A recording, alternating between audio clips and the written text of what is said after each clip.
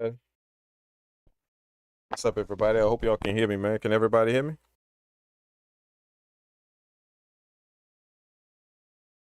What's going on, people? What's up, Freedom Fighter? What's up, A Nobleman? John Jean, what's up, John Jeans? John G, I know you enjoying that victory, man, that beat battle victory, man. Congratulations again on that, man.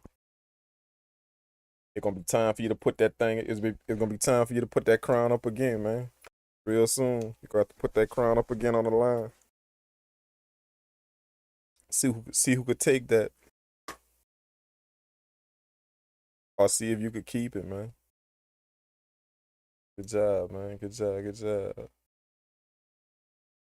Yeah, we gonna cook up. I'm gonna cook up for a minute, man. Make a few beats, bro. Uh, um, my um,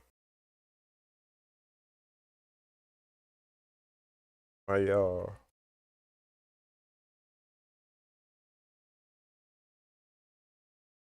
my computer's getting upgraded, man.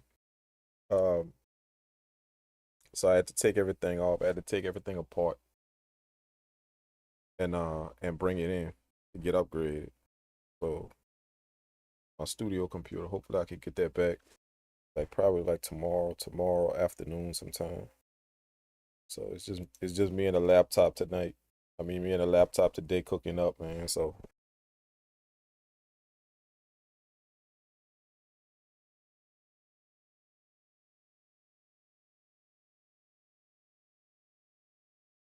what's up, dope Delicious? How's everything, man? Appreciate you pulling up, man.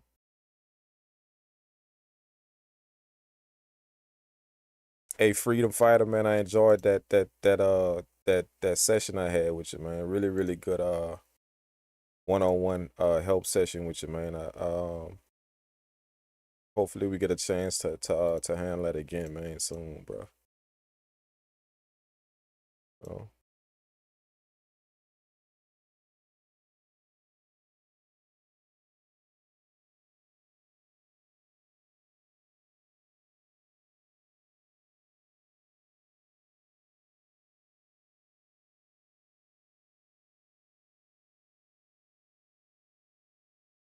let's see what we got.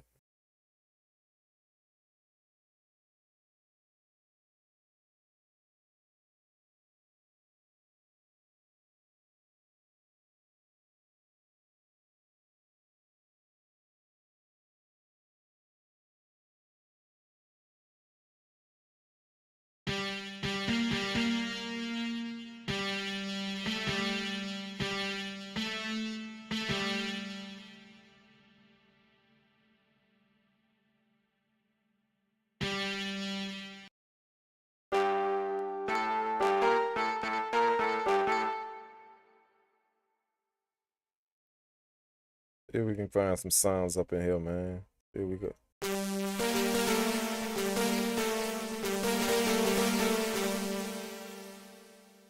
Oh, that's nice. That's nice. That's nice right there. I like that.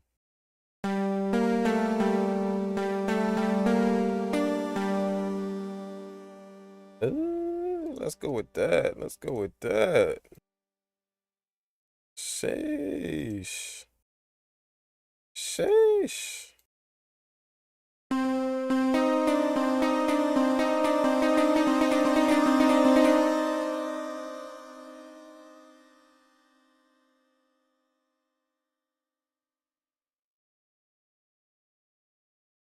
Mm-hmm. What's up, West Ways? What's up, Studio G? I see you, big man. Yeah, dope. Yeah, dope. You too, man. Yeah, man. We had a nice little session, man. We need to do that again, man. Absolutely, man.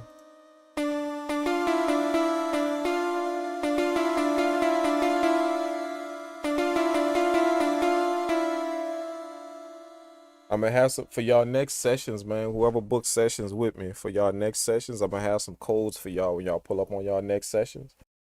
I'm gonna have some codes for y'all, man. I'm gonna be giving away some codes after for my next for the next sessions that you guys pull up on. So on y'all sessions after we have the session, the help session, then I'm gonna go ahead on it and leave y'all with a code, man. And that code gonna be for I think it's gonna be for 70% off, man. 60 or 70% off, something like that. So literally y'all go get another session for little or nothing, man. You know, but I'm gonna have that for you guys, for all of you guys that's gonna be booking the sessions coming up. I'm gonna have them codes ready for you guys, man. So mm-hmm.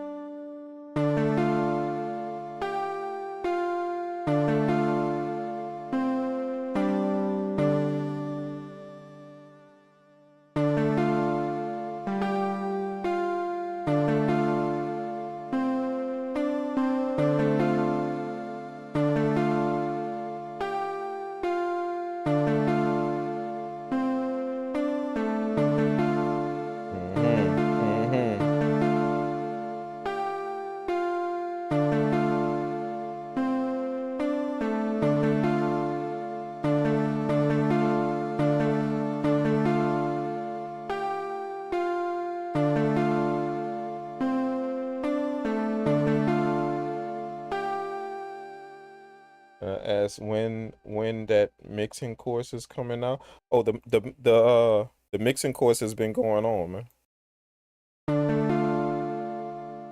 It has been going on. If you haven't gotten notified about it, then that means that you haven't been you haven't been booking any sessions, man. Like that takes a lot of time. It's a lot of time to put it together, and it's only so many people I could take on at a certain amount of time. So everybody that's actually pulling up for sessions, everybody that's actually active in their sessions, that's who all getting it. That's who all getting the course. But it's been going on, man. The mixing course has been going on. It's like a mixing master class, man. It's been going on, bro.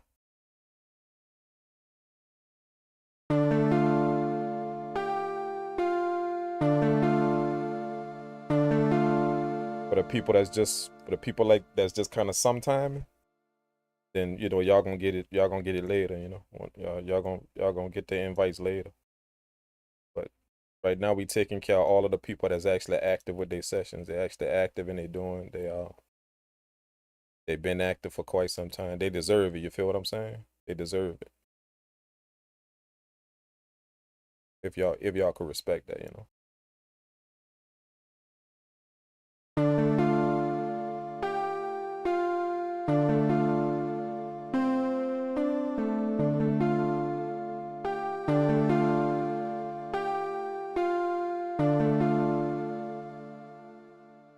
I kind of like the song right there.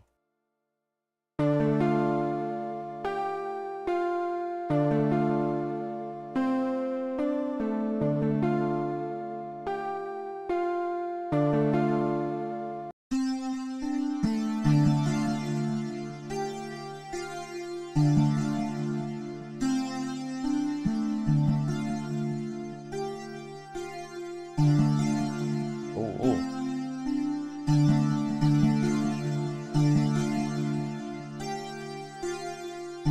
I like that. I like that. Let's go. I like that. I like that. I like that. What's up, Solo 65? What's happening, big man? Hope everything is good with you.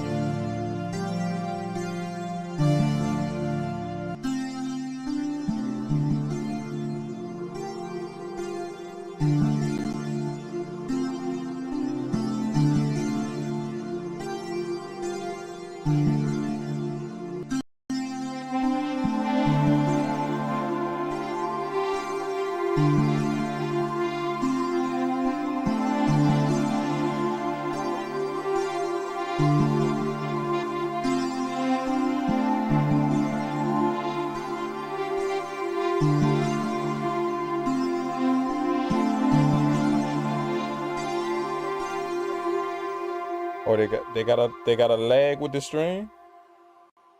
They got a lag with the stream. I'm not hardwired into my computer. I'm not normally I'm hardwired into, but I'm on my laptop, so I'm not hardwired. So it's actually on the internet. So it might but the internet is good here where I'm at, man. So I don't know why it would be lag.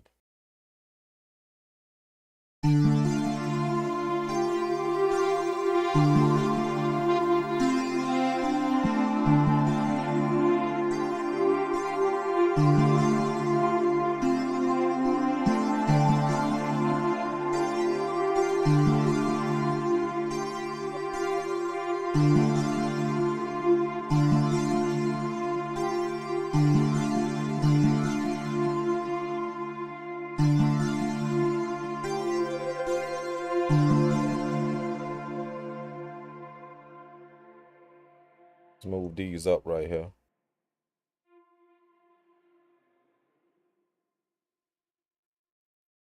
This one, this one.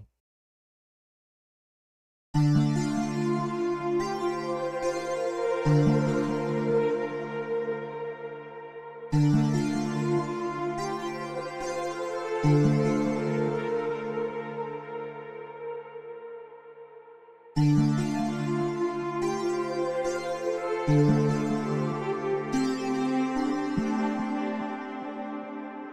that one off.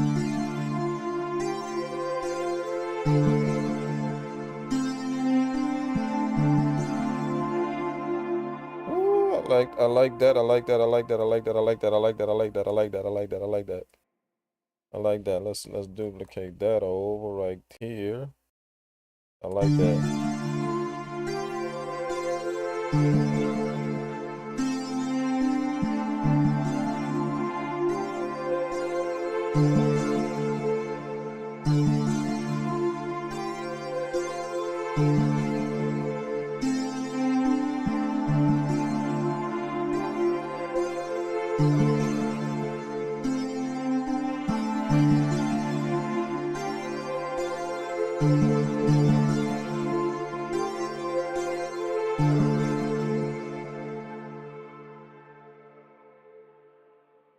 It's freezing.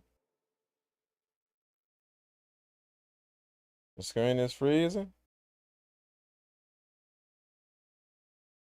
I don't know what's up. Let me check this. Let me check some settings real quick, man. I don't even. Let me check this and see what's up. Checking it. Uh,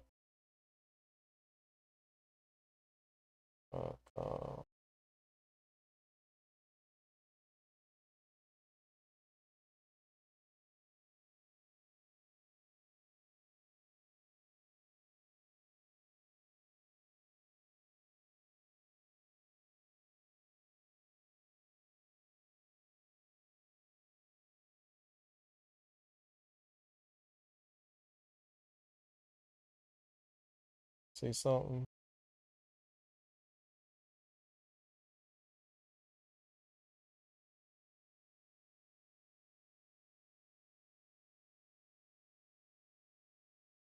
I don't know if this gonna. I don't know if this gonna help, man. But tell me everything good over here though. Like everything on my streaming software, everything good, man. Like I'm checking it right now. I don't know why it's lagging. Like I have no idea, bro. Everything good. Like even my internet.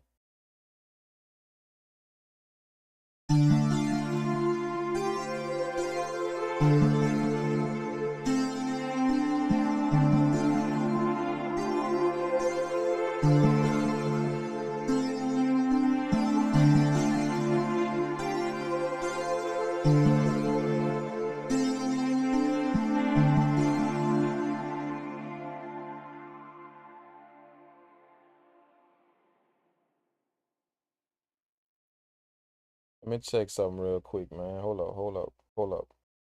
I just want to check something on my computer real quick. I might have a bunch of stuff open, man. I think I got a bunch of shit open, bro. Like, damn, yeah, bro. Hold up, hold up, hold up. Yeah. I should have closed all this stuff before I got started. Yeah, I got a bunch of stuff open, man. Let me close all this stuff real quick. Hopefully that helped. And it's all hooked up to the internet too. Like I got like 5 things running on the internet.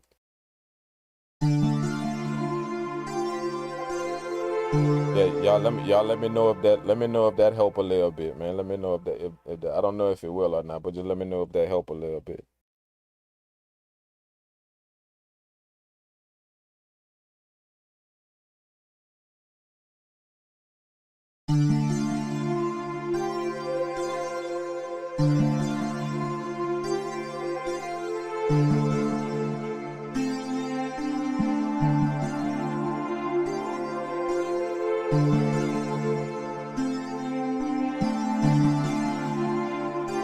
What's up, Anderson Banks Jr.? What's happening, man? Shout out to Los Angeles. Sinister House, what's going on, man? Appreciate you pulling up, man. Silent Mate, what's happening, man? Girl 704, can you show how to use a loop in MPC software, not chopping it up like for a sample? I have a guitar sample. I want to throw some drums on. Oh man, you gotta go hit up YouTube, dog. I got like 10 different videos on YouTube on how to use loops in the MPC software, man. Different stuff you could do with it, dog. Yeah, just go hit the YouTube channel up and just search my name and loops, you know, MPC Software and loops or something like that. Just search the keywords in my name. You'll find some videos on that, man. They actually got a really good one. There's a really good one that I got to where I show you like 7 or 8 different tips on how to deal with loops. You know, like different things you could do with them. You know, or the different things I do with them whenever I pull them in here. You know, like different type of thing, different type of control you can use to deal with stuff in here. So just look that up. You gonna see it, man.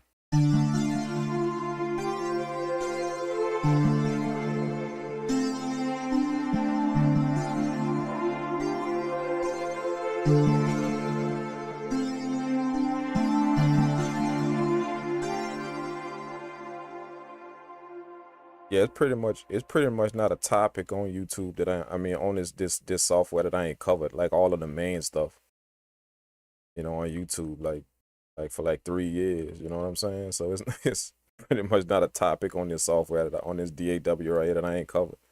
You know, all of the main stuff, you know, the main stuff that you need to know about it. Plus some stuff that's just some gems that I do with it, you know, just some stuff that like not most people do with it. I kind of use it in an unorthodox kind of way, you know, the way I use it. But you know, I see it's kind of catching on though, because I see a bunch of people. I know they gotta be watching because there's a bunch of people like I see using it like that now, using the software like that now. It's a bunch, and that ain't how they used to use it. I know it's a few people been watching how to do it, you know, been learning a few things.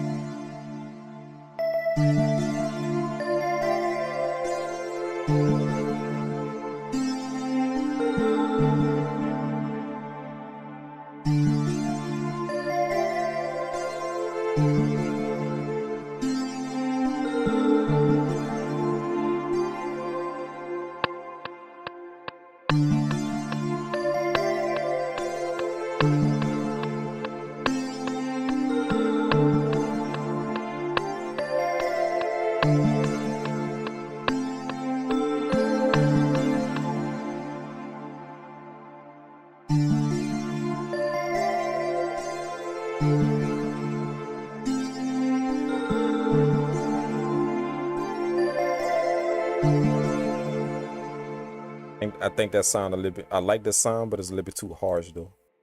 Let me go in here and smooth it out a little bit. But the attack.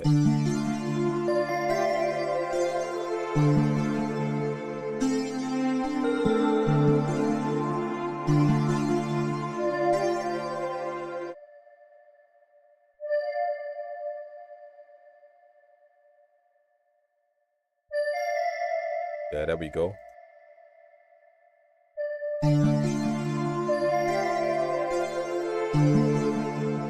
Let me see if I could put some delay on there and kind of bring it out. I'm just making melodies right now, and then chances is I'm gonna flip this into something else. After I make the melodies, I'm gonna flip it into something else.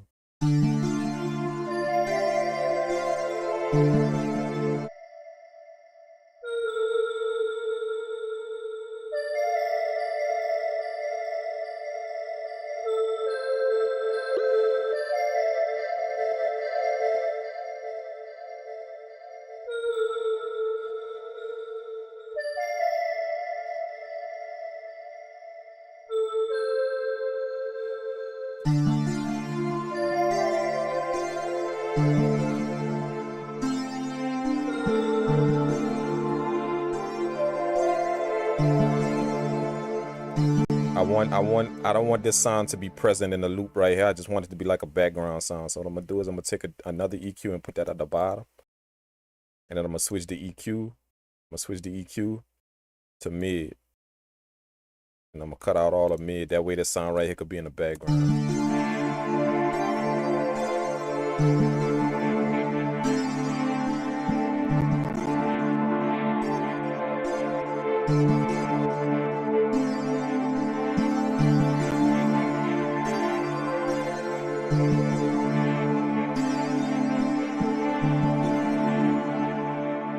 Yeah. I like that. I like that.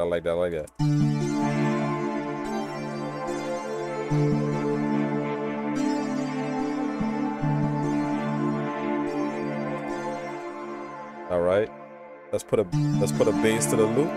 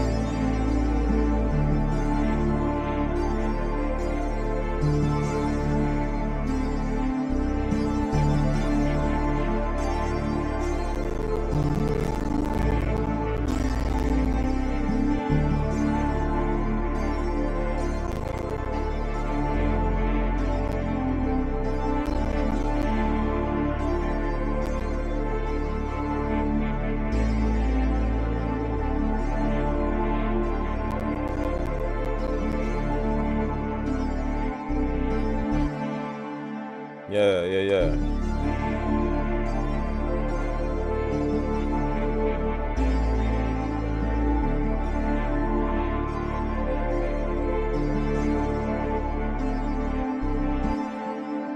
Like it.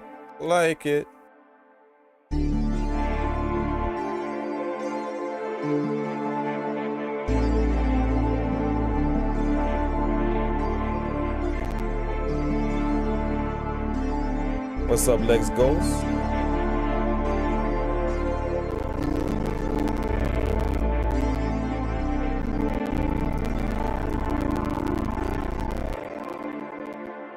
Man, you're very welcome, man. Very welcome, man. Anything to help out, bro.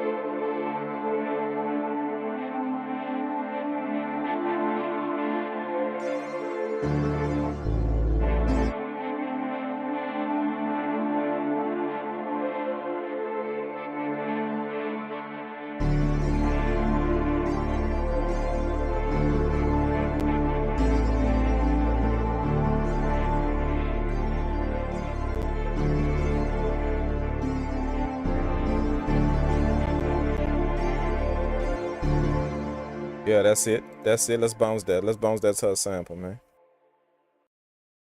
Gonna bounce that to a sample and get rid of all that stuff in there. We're gonna get rid of all that, and then we're gonna rock this, bro. Yeah, y'all know how we do. We gonna literally go crazy with this thing right here. That's a lot. Look how slow it's rendering. That's a lot.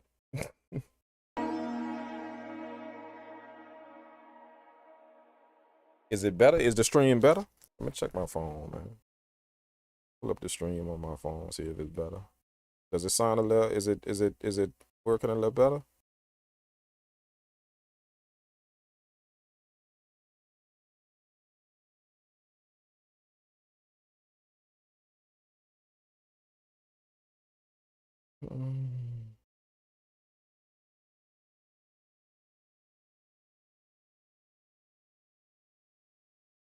Support Izzy's immune system.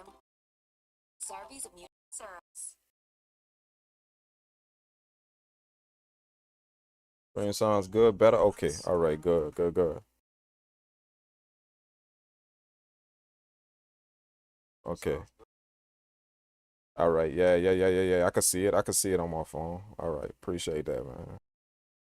Good. Yeah, bro. It's probably all that stuff I had running in the background of my stuff, man. Like, for real.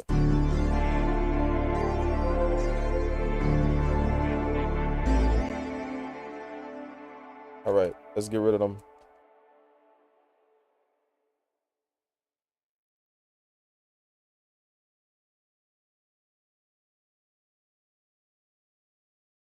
Gonna get rid of all of them tracks.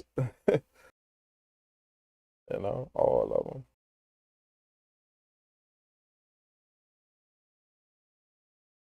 And all of the plugins. I don't need the plugin.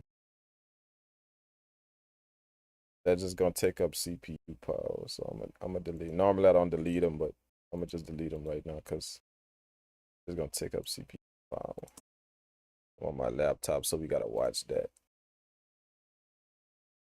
Now let's handle business with this thing, man. Let's do it.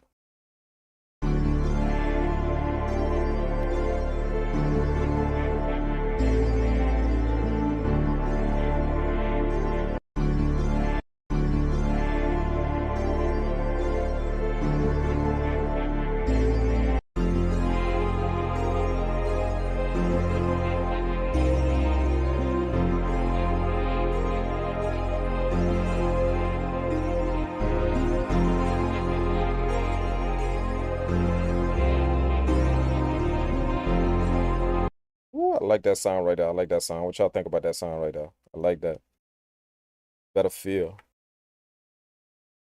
So what I'm gonna do is I'm gonna take this and I'm gonna slow it down. I'm gonna slow that shit down like heavy, like 123. We're gonna slow it down. I like that sound way better.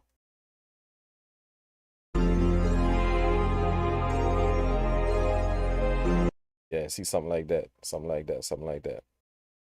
Then let's go to chop.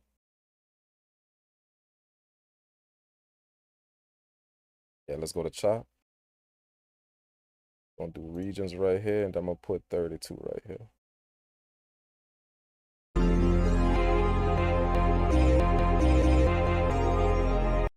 Ooh, let's go. Let's have some fun with that. Definitely we're gonna have some fun with that, man. In the program, do it. We're gonna have some fun with that, bro. Yeah, let's do it. There's the program right here. Go to program edit, hit all right here. Go here, hit reverse.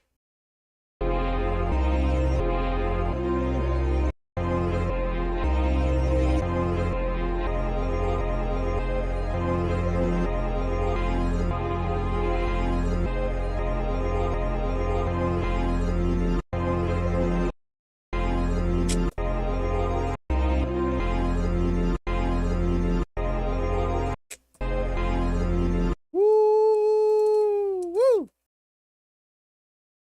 See if we can get a little pattern going on with that.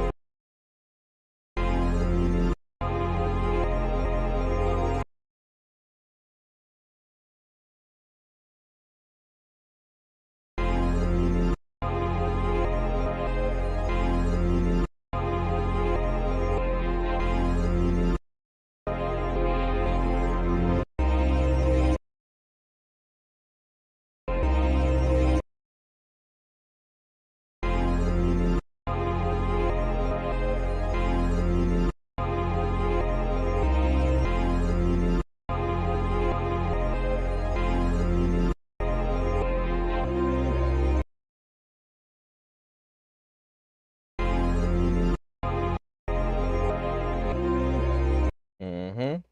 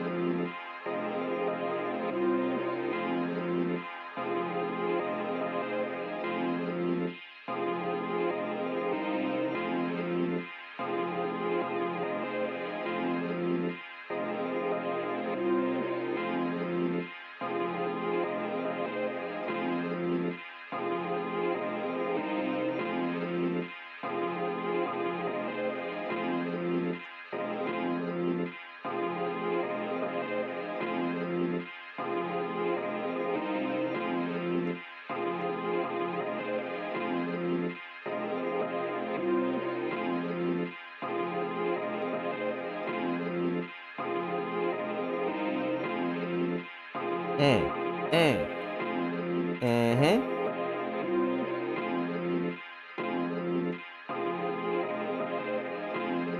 That's it. That's it.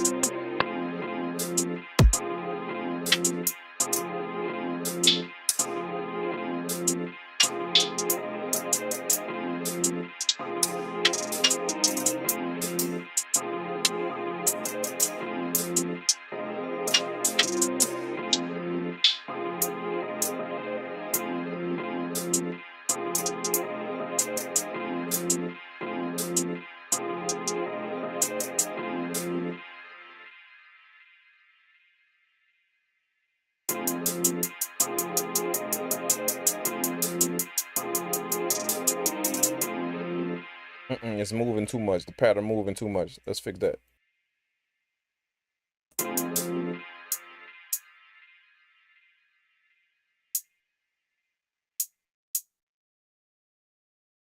There we go.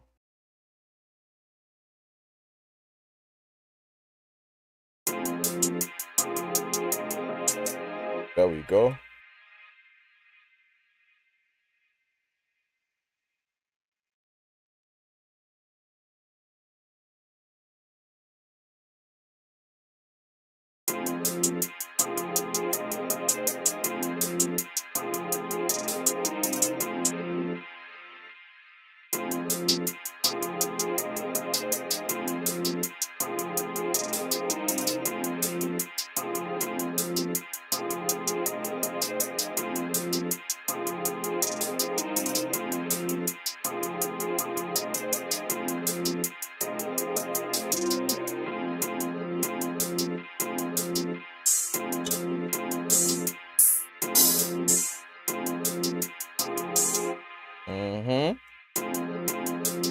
Woo, thank God for the cerebral drum kit.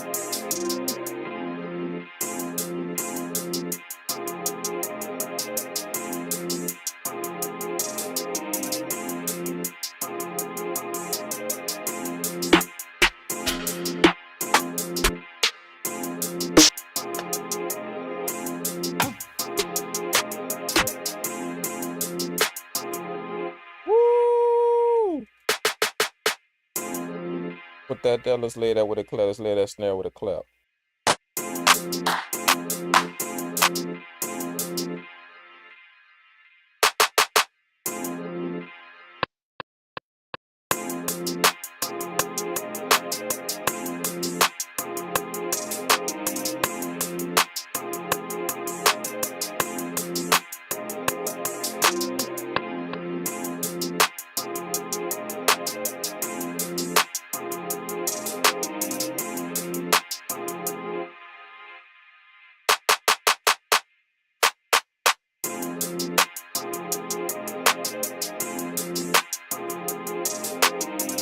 Yeah.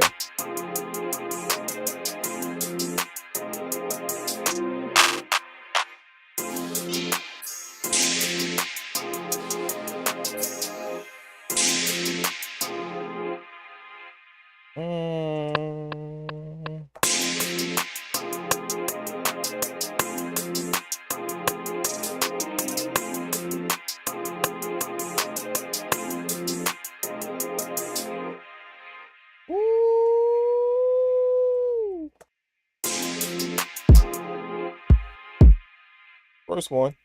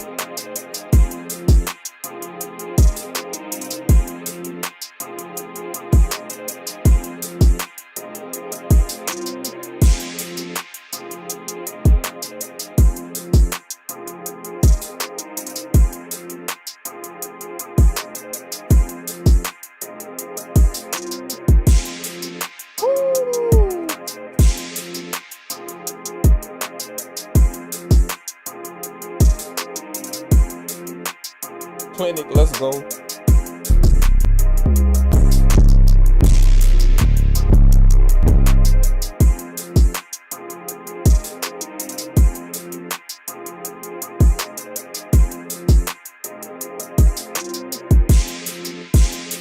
Ooh, that's an F minor.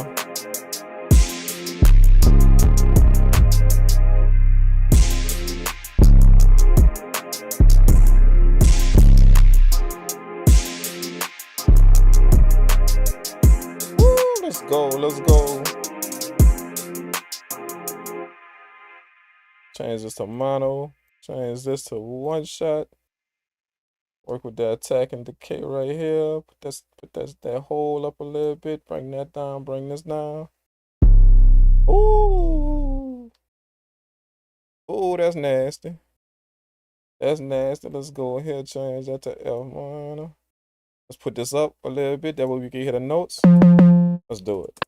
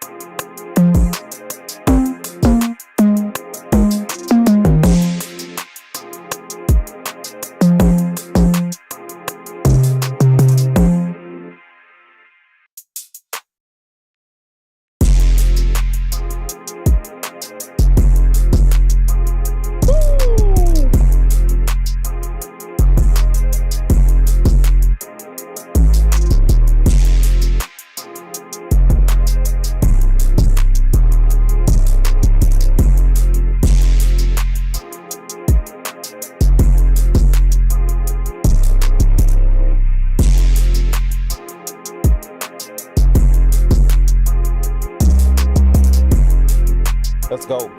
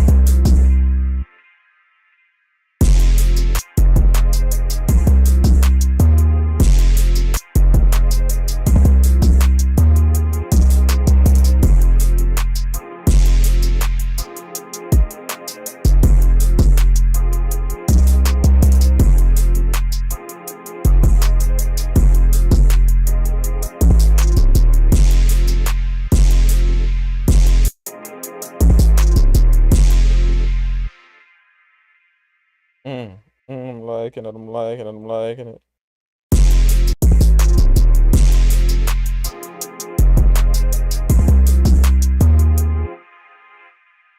Now, okay, do you mix and master in the MPC software? No, the MPC software to me is exactly what it's made for. It's for beat making. You know, it says it in the title, Music Production Center, MPC Music Production. It just has a few capabilities. The software just has a few capabilities to do some other things.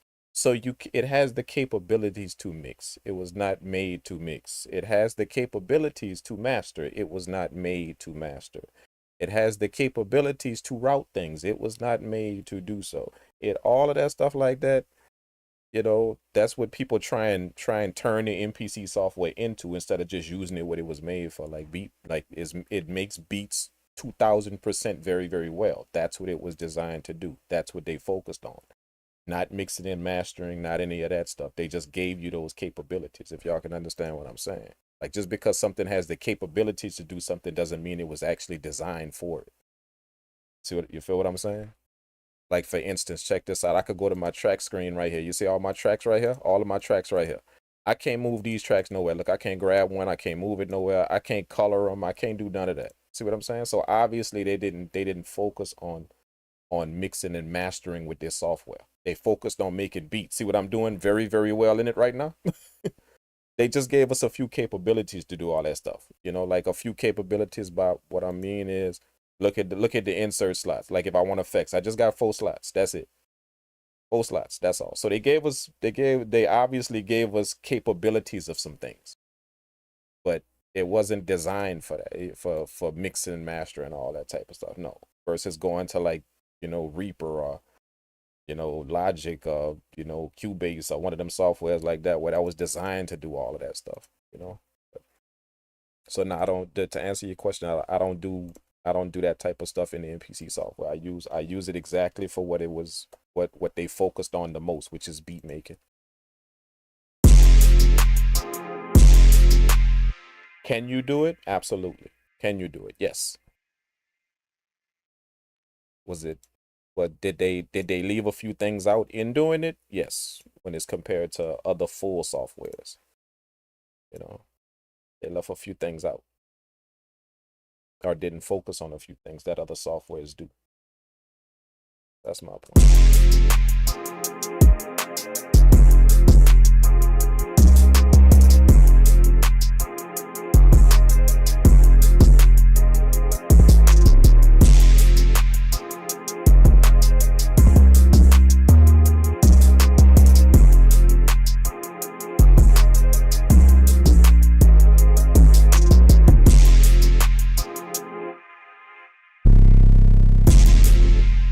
I need some type of percussion sound in here, something, man, something to kind of hit.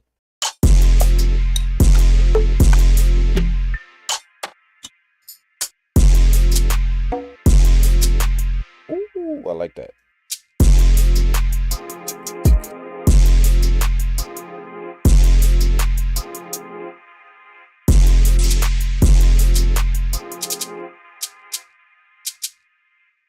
Turn this into a shaker sound.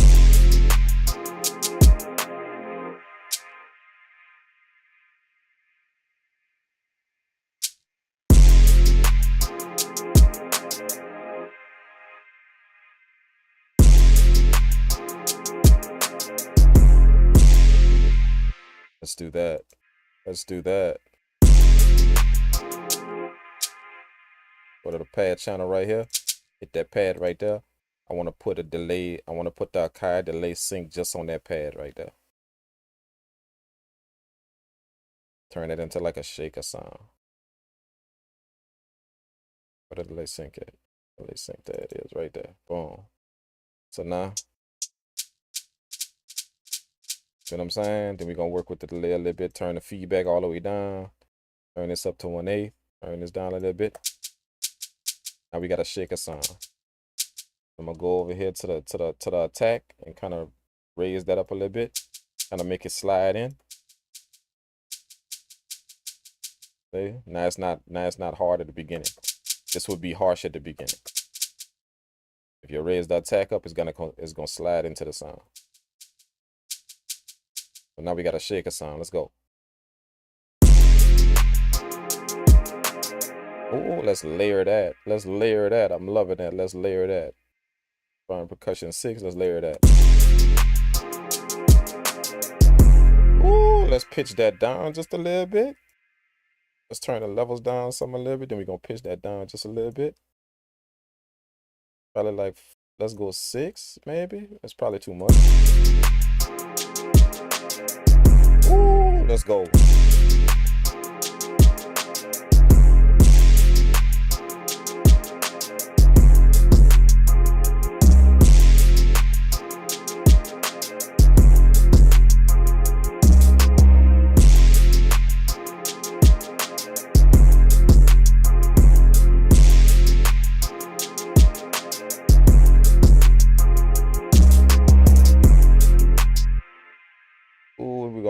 We're gonna have that hit again.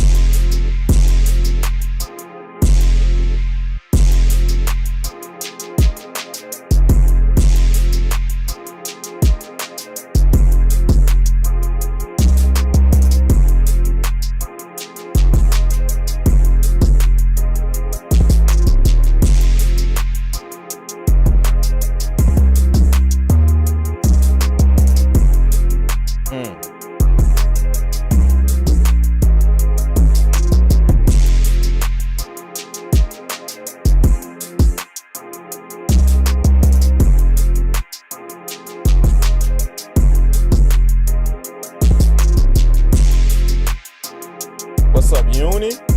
Uni is in the building. What's happening with your Uni?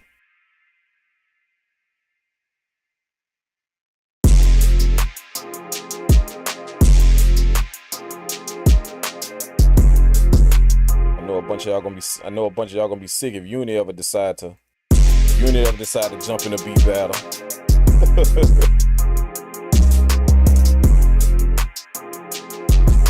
Uni decide to ever get in a beat battle, y'all gonna be sick.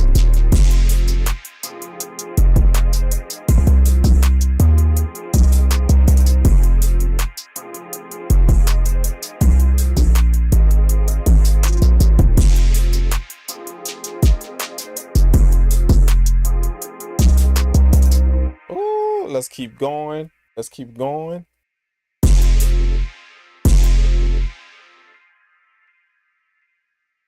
Let's keep going. I am definitely hearing like some type of pads on that or something, maybe. Something like that, maybe. Some pads or something. Or some or maybe some synths or something. Let's see.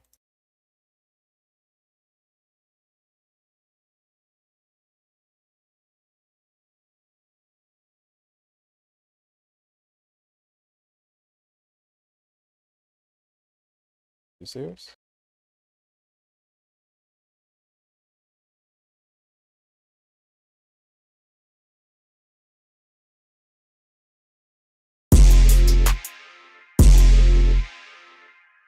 Really, dude? Like that's what we're gonna do right now?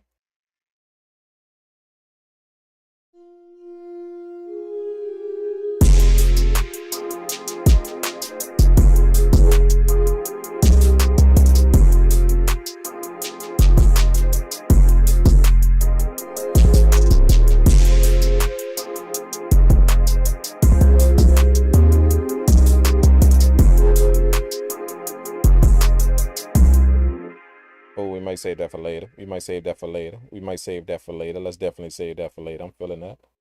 Let's save that for later. Let's go here and add that to favorites. Let's save that for later. Definitely feeling that.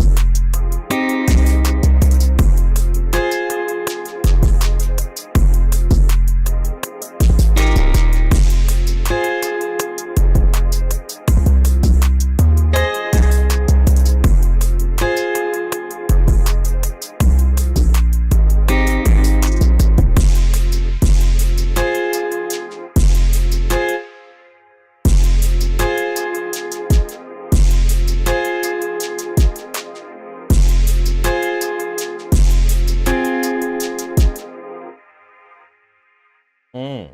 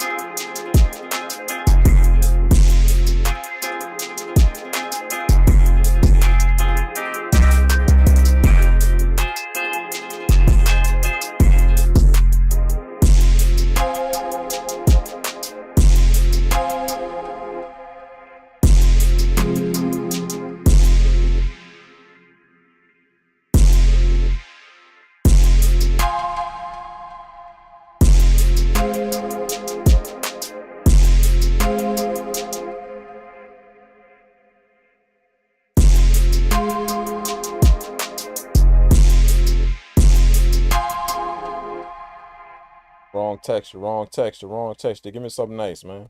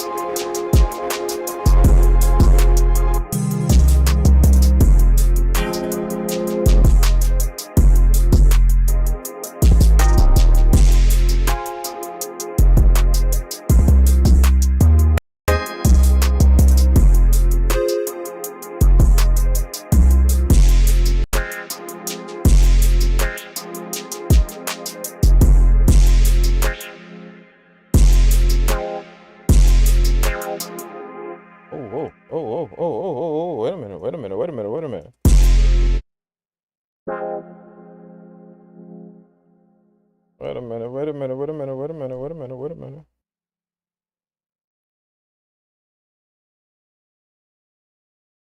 I just heard something.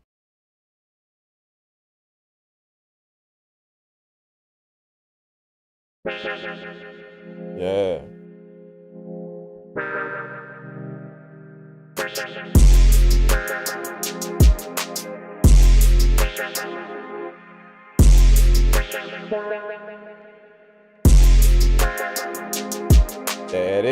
There it is. Y'all heard it.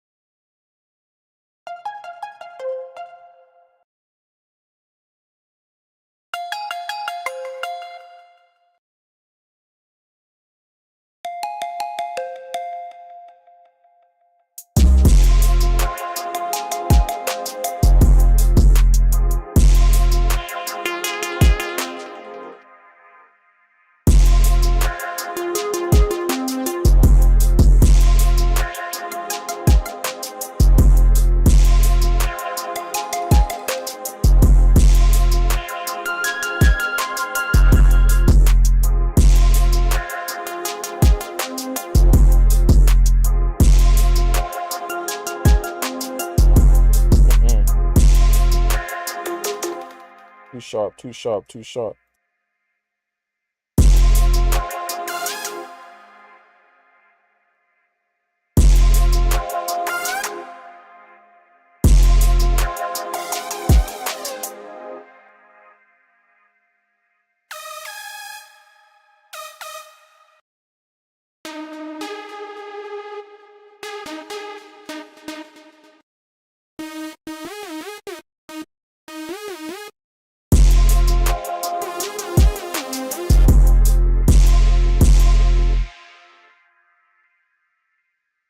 Mm.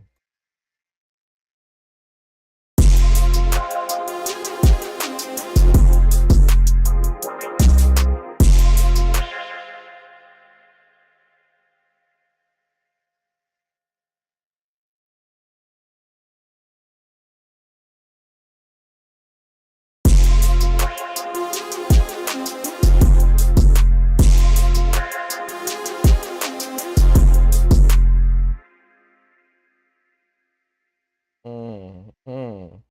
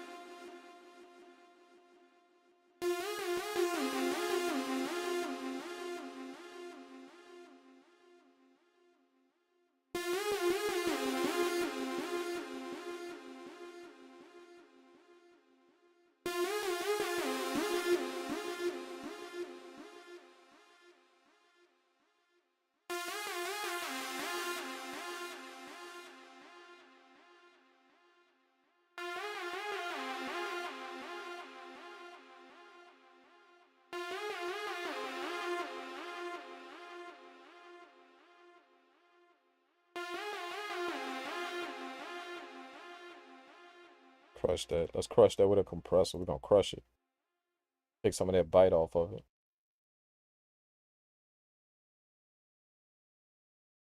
Put this at 5 to 1. And drop that threshold all the way down. We're gonna crush that thing. Put the release up high.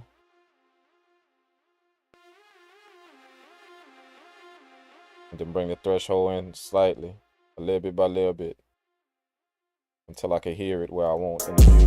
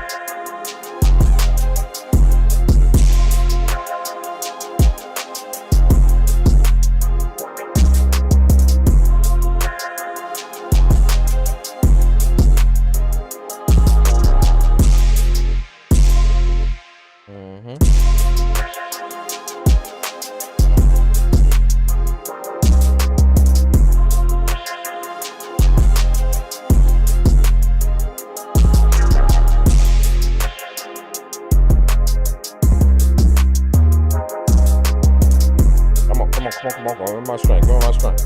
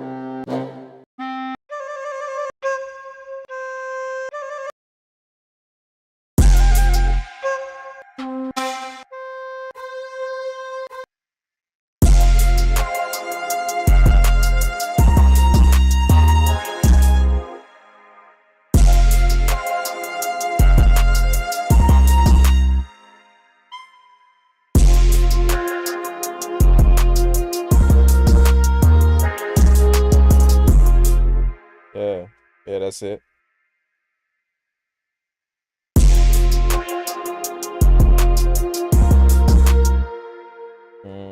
Make a little echo type sound, and then we're gonna bring some of that with Akai, where that tremolo at. Tremolo sync.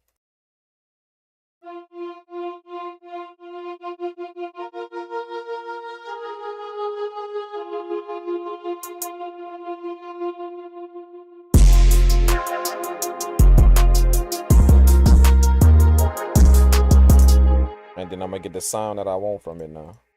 It got the tone. I don't like the sound, but I love the tone though.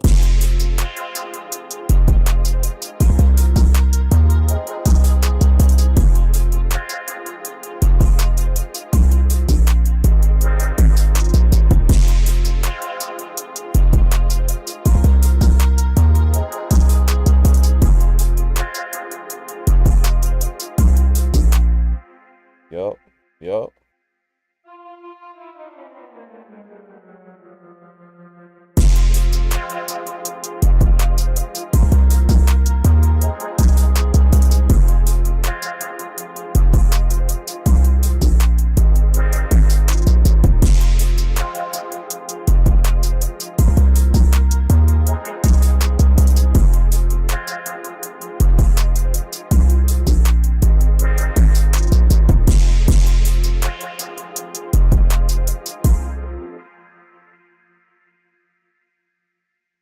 Let's get the vocal.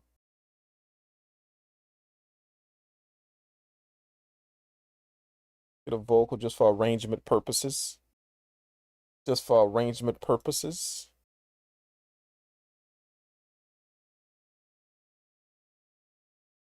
Drop out the drums. That.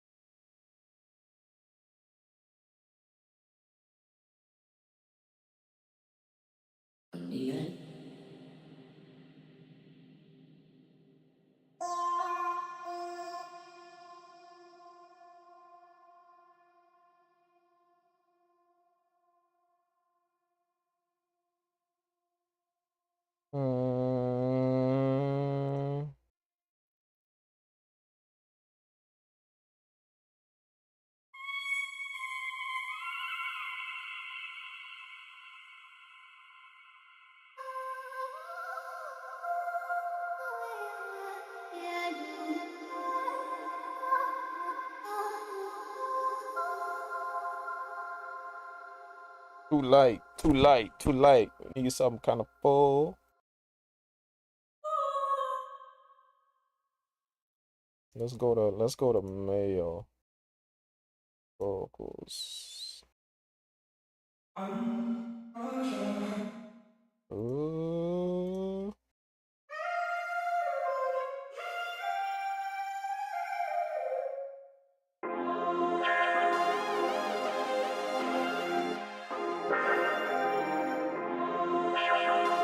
Y'all heard it. Y'all heard it. Y'all heard it.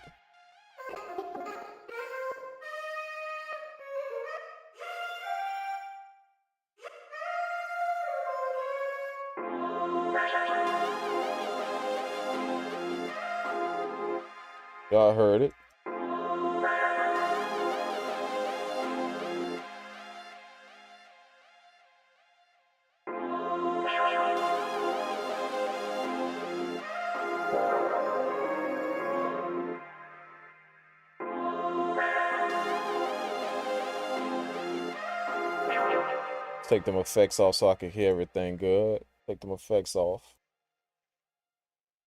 All them effects, get that off.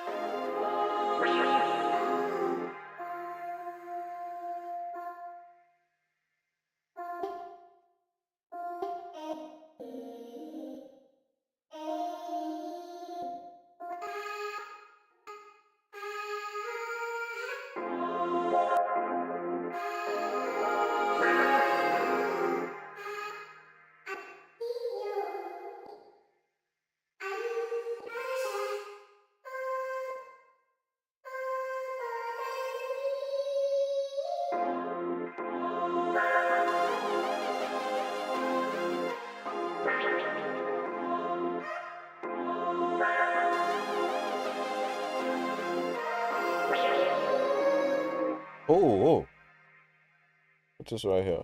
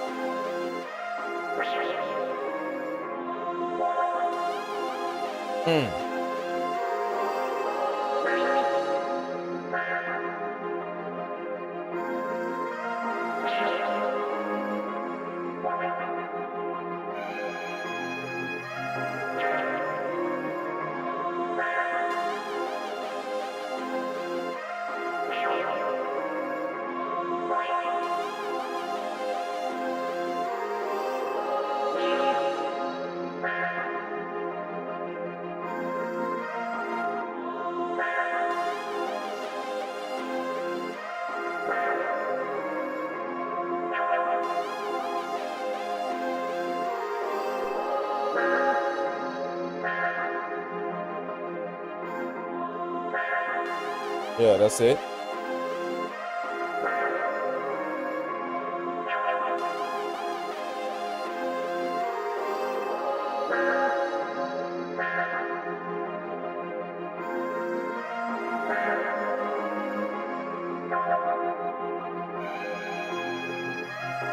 Let's go.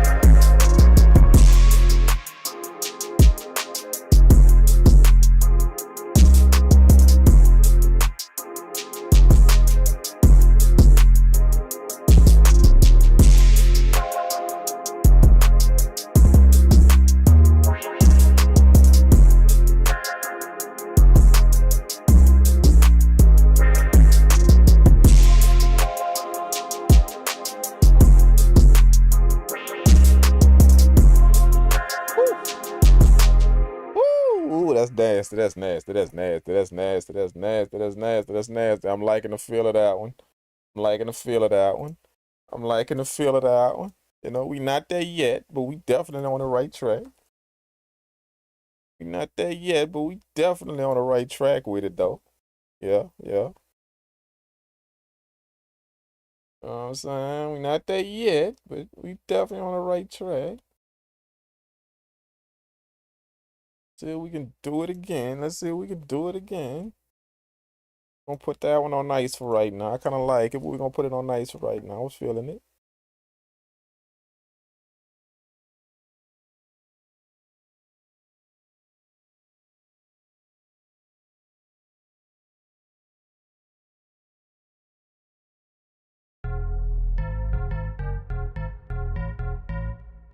Looking for something crazy, man.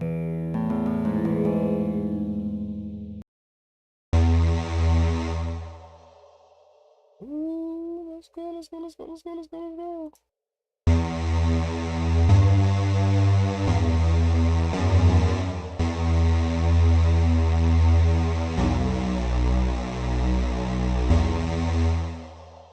Sound like some Michael Jackson stuff right there, almost. You know?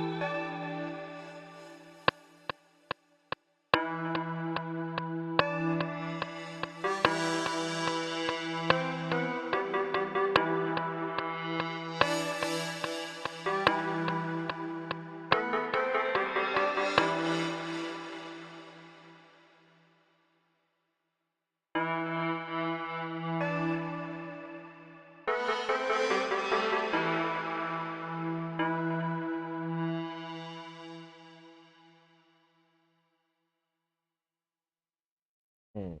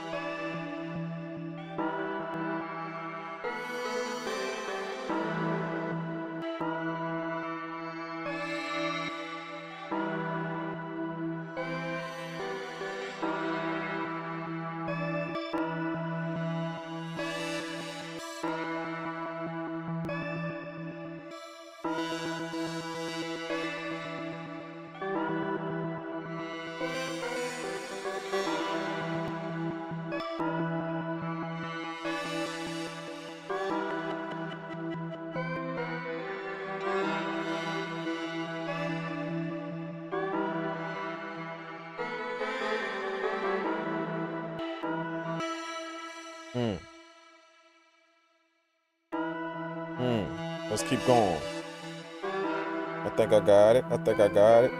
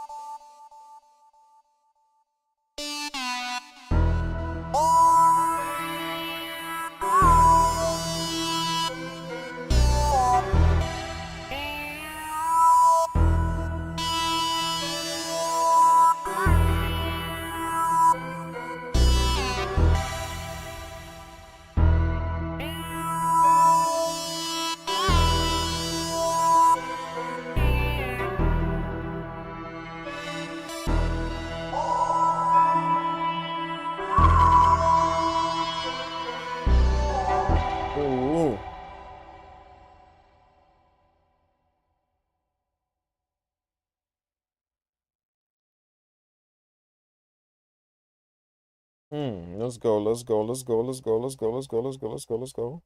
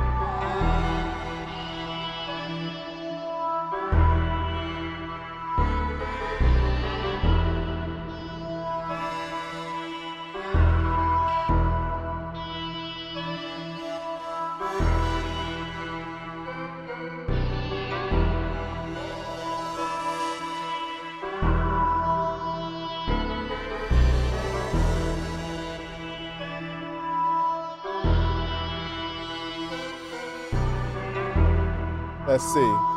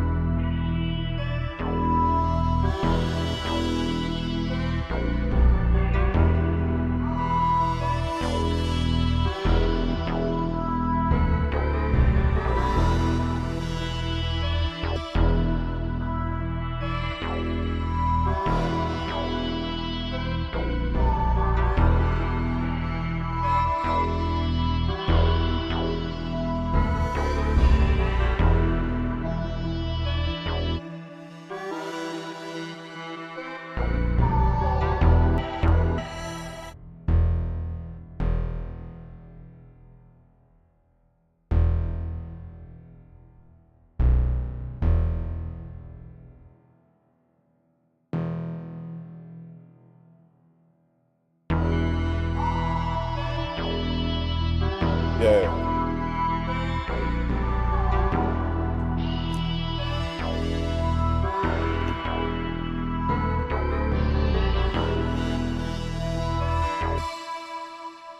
What's up, Rich?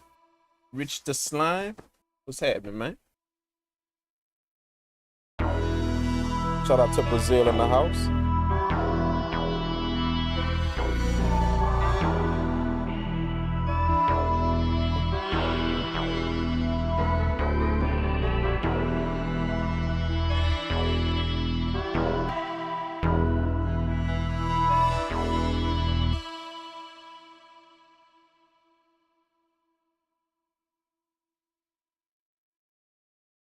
Let's go, I wanna find like a ARP or something I could layer on this.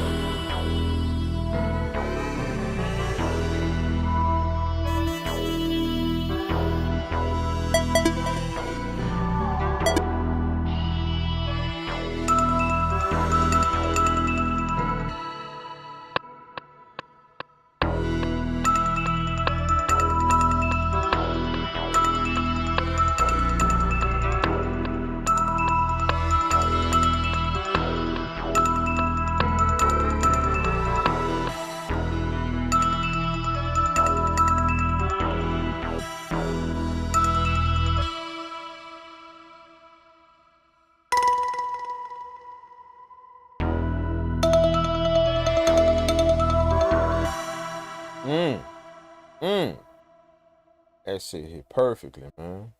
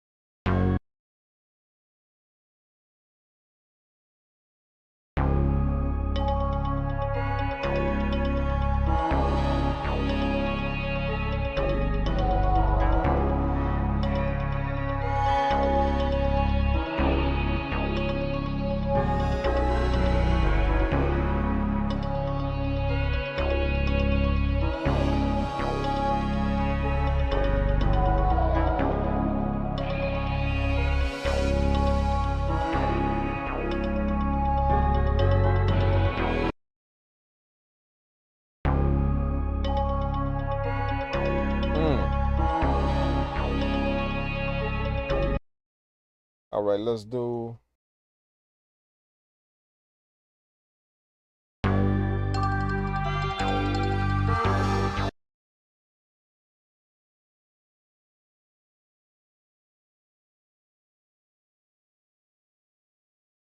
Let's do time stretch.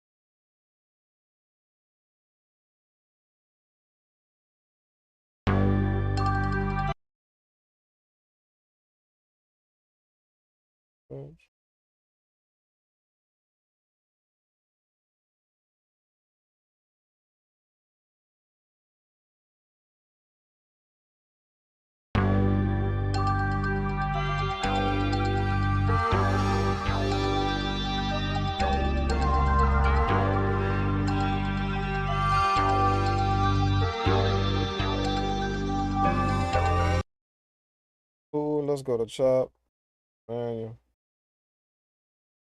regions.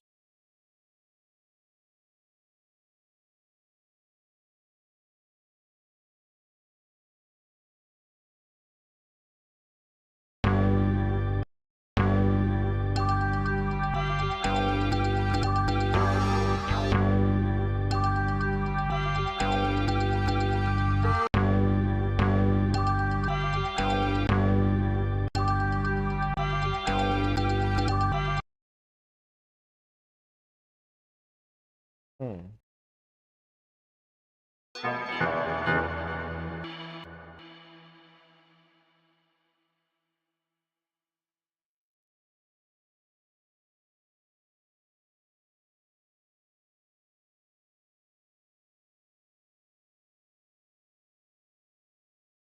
Oh yeah.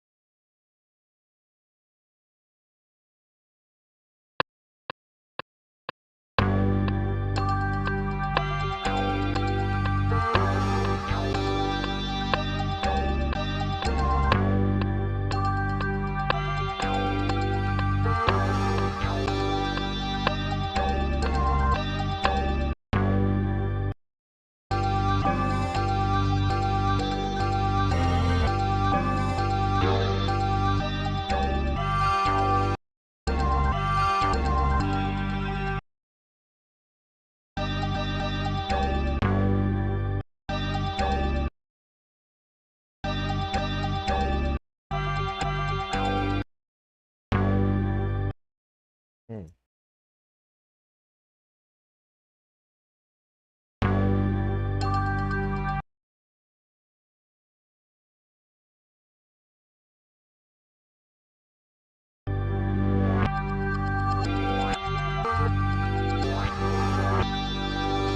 Oh wait, hold up, hold up, hold up. I heard some chops in there.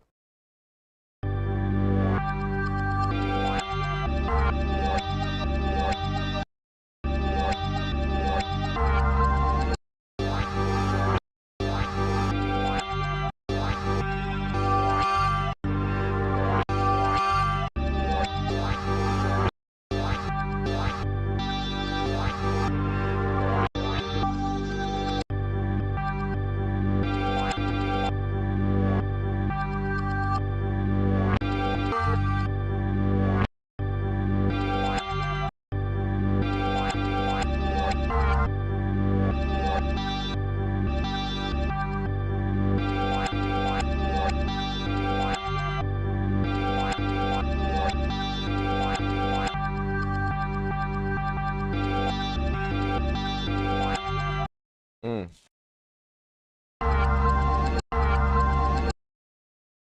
Let's see something.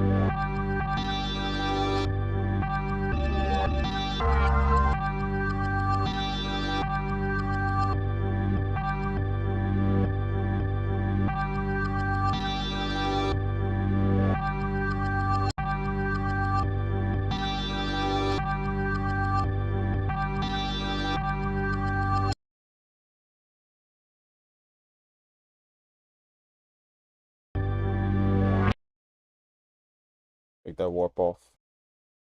Wait, hold on. Let me see something.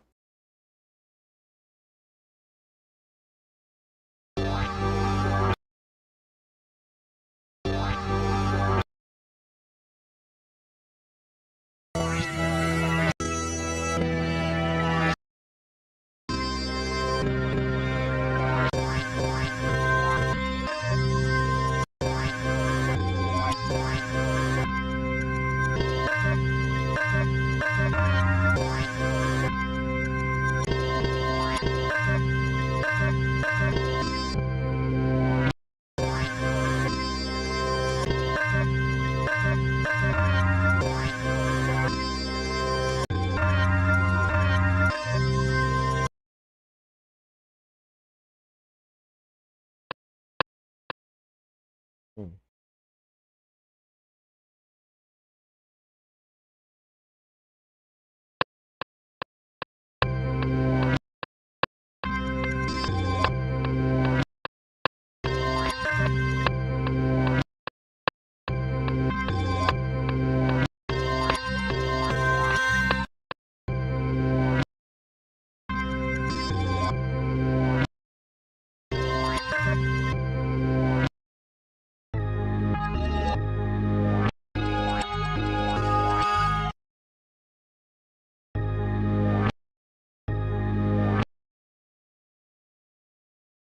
Hmm.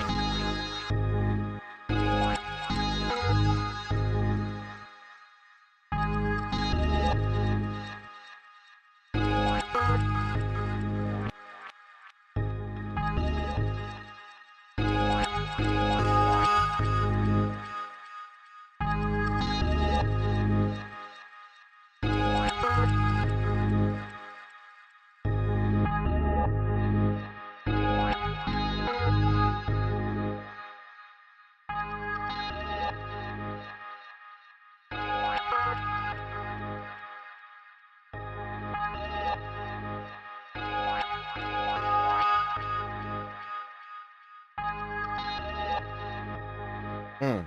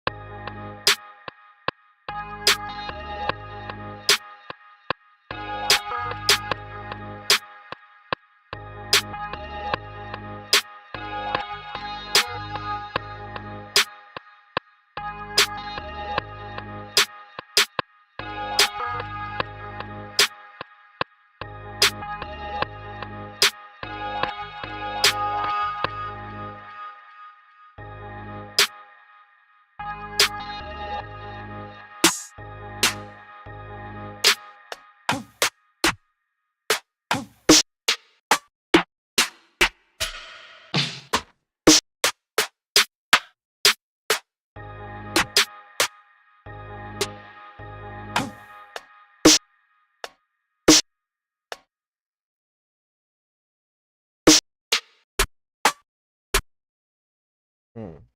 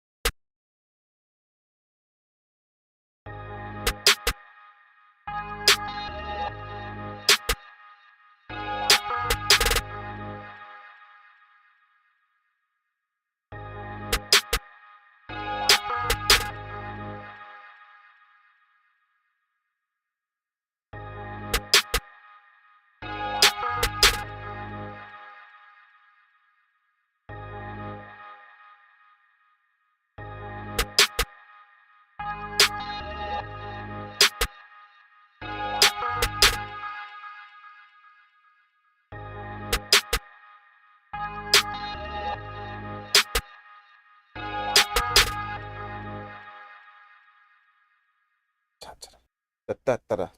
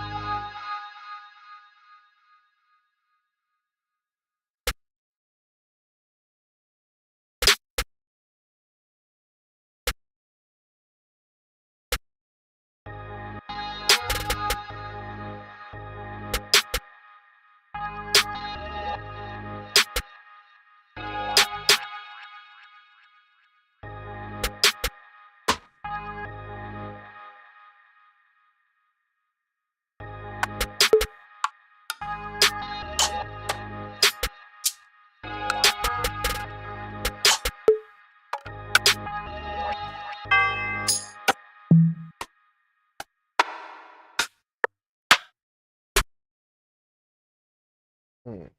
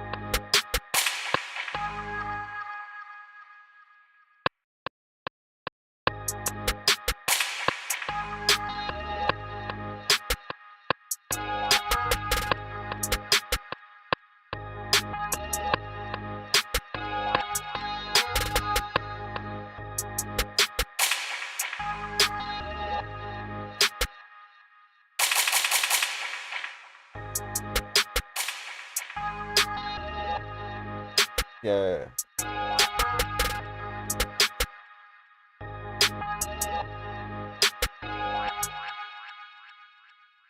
Only let's say you're really good at the MPC. I just started using it yesterday and I'm just completely confused. Check the link in the video description. You will see where I have help sessions. I'll put you through like an hour of this, man, and hour, 2 hours of this, and literally go pick it up like nothing, bro. It's the way I teach it that's gonna bring it from one point to the next point and it'll get you up and running.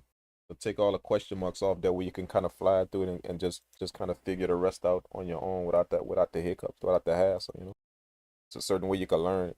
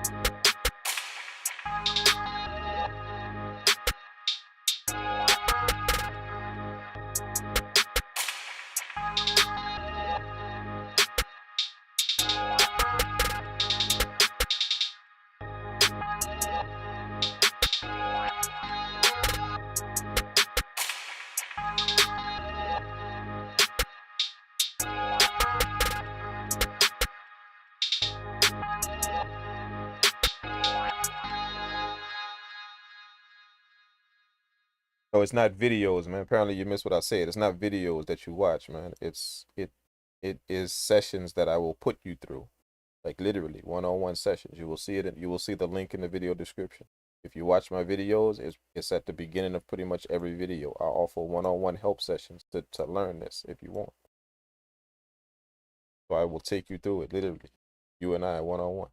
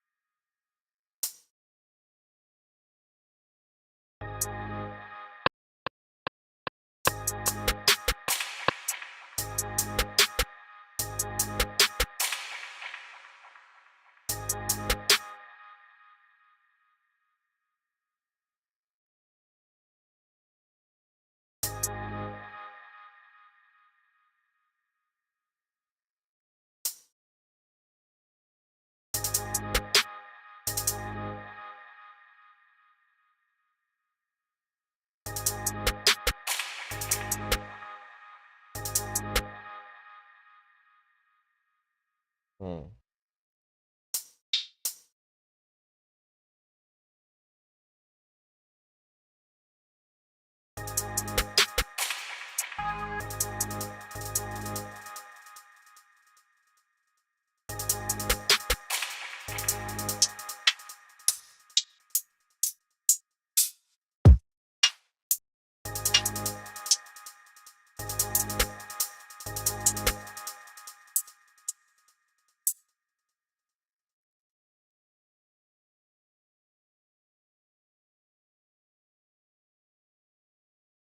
Was that 5? That's 5. The way 5.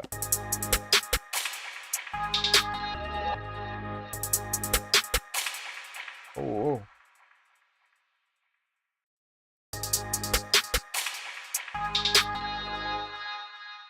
oh, oh.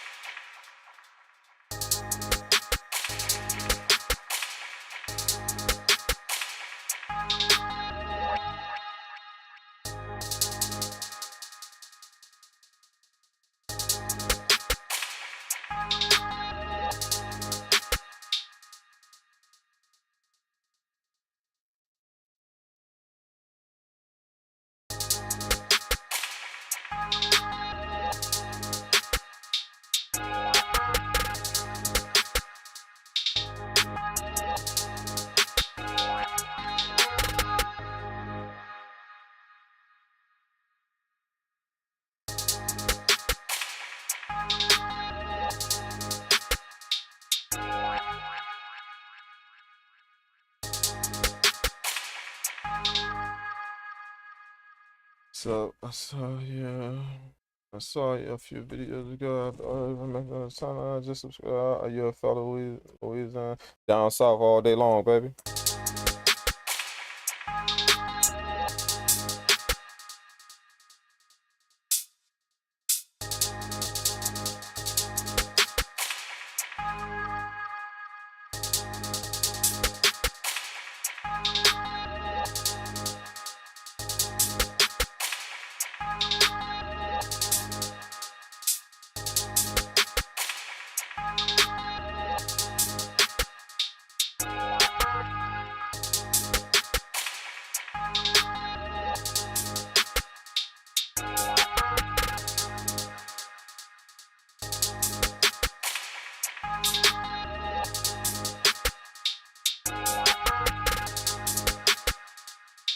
Mm, mm.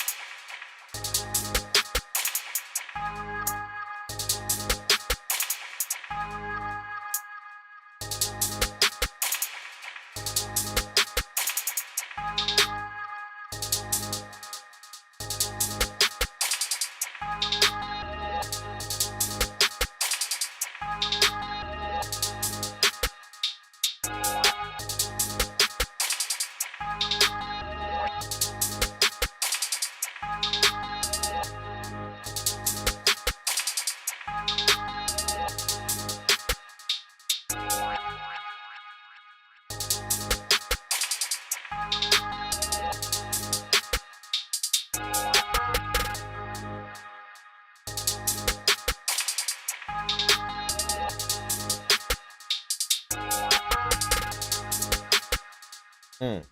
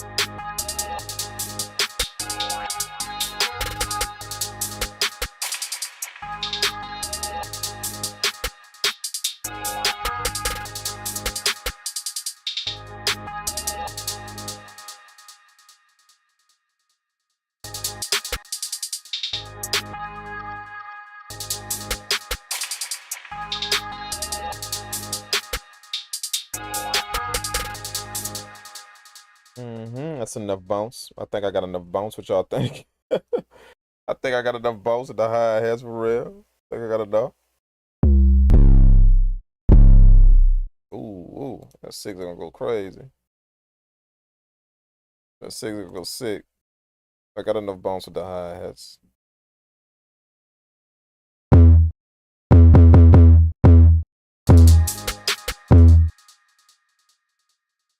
Mm.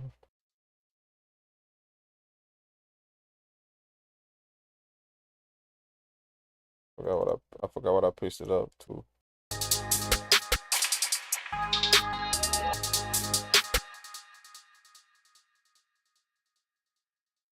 Nine. That's where I need it right there.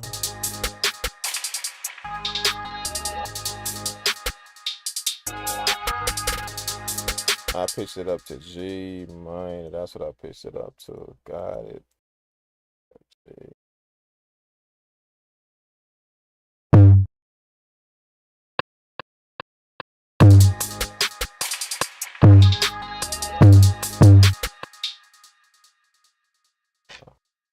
Alright.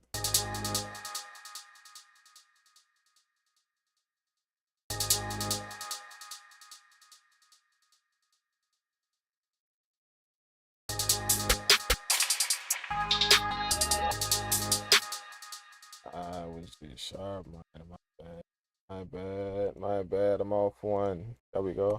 That sounds right.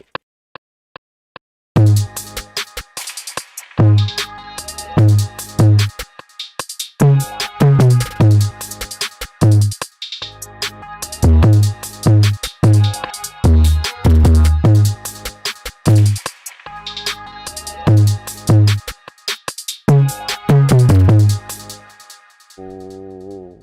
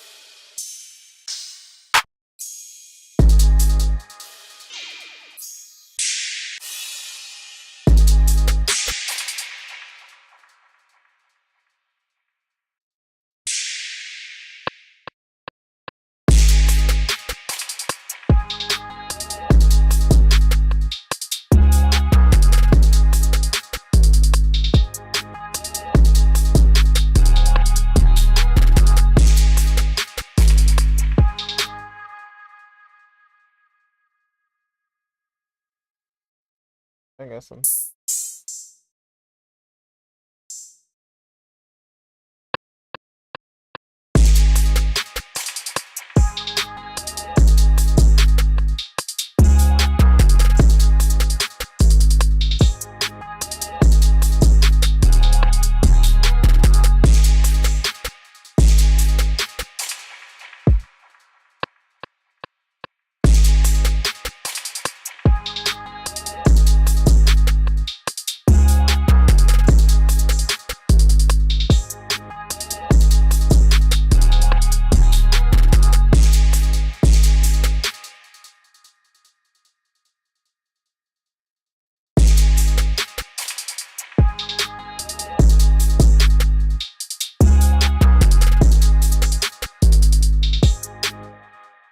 Mm-hmm.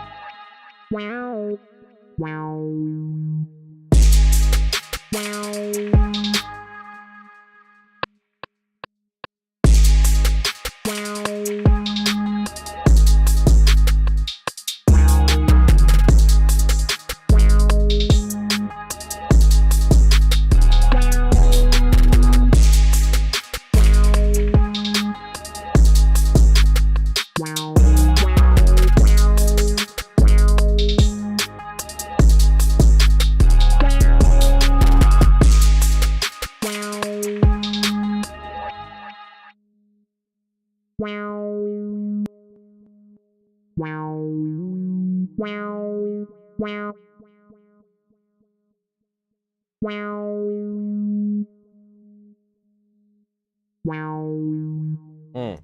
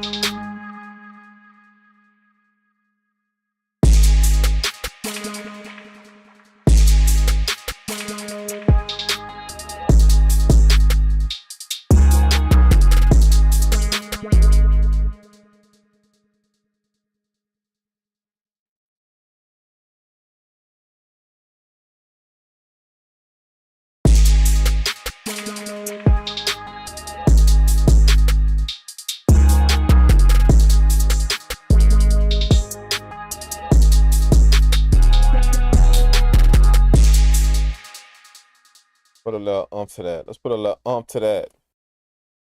Put a little to that. Go up here, get the full voice chorus. Make that a little thicker.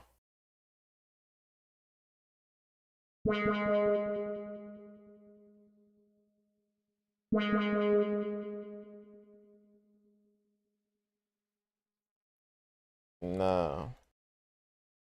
I got something a little better. Let's go to baby audio. Let's go ahead to Super VHS. Put that magic button on. Yeah, nice a little. Ooh, a little bit spicy. There we go.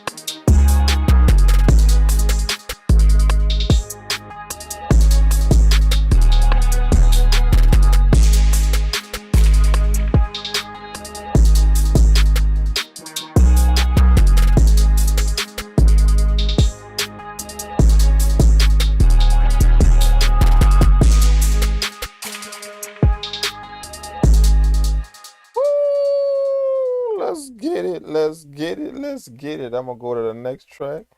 I'm gonna paste them notes down, and I'm gonna find something to back that up. I'm gonna find something to layer that with, man. Something that just hit. You know what I'm saying? We need to find something to layer that with, man. Something. What I'm gonna layer that with, man? What I could layer a string with? I could layer a string with like, uh,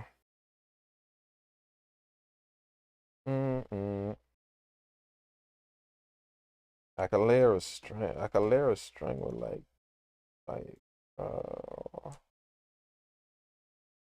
let me see. Maybe another string. Maybe just make it thicker, I guess, huh?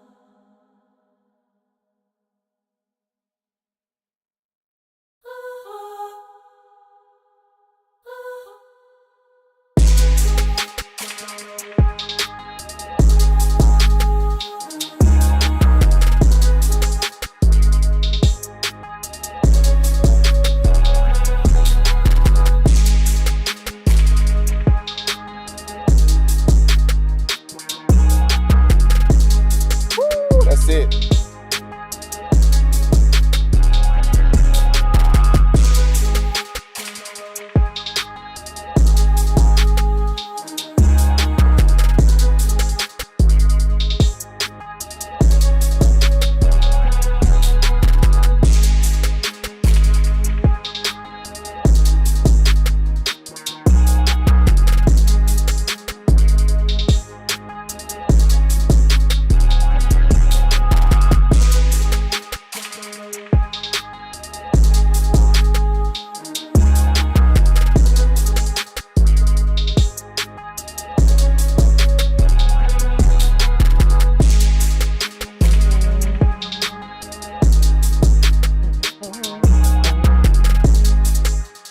Ooh.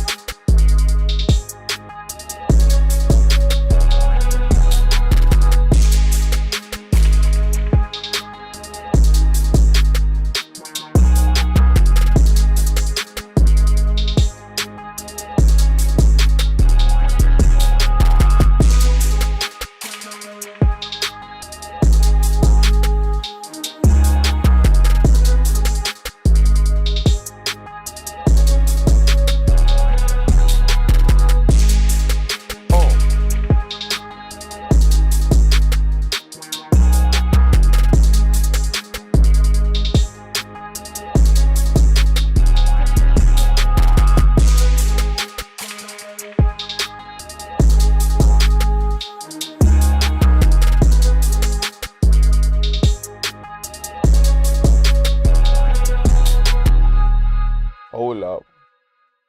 Hold up. This shit just got interesting. This shit just got interesting just a bit. Oh my goodness. Y'all gotta see my toes, my toes twirling right now. I'm so love. You know how when you eat some good food and your toe, you start wiggling your toes. You know what I'm saying? Like that's my toes do. I can't stop them right now. They just wiggling. You know the beat's special when they make your toes wiggle. You know, you done heard of all kind of reactions when the beat drop. You done heard of the stank face, you know, you done heard of the vibes it give you, but you ain't never heard of a beat. You ain't never heard of a beat that give you a reaction when your toes wiggle, dog. Like you know the beat fire when your toes wiggle.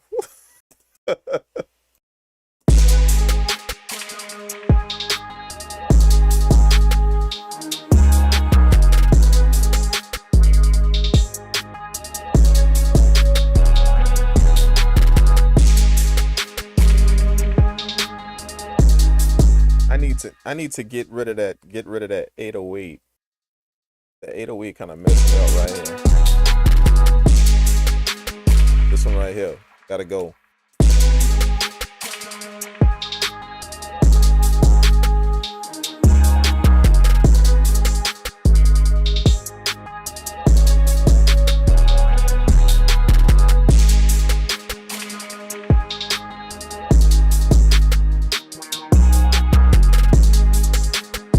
Hey, y'all feel what I'm saying though? When the beat make your toes wiggle, is over with, bro. You done heard it every single like tell me who out there didn't heard that reaction to a beat. You done heard all type of reactions to music. Tell me who out there didn't heard the reaction that when the beat drop, it make your toes wiggle. You know it's special. You know it's you know it's special for real. You know what I'm saying? Any beat make your toes wiggle, dude. You need look. You need to send that thing off. Get that thing placed. Let me see what's up, man. I want a guitar in that, man, but I can't figure out which one I want. Let me go with the semi-hollow. We're gonna go with the semi-hollow guitar, and then we're gonna put some effects on it. And I just wanted it in this last part right here, after that voice sound, that chant that I got. And it stopped. I want it to go in the second half of the beat. So that's how we're going to work that. Right in the second half, if it ever pull up.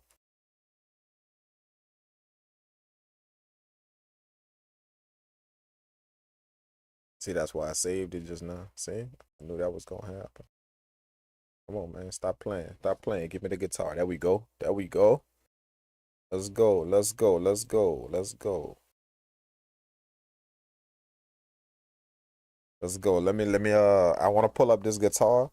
I'm going to mute the drums. And then we're going to drop this guitar on the second half. You know, give it that little twang type of, you know, just some hits. Nothing special. I don't want no big melody. Just a little bit to offset that vocal in the first part. Y'all notice the vocal just play in the first part. And then the strings come in the second part. But over the strings, I want this guitar. You know, so I kind of hear it in my head. I kind of hear what I want it to sound like. So I'm going to try and kind of recreate it, what's in my head. It ain't going to sound right at first because I got to, like, this is just the dry guitar. But once I put the effects on it, then y'all going to see it. It's going to kind of blend in with the beat.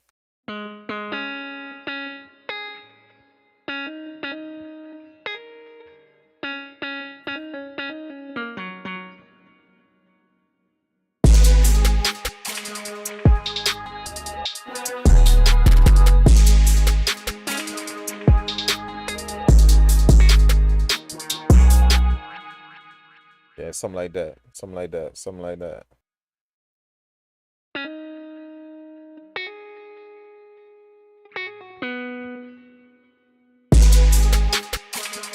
Let's mute the drums though, cause I don't want no melodies playing, cause it's gonna throw me off if I got the drums playing with all of that.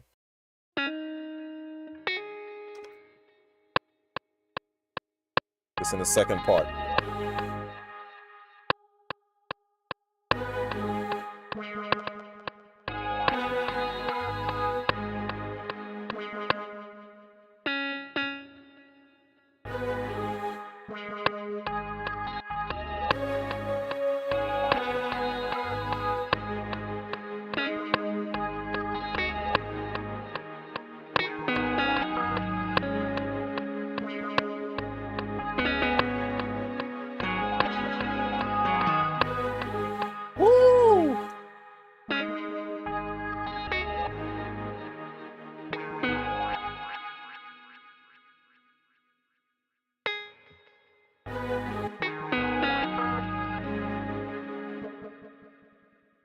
Let's find a. I think I need another one, like a one that kind of spread a little bit. This one kind of plucky. It might go when I put the amp on it, but I don't know. But we're gonna see. But y'all hear what I'm talking about? How it's gonna play just in the little part, and I want it to go down. You see how it's going down like this? I want it to start high, keep going down, keep going down, keep going down, and then when it gets to the end, it's gonna loop right back into the vocal. Y'all gonna see what I mean?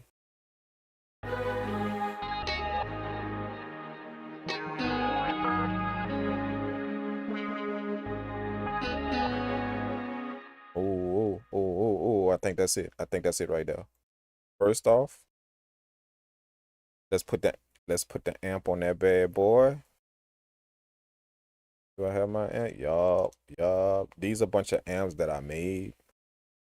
You know, like this plugin right here come with a bunch of amps, but like the reason why I bought it is because it allow you to make amps. It like it have a bunch of them in there that allow you to make.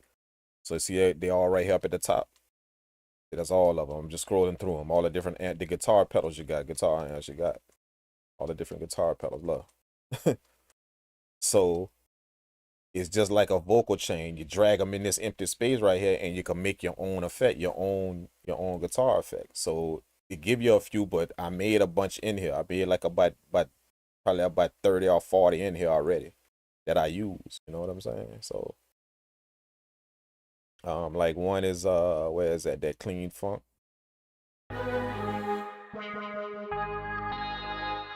I'm gonna just pull this over here, that way I could just loop that part with the guitar. That's all I need to hear right now. See what I'm saying? Let's sync it to the tempo. 149. We're gonna sync it to the tempo. That way the delay is synced to the tempo. See what I mean? Now I can pull a velocity down on these hits right here.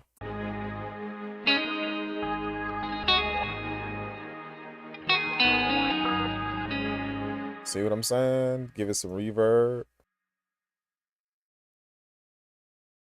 I may go. Hold on. Let me check one. Let me check another one out.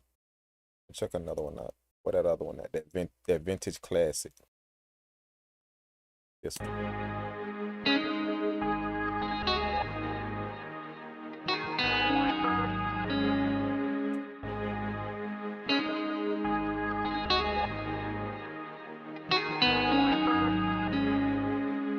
Which one y'all think, man? The classic or the funk one? There's the clean one right here. This is the classic one right here. And then there's the funk one right here. That's it. There's the funk one right here.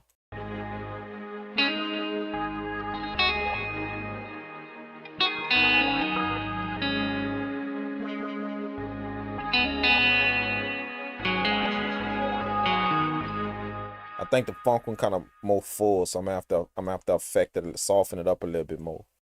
The other one kind of soft already though, but this one I'm gonna have to soften it up a little bit more. Let's go with the funk one. Let's just go with that.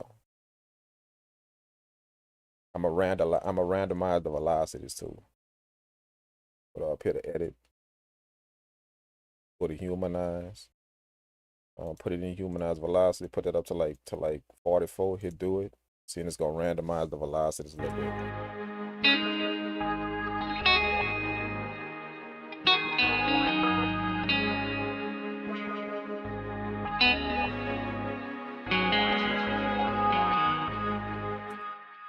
Ooh, that sounds crazy right there, man.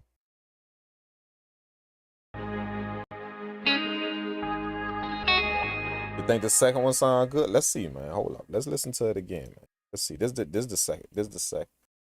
This is the first one. This is the second one.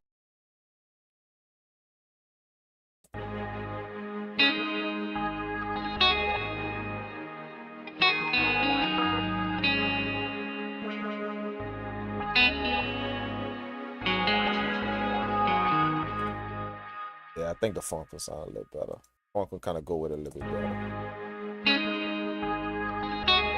Yeah, it's a bit more higher pitch. Let's drop the reverb on it. Now we got the amp on it. Drop the reverb on it. Hold on, let me go inside the amp. I put reverb in the amp already. Let me take that off. Let me disengage it right here. That way I ain't got no reverb in there. I'll double reverb, and then I'm gonna go put the reverb on the actual track.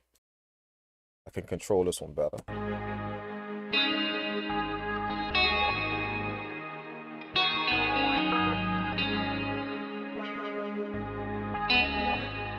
All right, and then we're gonna grab an EQ.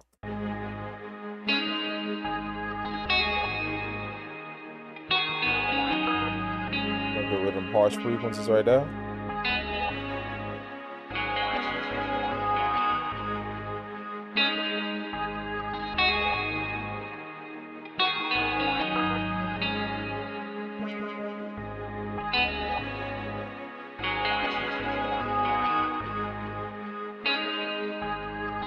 All right, I'm gonna leave that EQ open. I'm gonna put another EQ at the bottom of that. I'm gonna go put that EQ.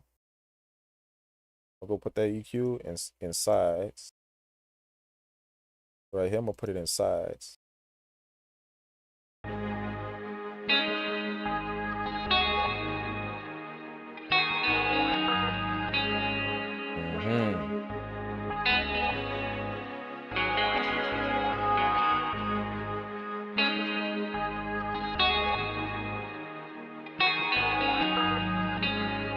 There we go. There we go.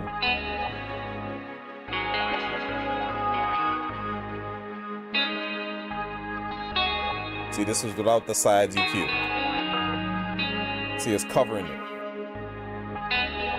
But then when I put the EQ with the sides on, then it blend in. Now it fit. The tone of that guitar is real thick and real twangy. So anything it touch is gonna cover over. Like I learned that from mixing like live guitars when I was an intern. Like it's gonna cover over stuff if it had that twang to it. So the way to keep that twang, you know, to keep that twang that the amps give it, the way you could keep that authentic kind of twang in a guitar, the way you could keep it is you make use of your mid-side EQ. So I put the EQ in sides and I crush that tone down in the sides. Now I could bring up that twang with the level of the EQ. I could level match it, bring up that twang, and it's not gonna affect the sound. See, you can hear it, but it's not blocking nothing in the track.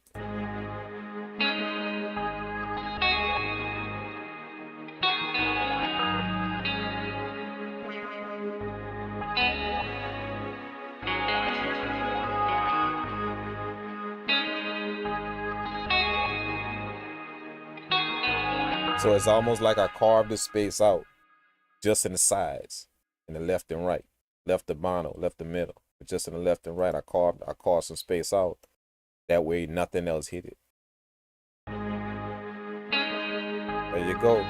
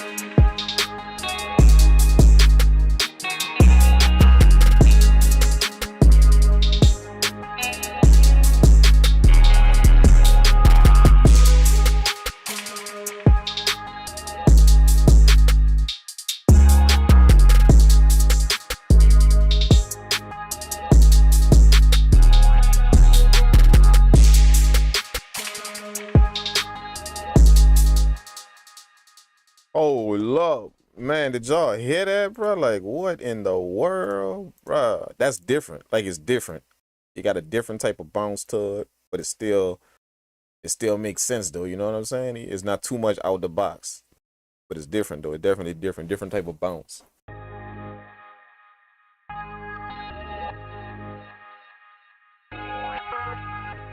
It's from the way we chopped the sample though. That's what did that. Like the sample chop kind of weird though. You know what I'm saying? So it gave me this right here, this little pattern right here.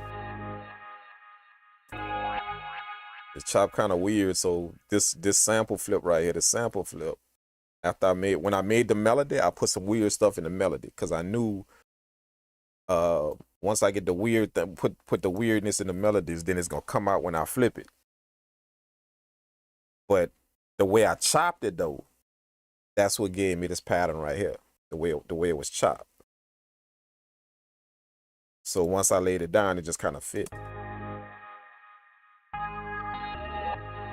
See what I'm saying? And then the time I put the warp on it. I warped it. That way I could stretch it a little bit. You know?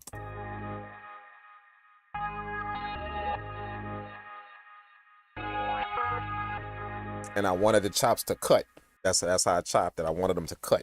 Like I didn't chop them up in long pieces. I chopped them up in the sharp because I wanted the chops to cut. So they play and then they stop. And then the delay carried. I put the delay on it. If it didn't have the delay, it would sound like this. If it didn't have no delay on it. See? See how it just wow? But with the delay, it sound like this. See the delay carry it.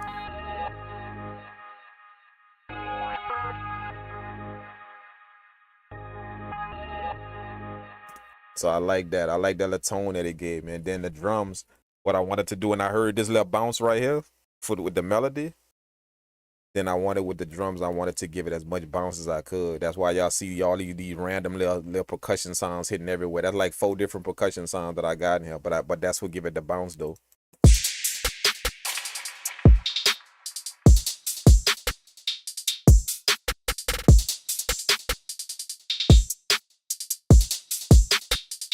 See? Literally got a bounce.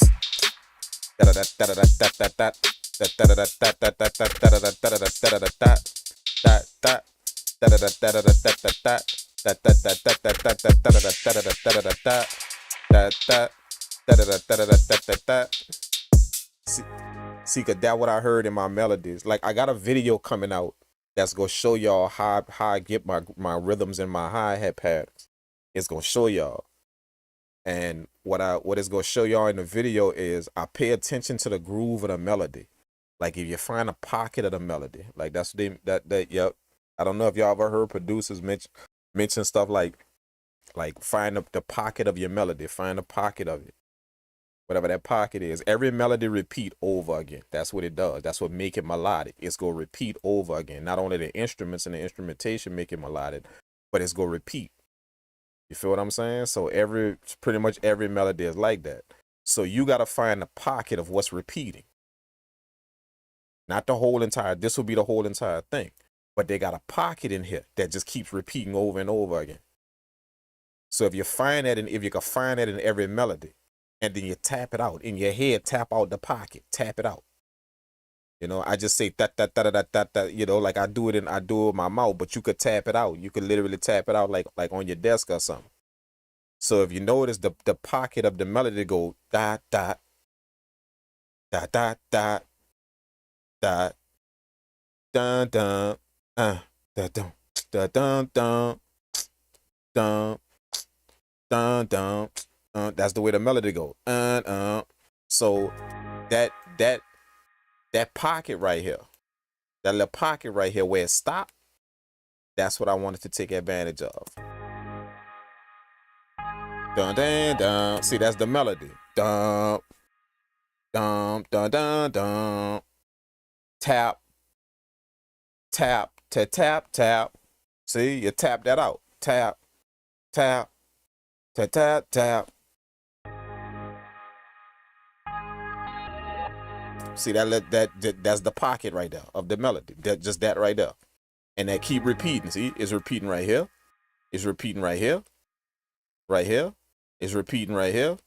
See what I'm saying? That's the pocket of the melody.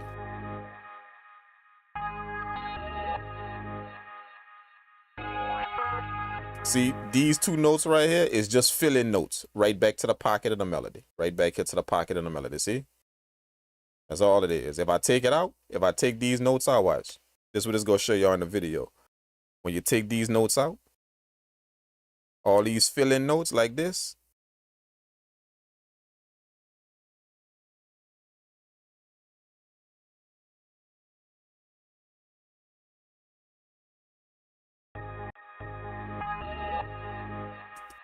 so you take all these fill-in notes out like this, boom, take that out. Take this out. See? Just take out all of the fill-in notes. See? See? It's repeating over and over again. Now watch when I play it.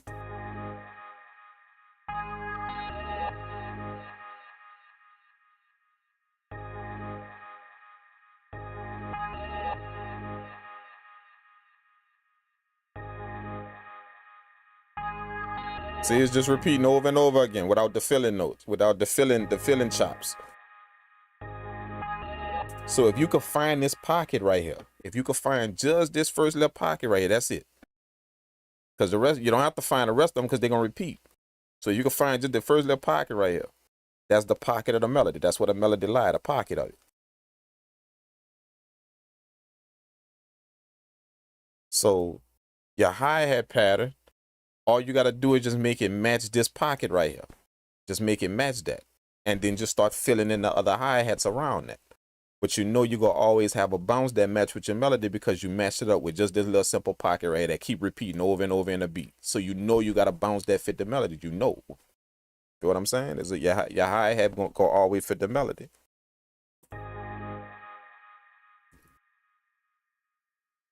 But it's going to show y'all that same thing in the video. So y'all could, you know, it's going to be a video to where y'all can watch it over and over again. It's going to show y'all how I come up with these little bounces like this that fit the hi-hat pad. See, if I solo it, if I solo the hi-hat, watch, you're going to hit a bounce that match the melody. Watch. I'm going to just solo a few of the hi-hats. That way y'all can hit a bounce, what I mean.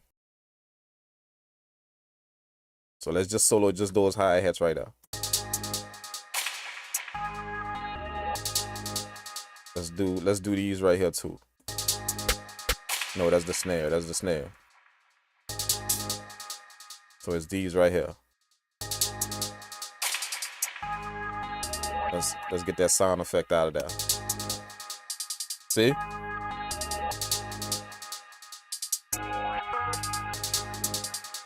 So if you notice the hi-hat's doing that dun, stop. Dun dun dun, stop. Dun, stop. Dun dun dun, stop. You can, if you can listen, you can hear it in the hi-hat pattern. Listen. See?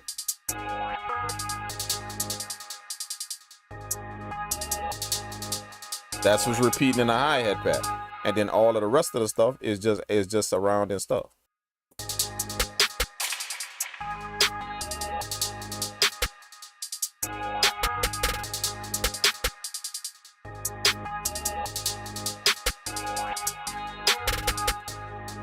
See what I'm saying? That's how I come up with a bounce in my hi-hats. I try and find a small pocket of the melody that repeat, and every melody gonna have a small pocket, like it's gonna be small, and it just branch out into something bigger, but it's real small. It's just repeating over again. So don't try and find the whole thing. Just find that little small pocket that repeat. That little small. It could be like 3-4 notes. You're gonna see them 3-4 notes in every, or you're gonna hear it in every piece of the melody. Every like 2 bars of the melody. You're gonna hear it. You're gonna hear it. Them 3 or 4 notes that just repeat over and you're gonna hear it. Just make your first hi-hat pattern fit that. Literally, just make it fit that.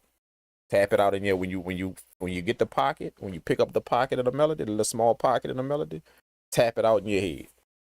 If it's 4 notes, tap them 4 notes out. You could even copy the notes.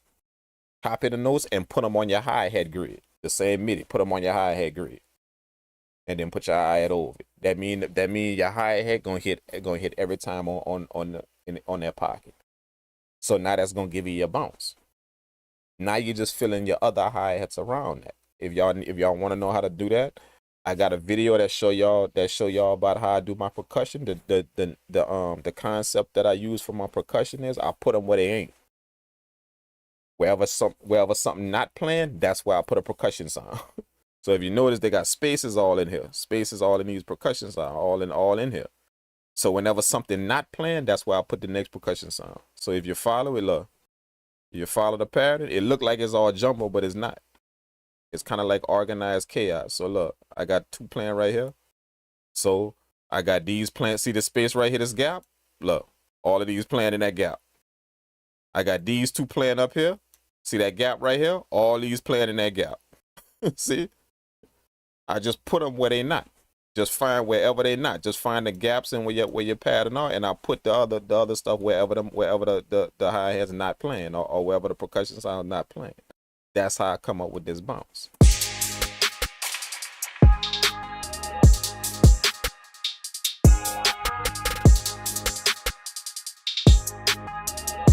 That's a old video that I made a while back on how to better your percussion patterns, and it show you that technique to put them where they ain't. That's what I call it, the concept to put them where they not.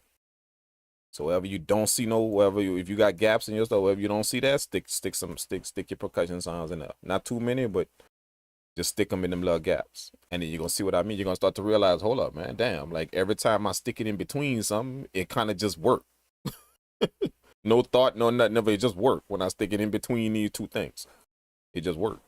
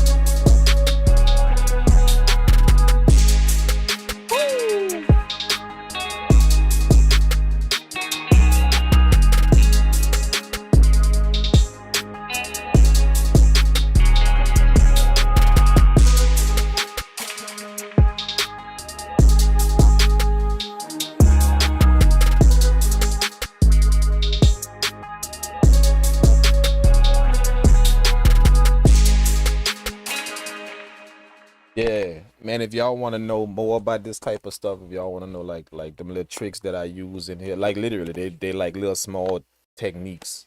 And if you learn like 3 or 4 of them, like honestly, like about 3 or 4, like I know about 10 or 15 of them, but all you got to do as a beginner is learn like 3 or 4 of them. Take like to put them where they ain't concept. That like I got a bunch of them little concepts like that it's like I broke beat making down into little concepts like that make it easy for you to understand.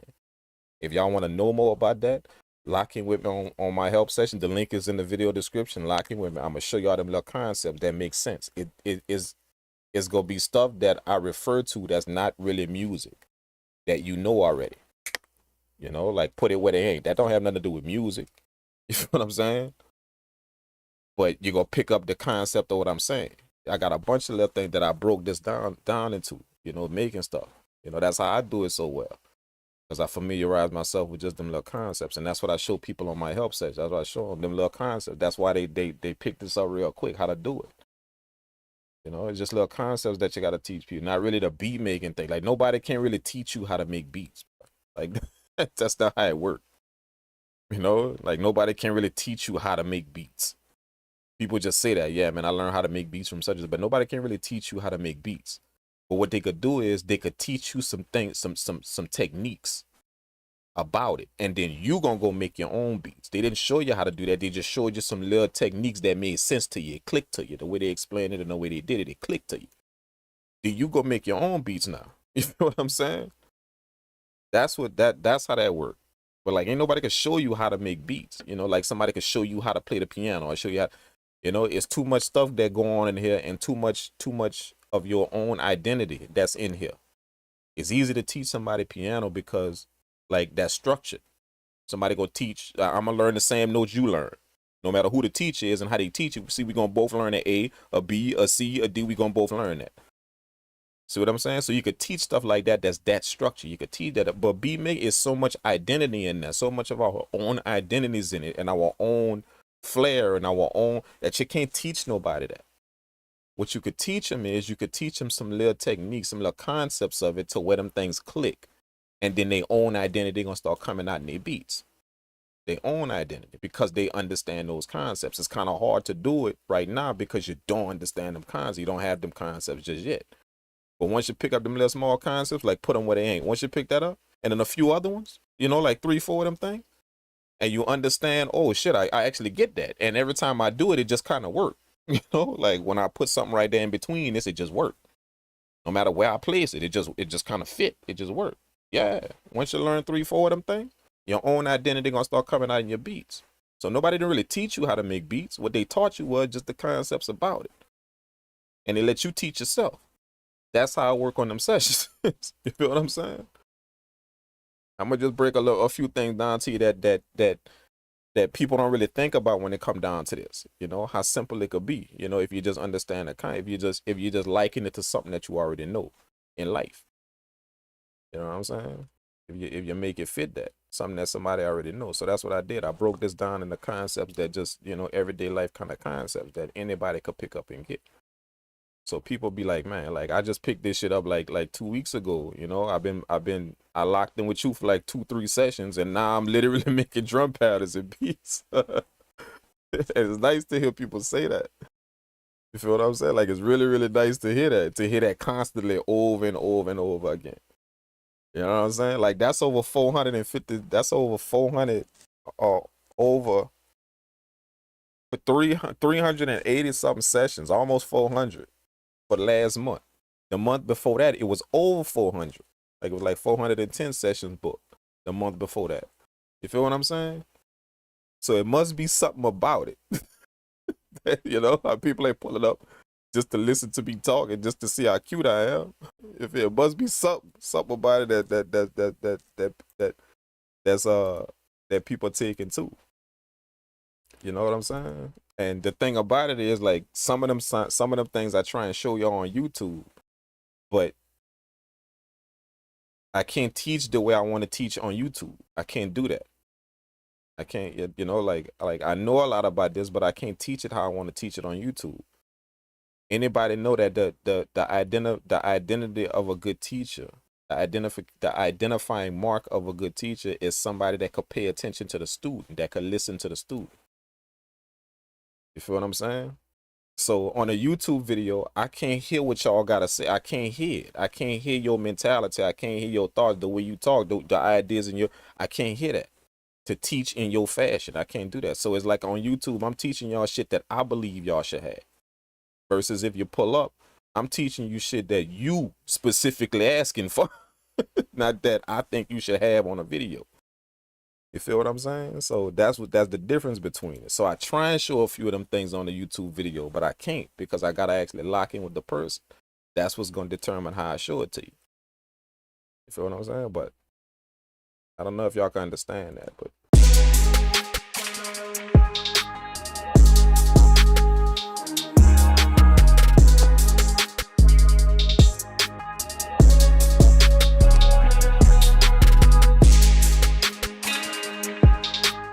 you know, but that's what I stay away from. I stay away from trying to teach people some structured thing on how to make, you know, on how I do it. You know, I stay away from that. This how I do it, or this how I do it, or this how I do it. I don't teach people like that because I don't want you to make beats like Kang. I want you to make beats like you. that's when you're gonna have that's when you're gonna start having fun with it. If you're trying to copy me, this is gonna become like work to you. It's gonna become like homework. You're trying to copy me. But once somebody unlock them things that you got in it with just a few little concepts that you can learn real quick, and they unlock that thing that you got in you, that's when it's gonna become fun. It ain't gonna be no homework or damn, I'm trying to get this shit, or it ain't gonna be that no more. It's just gonna be pure fun after that. And that when you take off, that when you know when this shit become fun. But when you're trying to learn it, it ain't really that fun. It's not really when you're trying to learn it, when you press play and shit don't sound how it's supposed to sound. That ain't really fun. You feel what I'm saying? You ain't exactly smiling when you play your stuff when you trying to learn this. You feel what I'm saying? So that's what I mean. But like once somebody unlock them things in you, that's what I found just teaching this to so many people. Like once somebody unlock them concepts in you, I'll put them concepts in you, it's gonna unlock that creative shit that you got in you. Not some shit you trying to copy like somebody else, or you trying to do like drinking because this is the way he do it, or nah, bro. You know what I'm saying?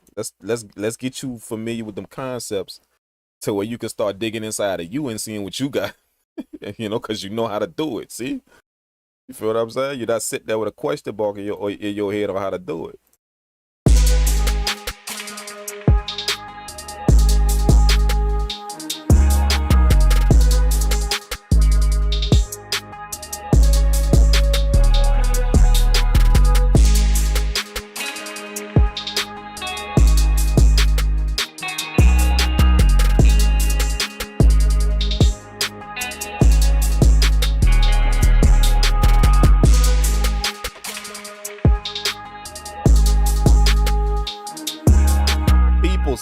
Peoples. I'm cooking up like this again tomorrow. I'm gonna cook up like this again.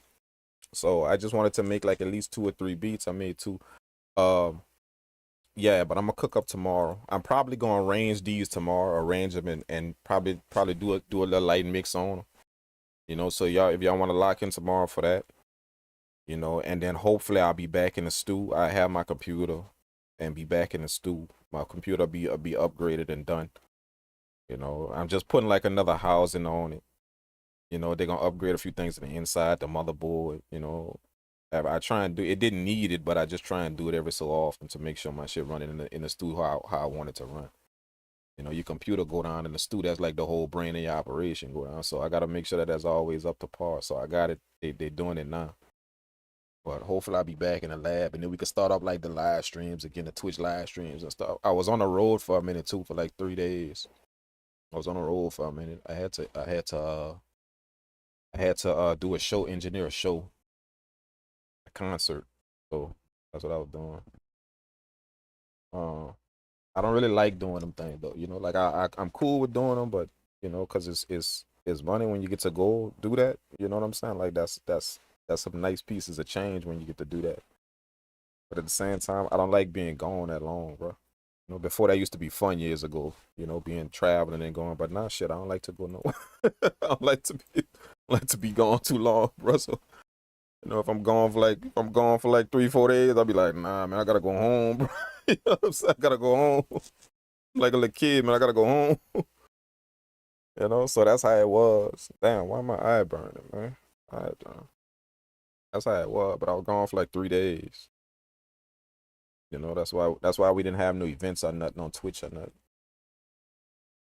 But I just got back. So and then when I got back, I told myself as soon as I get back, I'm gonna hurry up and get that computer done. So that's what I did. I bought it over there, bought it to my boy, and he doing everything to it. So I should have that back tomorrow afternoon sometime. But I'm gonna still jump on this tomorrow and cook up like this again. Possibly go over some mixing things maybe. Just a few little mixing things. Put these beats in here, mix them, all that light mix on. I'll show y'all how I do that. Explain a few things to y'all if y'all need some help with it. But yeah, man,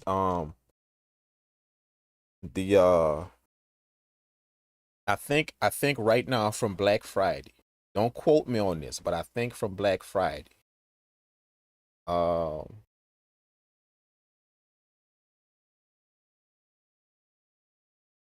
I think the code is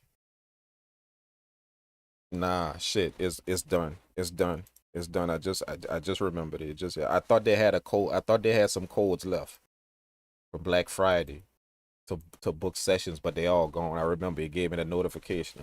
It just hit me. All of them gone. So they had about 15 codes that y'all could put in for Black Friday, and it would have gave y'all like 50% off or 40% or something like that. So like you could have booked an hour for like $10 or something like that.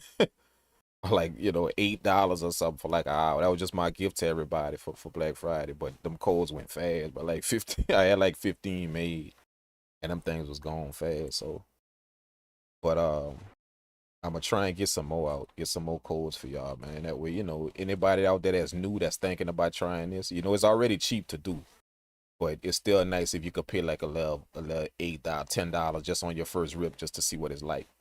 That way, if you're cool with it, if you're not cool with it, then it's just a few dollars just spent. It's still cheap, it's like 20 something for an hour, so it's still cheap though, but it's still nice to have a little discount on that as well, especially if it's your first time. But ain't too many people that I do this with that don't pull up again. Ain't too many people. Like seriously, that's how I meet all of you guys, man. That's how I know pretty much all of you guys. I didn't talk to her at least once or twice or a few times on the session. But yeah, but I'm gonna try and get some more done, and I'm gonna put it in one of my YouTube videos. So y'all be on the lookout for that. I'm gonna put it like at the beginning of one of my YouTube videos. The code, that way you guys can put that in. Hopefully that'll help you guys out. The new people that just want to try it out and see what it's about. It'll cost you a few dollars to do it. Yeah. I had some fun with you guys, man. Just kind of talking to you guys, man. I ain't been on live in a while, man. Like I said, I had to leave, but it was nice talking to you guys, man. I really, really appreciate all you guys pulling up, man. Jay Dooley, the only one, the only JS, appreciate you, man. Jamus.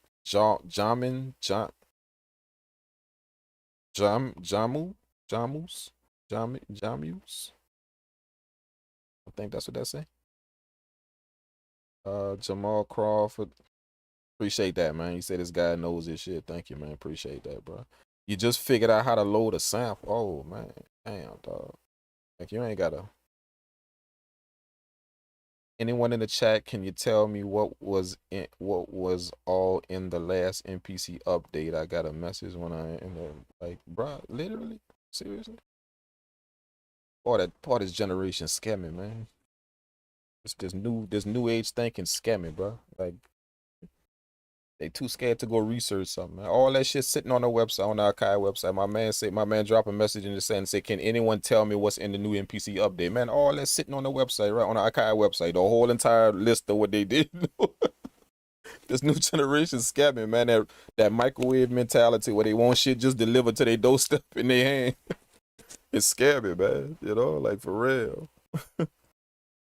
The new age mentality, man. People, everybody like sometimes people don't know how self-entitled they are. They just don't know it yet. I don't know if y'all noticed that about the world nowadays, especially now that it done got to where people expect things like like we get it so easy. We could Google stuff so easy. We got our cell phone in our pocket all the time. We got access to information. What that does is you start to become self-entitled to that. You feel what I'm saying? So you walk out there not knowing, just because it's that easy for you to do, you start expecting everything to be that easy. Everything.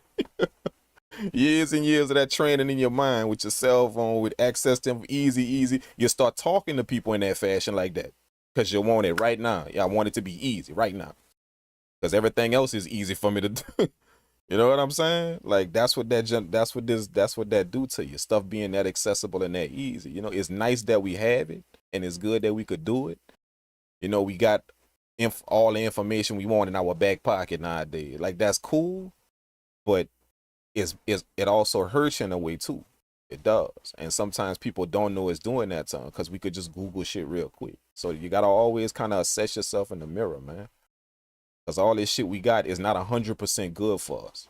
You feel what I'm saying? It do some good for us, but it's not 100% good for us. So if you ain't checking yourself in the mirror, that shit fucking with you bad, bro. Like it's messing with you bad. You know, all these mentalities that we got, like, it's messing with you bad if you ain't really just checking yourself in the mirror. Like, if you steady checking other people, but you're not checking self. Feel what I'm saying? Like, for real, man. Every day I wake up and I find out something. I force myself to tell myself something bad about myself. You feel what I'm saying? Every day, just so I can always recognize, man, you ain't 100%, bro. You ain't Miss Mary Poppins, dog. You know, you better stay on alert. Cause she could hurt you. Ain't Superman. She can mess with you and you don't even know it. See, I always keep myself in that mentality. So I wake up every day telling, recognizing something else wrong with me. You know, I don't wake up with no I'm all that mentality. You know, or today gonna be a beautiful day, or today, man, I don't know if it's raining outside, dog. See, I'm realistic. I don't know if it's raining outside, dog. I don't know. So I don't know if today gonna be a beautiful day. You know, I woke up, so that's good enough. You know what I'm saying? But I don't know how today gonna be. See, I'm like that with myself. You know, but it's me being in the habit of checking myself. You know what I'm saying? Making sure I check myself. You know, like if you ain't doing that, bro, like literally, bro, if you ain't standing up in the mirror and checking yourself, but you out here pointing out everybody else shit, and you not standing up in the mirror checking self, then a lot of shit messing with you and you don't even know. Like all of y'all that are listening to this right now, when the last time y'all stood in the mirror and told yourself some wild shit about yourself? When the last time you done that? Because we all got it, because you ain't 100%. You're not perfect and you don't do everything right. So when the last time you stood in the mirror and checked yourself on some wild shit you did? If you ain't doing that, then trust me, bro, a lot of shit out here messing with you and you don't even know it. A lot of these mentalities is messing with you and you don't even know it, simply because you're not even looking in the mirror. If you walk around all day, if you got something hanging out of your nose and you walk around all day without looking in the mirror, man, everybody gonna be looking at you. Everybody. But you the only one that ain't gonna know is in your nose. You're the only one that ain't gonna know is hanging out of your nose, because you ain't never looked in the mirror yet. You feel what I'm saying? So that's what I mean by check yourself, dog. Like, you know, all of y'all, man, check yourself, bro. You know, and don't be scared to tell yourself some wild shit, bro. You shouldn't be scared, man. It's just you. So you shouldn't be scared to talk. You shouldn't be scared to talk some real shit with yourself. You know, you might get offended when other people tell it to you. But you in the mirror telling yourself that wild shit that you know you do, you know, you shouldn't get offended. So everybody, man, y'all go in the mirror and tell yourself some wild shit y'all been doing. You feel what I'm saying? Don't be scared. You know? If you ain't doing that, man, for real, I'm telling you, bro. Like, mark my word, if you ain't doing that, you got a lot of shit that you got a lot of shit hanging out of your nose and you don't even know it's there. Everybody else see it but you, because you ain't never looked in the mirror yet. So the last person that told you, man, bro, man, you acting real stupid right now. They wasn't trying to insult you. They were just being truthful. See, because they see that hanging out of your nose. You the only one don't see it. So they're just trying to be truthful with you, brother. Like literally, the shit you say is kind of stupid, man. But you just took offense to it and went at them. But they were just being truthful to you. That's it. You know? And the reason why you took offense is because you the only one don't see that thing hanging out of your nose, because you ain't never hit the mirror. Everybody else see it hanging out of your nose, but you the only one don't see it because you ain't never hit the mirror and told yourself and check yourself to see that wild shit you're doing. You know? So that's the type of shit that I be trying to do, man, to make sure I'm kind of in a nice little headspace and I ain't walking around thinking that my face all clean and it ain't. You feel what I'm saying? So every day I wake up telling myself some wild shit about myself, dog. You know, like, yeah, man. You know what I'm saying? Just being realistic in the mirror with myself, man, making sure that I'm, you know, and if you tell yourself enough, you know, then when somebody else tell you, man, you acting stupid right now, you're gonna agree with them, like, yeah, for real, man. I be acting wild sometimes. I ain't lying. You feel what I'm saying? You ain't gonna take offense no more. You know, like I find myself doing that when people try to insult me with some shit, you know, like, man, you crazy. I be like, yeah. I be agreeing with them, like, yeah, I'm kind of wild. I ain't lying. I'm kind of wild. I am. You're right. You're right. You're right. I don't take it offensive, because I done told that shit to myself in the mirror so many times. You know what I'm saying? You know? So yeah, man. But that's just me messing with y'all, man. That's just me messing with y'all. I appreciate y'all tuning in, man. Y'all have a good one. Take care. Hopefully y'all learned a little something today, man, just by watching or by cooking up with me. And yeah, I'm gonna try and jump back on here tomorrow, man. Same time in the afternoon. You know, I'm gonna have a little time on my hands. I'm gonna jump back on here tomorrow, go live, and yeah, we gonna kick it again, man. All right, y'all take care of yourselves. Be safe, and hopefully I got my computer back. If not, then shit, I'm gonna be right back on the laptop cooking up, which I don't mind. I actually like this. I actually like cooking up on the laptop. I really do. I don't mind at all. You know, like for real. And I wish y'all could see this, man. Like before I go, I'm gonna tell y'all about this thing that I got. Or you know, it's like a second screen for my laptop. You can't see it right now because you know I'm in the camera, the laptop right here in front of me. You can't see it, but there's a second screen right here, like right here, right here. That's hooked on to the screen of my laptop. So what it do is it attached to the back of your laptop, and then it fold out and rotate. And all it do is just connect right to your laptop, and it give you a whole second screen on your laptop, dog. And then when you're done with it, when you don't want to use it no more, you flip it and fold it back to the back of your laptop. So it just sit on the back of your laptop, bro. Like I never knew that shit existed, bro. For real, man. So ever since I got that, it's like I could do all of this. Just, you know, like I really didn't like a laptop because you just got one screen. Can't really do too much on one. You know, like I could do it, but still kind of crazy.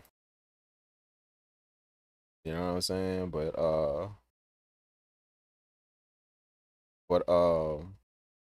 yeah, that's what that's that's what that is, man. You know, like a little second screen for my laptop. So yeah, I kind of like this thing now, man. You know, like I got the MPC software pulled up right here. Like y'all just saw OBS on the screen. I got OBS pulled up right here. I got the chat right here. You know, on this screen right here. I got OBS pulled up right here. You know, I got the browser pulled up right here too. The browser for Twitch, like everything just sitting right here on this second little screen, right? And it's a little small screen, man. The screen, I think, like what? My laptop 14 inches. I like small laptops. I don't like big stuff. So my laptop is 14 inches. I got the the new Razer, the new Razer. Yeah, the new one. I had the one before that, and I liked it so much that I ended up giving that one away. I gave it away, and when I got this one, I gave it to somebody that he make beats and he wanted a good laptop and shit. That shit served me well. The last one I had, and I just changed the battery in it too, and I just gave it to him. You know what I'm saying? That was like a pretty penny. You know, like a couple of $1,000. You know, like probably about 3,500. But this one right here is expensive, but it's good though. This Razer one is good. It's expensive, but it's really good. It's to me, it's better than the last Razer that I had. The one that I gave away is better than now. It's a little faster, you know. And yeah, it's nicer. So I got that. I got the 14-inch when I got that. And then, you know, this little screen hooked up to it on the side. And this little screen, I think about what, 12 or not even 12. It's like about 10, I think. It's almost the size. It's a little bit bigger than the MPC X screen. If y'all could picture that, that's how big this screen is on the side of my laptop. It's a little bit bigger than the MPC X screen. So maybe about 10 inches. It's about the size of a tablet. You know, about the size of a tablet. Yeah, I would say about, yep, exactly, about the size of a tablet, like one of them little Android tablets or something. About the size of that. Probably a little bit bigger, just a tiny bit bigger. But that's how big the screen is. And yeah, ever since I got that, bro, I kind of like this little. I kind of like cooking up on my laptop because I can see everything now, like everything in front of me on my laptop now. You know, you get so used to that working like that on like a regular computer. You know, in all my studios, I got 2 screens, and some of them I got 3. You know, I got a 2 in front of me, and I got a big one in the back of that. So in some of the studios, I got 3, and most of them I got 2. But in no studio do I have just 1 screen. I always either got 2 or 3. So cooking up on a laptop with just 1 screen, it was kind of like, oh man, it was kind of like a bother. I was still doing it, but it was kind of like a bother. But now, shit, man, I'm rolling. I can see everything. I got everything pulled up, dog. So yeah, I'm gonna get I don't know the name of it. I don't know the name of it. But I'm gonna get the name of it. And I'm gonna put it somewhere. I'm gonna post it somewhere for you guys that want to check that. Oh, y'all could go just check it out, man. Go check out. Go Google like portable laptop screens, or attachable laptop screens, something like that. and y'all gonna see them. And they not that expensive, bro. They literally about $200, something like that, $200-300. They not expensive at all. And literally, bro, you can have a second screen on your laptop. And what I like about it is it stay out of the way. It stay out of the way. You feel what I'm saying? Like all you do is flip it. Like I wish I could show it to y'all, bro. Like seriously, all you do is flip it. Like okay, it's like this. This your screen. Picture my hand right here. Let me see. Let me make sure y'all can see what I'm talking about. Let me show you how this works. Picture my hand is like the front of the laptop. This the screen that you looking at of the laptop. All right. The screen sit like this. It sit on the side like this of the screen of your laptop screen. And when you're done with it, if you're looking at this side, this is the screen you're looking at on the laptop. When you're done with it, you flip it and then it fold in the back of your screen like this. You feel what I'm saying? And then when you need it again, it fold out from the back and then you flip it around like that. And now you got two screens again. That's how it works. And it's just sitting and it's just plugged up to the computer USB. Now on the instructions, it told me you gotta charge it. So you gotta have like a cell phone plug, you know, like a USB plug where you plug your cell phone into to charge it on the wall. You gotta have one of them little plugs to plug the USB port into that, and then plug it into the wall or plug it into a power source to charge it. That's what it said on the instructions. The weird thing about it is when I plug it in my laptop, it just powers. I don't have no power cord to that screen, dog. It's literally plugged from there into my laptop. No other power cord, dog. And it worked perfect. But they said in the instructions it need power to work. So I don't know how that happened. That was just a nice little gift. When I plug, I thought I was gonna be like, all right, well, if I plug it up, I'm gonna always have to have like a wall source somewhere around, you know, if I want to use the screen. So I just was like, all right, well, you know, I may not use it that much, but at least I still have it on the back of sitting on the back of the laptop just in case. But then when I actually used it, plugged it up, I plugged it straight up to the computer. Man, that thing came on with no problem, bro. No power, no wall power, no nothing. And that's how I've been using it. So I don't know how that happened, but it said on the instructions you need power to the you do. You need a power source to the laptop. So they give you the little plug and they give you the cord for the wall plug. They give you that. So I don't know what happened, dog, but that was a nice little gift. What's the name of? Yeah, man, I'm gonna have to find the name, bro. But shit, let me see if I can read one of these little tags on it. Let me see. See if I can read one of these little tags on it. I have a little tag.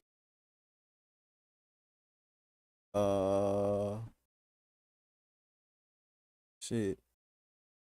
Nah, that don't say nothing. That's just like the HDMI port.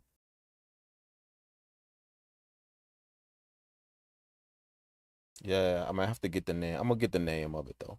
I'm gonna get the name of it. Yeah. But from what I understand, they got a bunch like that. Like when my boy saw it, he told me, I didn't know this shit exists. I ain't gonna lie. I didn't even know that shit existed. Well, you know, we got everything now when it come down to technology, so I'm sure it did. But I didn't know this even existed. I didn't even know this was a thing. So when I showed it to him, he told me, he was like, oh man, they got like a bunch of companies that make that. So I don't think this is the only one. I think they got like a bunch of companies that make portable laptop screens. A bunch of companies. So you could pick whichever one you want. Whichever one you rock with. You know? A USB can have up to 5 volts. Yeah, that's what I know. Moxitron, that's what I know. I know the USB power stuff. I know that. You feel what I'm saying? But on the instructions, I wish I had the instructions with me. The book on the instructions, I'll read them to you. Like the instructions said that regular USB power will not power the screen. That's why it gives you the wall plug. And it ain't nothing but like, you know, the little plug that come with your cell phone? You know, it's a little small plug, and then you plug that into the wall, and then you plug your USB cable into that. That's what it come with. And they tell you you need that. Like the screen won't power without that. So yeah, I'm thinking, well, you know, they tell you on the instructions, you know, like the USB power not enough to power it is not enough. But I be damn, I plug that thing up, USB pop, done. That shit turn on, and that's how it's been working. You know, so I don't know if I'm messing it up right now. If I could be doing something to it that I don't know. You know, I could be shortening the life of it or something because I'm just running it off the computer. I don't know, but so far I didn't had it for like for like a month, a month and some change, and it's been working every time I use it. But I don't know if I'm burning it out or if I'm messing with it because I don't have no power to it. But I don't know. Yeah. So it's bus power through your, yeah, I think it is. It gotta be because that's the only thing I got. That's the only thing it's hooked up to. I promise you, this thing sitting on the back of my laptop. It got one cord going from the screen. They got an HDMI on the screen. Okay. They got a HDMI.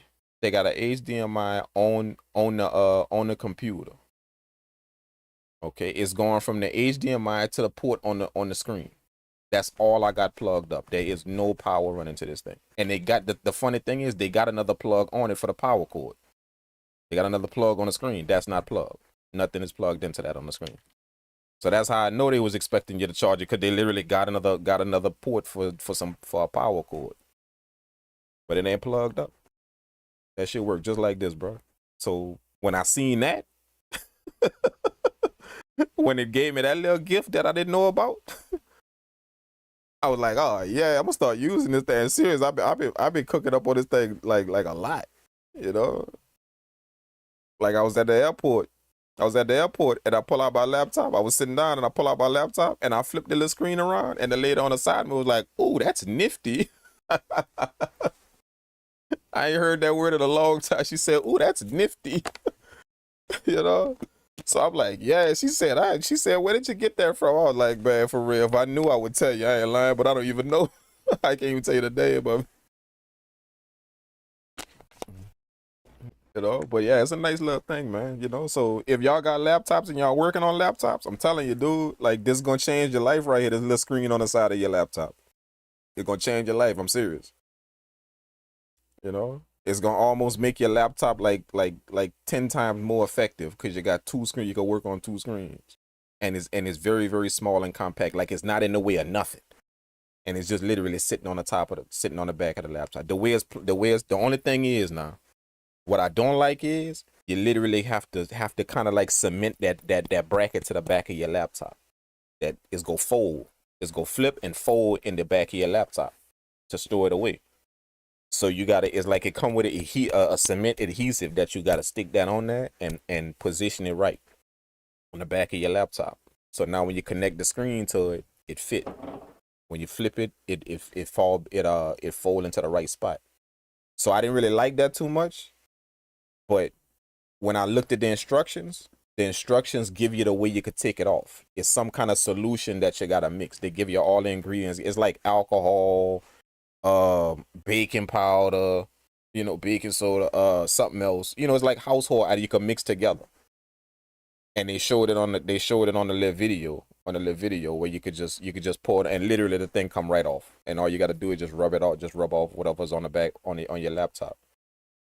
You know what I'm saying? So, but I didn't like that at first though. Like that thing cemented, like it's like really really stick. Like this thing ain't moving off the back of my laptop, dog. Like it ain't moving. If I took this off the back of my laptop, I would break the cover of the laptop. That's how secure it is on that.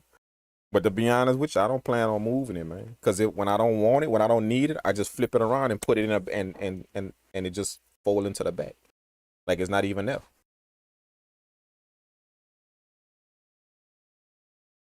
You know. I can't wait till I get on my little MPC 1 Plus today. I'm still learning. Oh, you got the MPC 1 Plus? That's the red one, huh? I got a 15-inch USB-C type external monitor. I get stay strapped. Like for your 15-inch monitor, you gotta charge that. While you running it, or it just run by itself. Like when you plug it up to the computer, it just run by itself, or you gotta have a power cord to it also while it's plugged up to the computer. Maybe is that laptop giving off enough power for it? Probably so. Probably so. Because like this thing got a few of bells and whistles on. I ain't really got into too much of what this thing got on it. This new Razer laptop. I ain't really got into it. But if it's anything like the other one I had before, if it's anything like that, which this one is the one after that. This is the one that just came out. The one that I got right now. It just dropped. Like probably like 2 months ago. It just dropped. So if the last one that I had, I love that thing, bro. Like I love that laptop. The last one that I just gave away, I love that laptop, man. Like for real. I just gave it to him because he was making beats. He been making beats for a while. The dude been making beats for a while. I actually shipped it to him. He been making beats for a while, and every time he pull up for a session, he always be having problems with the laptop. Like his laptop, like he ain't got enough RAM, he ain't got enough juice, he ain't got and I was like, man, you know what? I got a new laptop, dog. I'm gonna give you my old one. And he was like, nah, man. What really made me want to send it to him is the way he was. He was like, nah, man, you don't have to do that, bro. You know what I'm saying? Like, I'll get one. I'll get one later, man. I was like, bro, nah, I'm gonna ship it to you, bro. So I ship it to him. I just sent it to him. And yeah, man, now you good to go. He like, oh man, this thing beautiful. He was like, he said you sure you want to get rid of this thing? Cause it's new. I just got it, like literally probably about. I ain't had that laptop for not even over a year. Not even over a year. The one I just got rid of. But this the one I wanted though. This one. This is the one I just bought the other one because that's all they had. I needed a laptop. I was like, man, I needed a laptop. So I just bought the other, but this is the one I wanted. So when this one came out, I'm like, shit, hell yeah, I'm gonna get that thing, So I ain't gonna lie. Just because of my big eye, I'm serious. And this is me checking myself in the mirror. None of y'all don't do this type of shit. Just in the course of a year, I spent about $8,000 on laptops. Just in a year. No word of it. Like, you could go look up the prices of them laptops. Them new Razer laptops. This one like 40 something, 43, I think 4,300 or something like that. 4,600, something like that. The other one was like 3,800. You know what I'm saying? So just in the course of a year, not even a year, not even a full year, I spent over $8,000 just on laptops. That's me checking myself. Yeah, that's some stupid shit, Trank.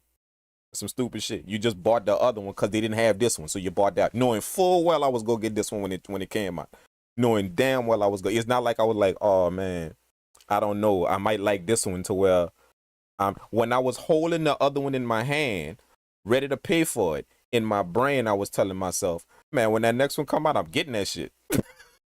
That's how stupid I was. The next one come, I'm getting that shit for real with this one in my hand, with the other one in my hand, bro. You know what I'm saying? So none of y'all there, don't do that shit, bro. Don't do that. That's me being stupid. I ain't lying. That's just me being stupid, dog. Like, for real. Just being big-eyed, greedy, stupid. That's all that is. You feel what I'm saying? So don't do that shit, bro. Save your money. Spend your money on something else. Plan your money. Don't do that type of shit. Almost $9,000 just on laptops in under a year. Just on 2 laptops in under a year. Man, don't do that, bro. You feel what I'm saying? Man, I could have bought 3 cents. 3 cents to put in my studio with that shit. You know what I'm saying? Or two nice cents to put in my studio. Two $3,000 cents, $4,000 cents to put in my studio. I could have treated myself to that with that money, man. But that's just me doing what I do, man. When I want some shit, I ain't gonna lie, I'm like that though. When I want some shit, if it's something that I deem in my head that is absolutely worth getting and it's gonna upgrade whatever I'm doing, if that man, shit, before you even sneeze, I'm on Amazon grabbing that shit. If y'all remember, I ordered the Juno on the stream. How many of y'all remember that? Who was on the stream for that when I ordered the Juno that I got in the studio? I ordered the Juno live on the stream. That's we was looking. I was looking at it on the live on the stream. I ordered the Juno, dog.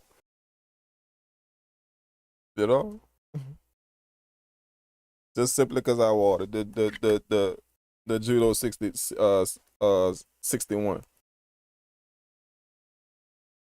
You know what I'm saying?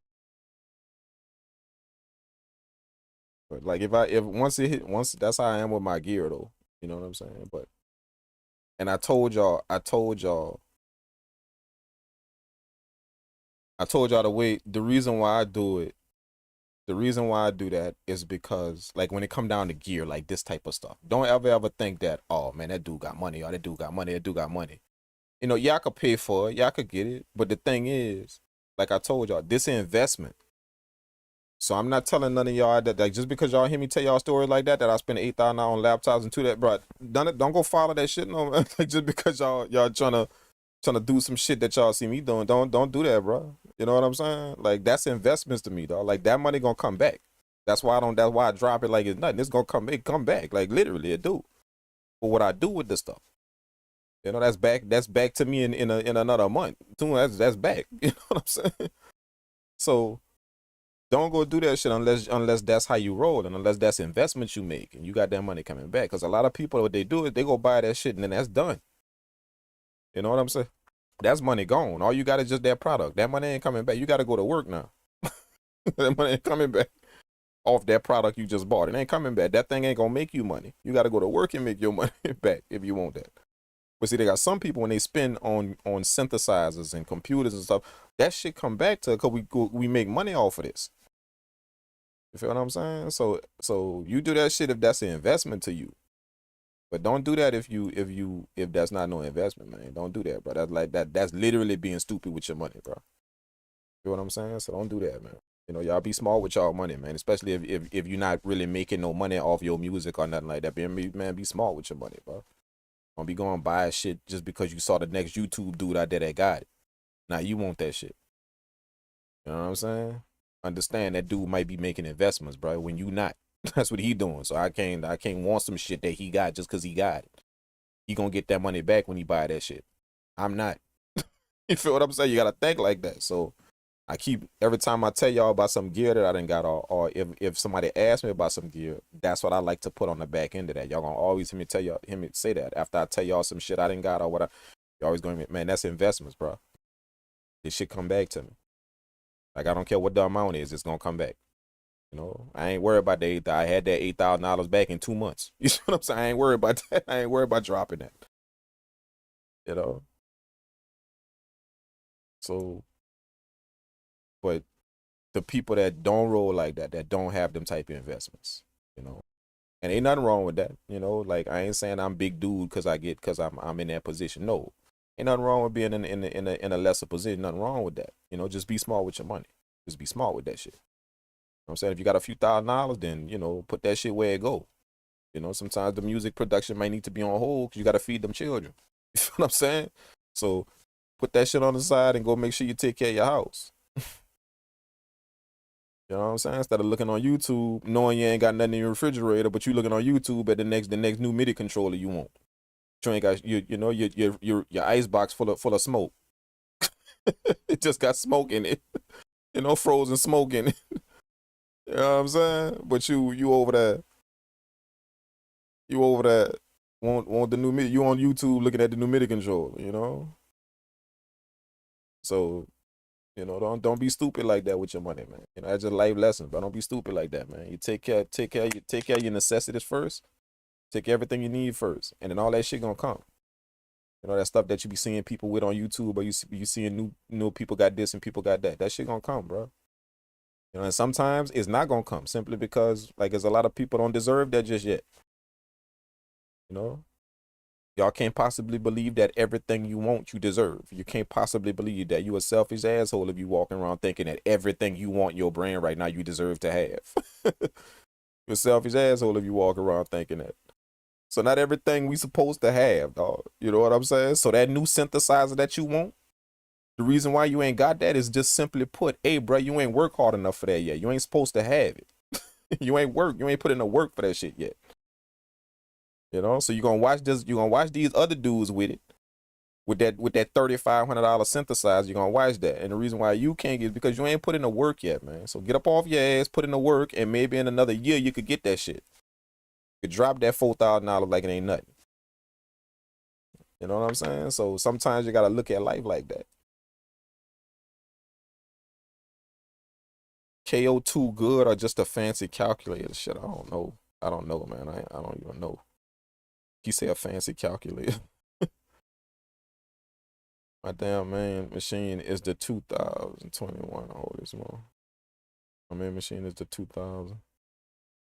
Yeah, yeah, I love the 2000. Yeah, I don't know if you're talking about the 2000 XL, Moxitron, the 2000 XL, but yeah, I love the 2000 XL, man. Or the 2021, oh, the Mac, the computer, oh, G4 Power Mac still making be. Yeah, I don't really fool with Mac, man. I don't fool with Mac when it come down to music production, bro. You know what I'm saying? A lot of people look at me funny when I say that, but I don't really fool with Mac when it come down to music production, man. You know, like I mess with Mac when it's like office stuff. You know, like I got a MacBook and my studio computer is hybrid. Like it's both. It's Mac and Windows. It's hybrid. And as a matter of fact, that's one of the things he updated. He got to put the new motherboard in it to make sure it can run both the systems. That's one of the things he updated in it. But I don't use Mac though. I don't use Mac for music production. Like I use it for damn near everything else, for office stuff, for my day to day, but not music production, bro. You know, it's just too much. It's just too much shit that go on with Apple when it come down to programs. I know y'all all in had it when y'all update shit and FL Studio don't open no more. Or y'all remember them? Y'all remember damn near them 2 months where y'all couldn't use the MPC software when y'all updated y'all shit. Y'all MacBook, like all that stuff like that. Man, Windows don't have that problem, bro. You know what I'm saying? So I'd rather put up with Windows and what they do to not ever have to face that problem, bro. I can't afford, like some of y'all could afford that if y'all music product, if y'all can't use y'all stuff. There ain't no skin off y'all back. Y'all just left out of some fun for a little while. But see, I ain't like that. If I can't use my shit for a month or for a few weeks or 2 weeks or a few days, even a few days, I'm losing money. If I can't use my shit I'm losing money. I ain't just losing no fun.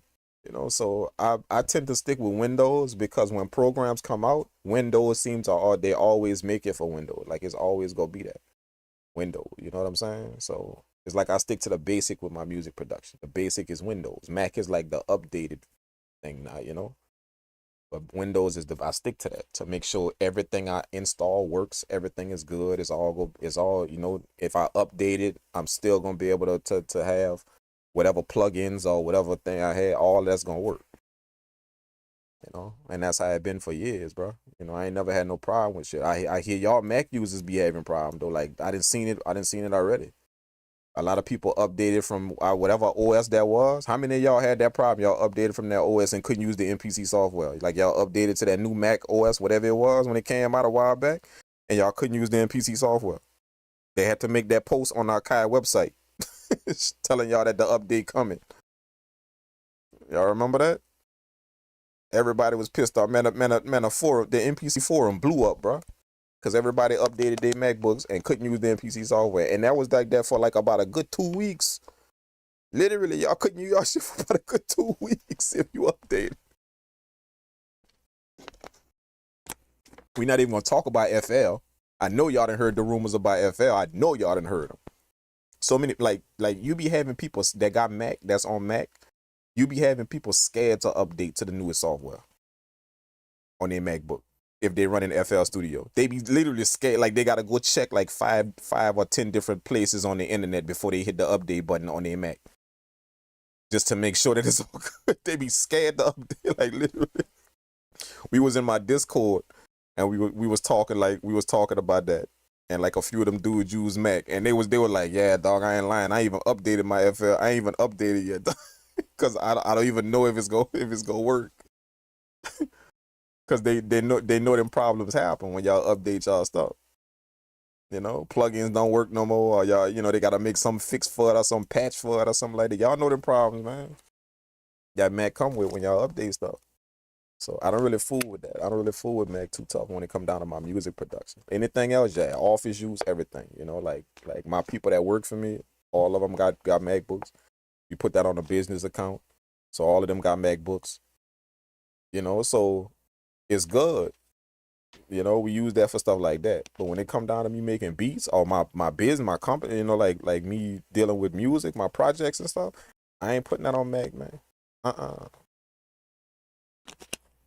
Imagine me, I got an album that's supposed to drop, that's coming out, and the album like on my computer, and I accidentally hit the update button, and I'm supposed to get that album out by like 2 o'clock. and I hit the update button at 1 o'clock, and now I can't go back in my shit and get the projects, and I'm supposed to send that out. You feel what I'm saying? Like some shit like that could happen, dog. Like when you do that to somebody, that you that's business people. You can't call them people and just be like, oh, you can't explain that, man. And people don't want to hear that shit. When it's business time, you know what I'm saying? Like if that was just fooling around like friends, like most of y'all, like friends, you know, cool dude, cool people, then that's cool. But when you're dealing with business people that your name didn't hit a contract, your name didn't hit a dotted line for some shit, and you want a line for that, man, you can. People ain't trying to hear your excuse about your MacBook or whatever. I don't even give a shit if it's a damn good excuse. They just don't want to hear it. You know what I'm saying?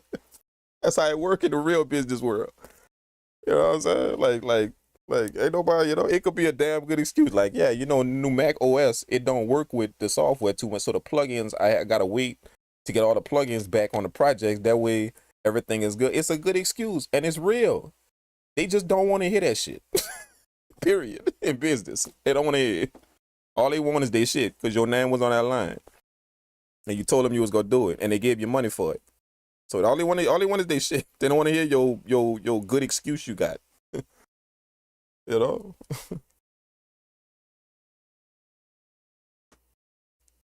Yeah, Apple is terrible now for having things work when they do a new, yeah, man, so many bugs. This, man, you see what I'm saying? Like, I won't fool with that. I ain't trying to base my music production on something shaky like that. Feel what I'm saying?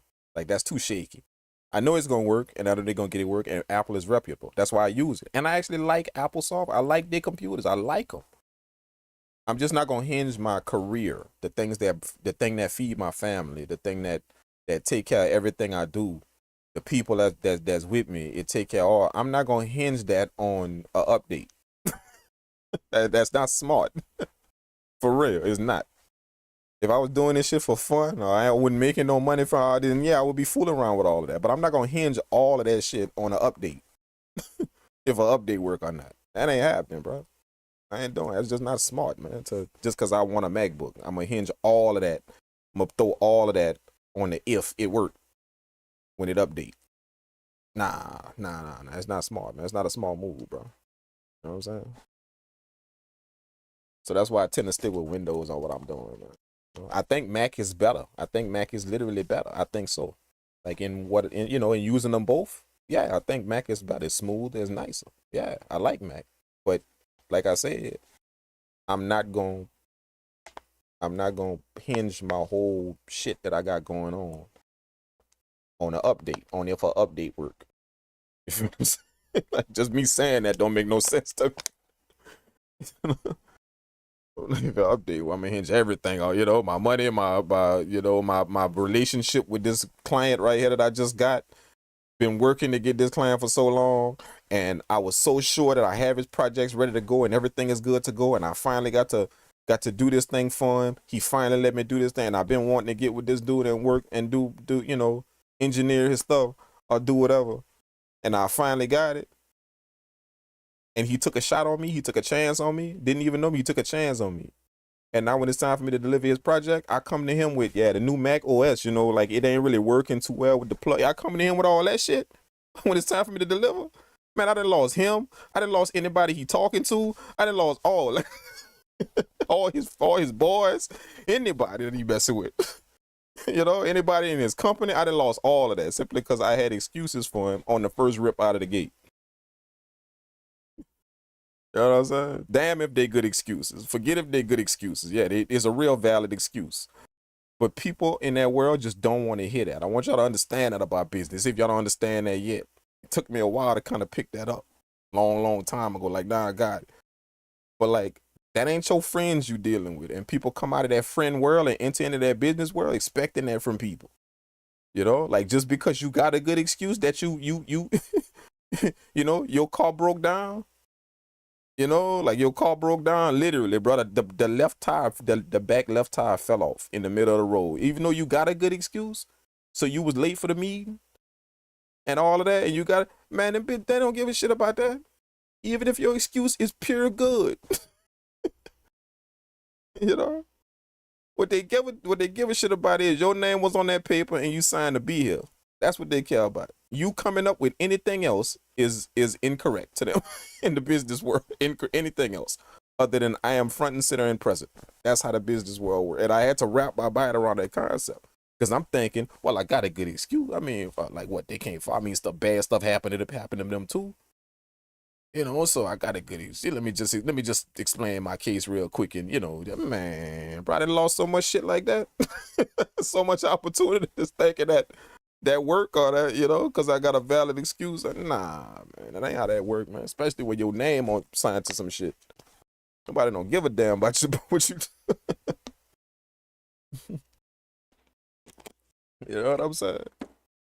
Yeah, man. What happened is my kidney exploded on the way to the meeting, and I had to go. I was rushed to the hospital. Man. You know, that's a very, very valid excuse, dog.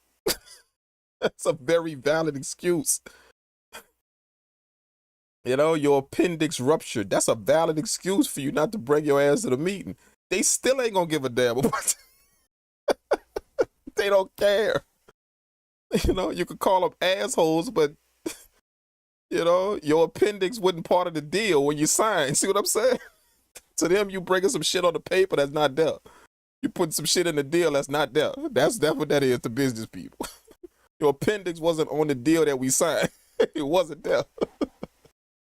I would pay that shit some never mind if it was on the paper that we signed. You know, but it's not. So you can call them assholes that don't care about your well-being or nothing, but it's just them being business-minded, just people being business-minded, dog. That's what it is. And they got to be that way because that's what moved their company. That's what moved it, for them to stay in that business mind. You know what I'm saying? So I don't know if y'all never had that happen to y'all, man. You know what I'm saying? Like, to where there's no excuses allowed. I don't give a shit. Like, bruh, yeah, the car flipped over and I lost my leg and I had to be rushed because I was losing blood and I had to be rushed to the hospital. You know, don't be surprised if when you wake up out of your coma, when you wake up and you got your new prosthetic leg and you go back to them people and try and renew your spot, you know, and pick up where you left off, don't be surprised if they look at you with that look of disgust on their face. Like, bruh, nah. Well, I had a good excuse. I lost my leg, man. I had a good excuse. Nah, no. That's how that works. You know what I'm saying? So, but like, if it's not in the business, you could kind of get away with that. You know what I'm saying? Like, look, either way, you say excuses is an excuse no matter what exactly. You know what I'm saying? Like, check this out. I would, either way, like, if you came to me and you say, if me and you had something going down and you came to me and you said, hey, listen, man, I'm not going to be able to make it because such and such went on. I said, man, I'm going to look at you and be like, hey, dog, listen, it's all good. You know, go handle your shit and we gonna get up and do this. See, it ain't no sweat out my back. You know what I'm saying? It ain't no sweat. Like, don't worry yourself, dog. You know what I'm saying? I like to give people a sense of relief, not a sense of, holy shit, what the hell? Oh, man, he might not do. Nah, it's all good, dog. Just go take care of what you got to take care of, man. And we gonna get this shit in. You know, like, that's me. So, like, me and that mentality, I'm going into this business world, you know, a long time ago thinking that everybody got my mentality. Shit, man, I got lit up real quick. Real quick. Real quick. Absolutely. I lost projects, I lost clients, I lost peers just simply because, hey, bro, listen, man, like, yeah, you was in the hospital for 2 days. You was, bro. And I'm sitting there like, man, like, y'all don't have some sympathy for me being in the hospital, dog? Like, I was literally in the hospital for 2 days, bro. Like, bro, look, I still got the damn wristband on. I came here straight from the hospital trying to, you know, I passed out, dog. Yeah, they ain't got no feeling for that, man. None. You know? And that's the way it was explained to me. Like, you sign them contracts for a reason. So unless your appendix is on that contract, or unless your hospital visit is on that contract, or your car flipping over is on that contract, unless that's on there, nobody give a shit about. But only give a damn about what's on that paper and who signed. That's all. I had to get that. I had to understand that real quick. Nobody give a damn about none of that. unless it's on the paper, unless it's literally written on the paper, you know? So you got to look at it that fashion, man. You know, like, yo, none of this shit that I'm talking was on that contract when we signed it. It wasn't. So I can't walk in there in that room with that shit. I can't. You know, even if it is true and it's valid, I still can't because it's not on the it's not on the paper, bro. None of that. None of that I'm finna start talking is on that contract. None of that. You know? For real, man, for real. But that's how I am, though. You know what I'm saying? Like I like to give people a sigh of relief. You know what I'm saying? Like if you thought that it was gonna be an issue, I'm that dude that like to give that like sigh of relief. Like nah, man, come. Oh, for real? Nah, man, go on. You know, just don't play me. You know what I'm saying? Just don't play me. Like like I give people that relief, and if they press me on that. Now you're trying to do some uncomfortable shit to me. You know what I'm saying? So, if I give that sign of relief, if I give that relief like it's all good, what I look for is somebody that take that pass right there and go double that with the work they done, the work they need to do. They go double that, whatever they were supposed to do. See what I'm saying? That means you value that pass I gave you. You didn't just take it as a relief. You actually valued it. You went do something with it. So that's how I kind of look at that. But if you just take that shit and then you press me again on that, yeah.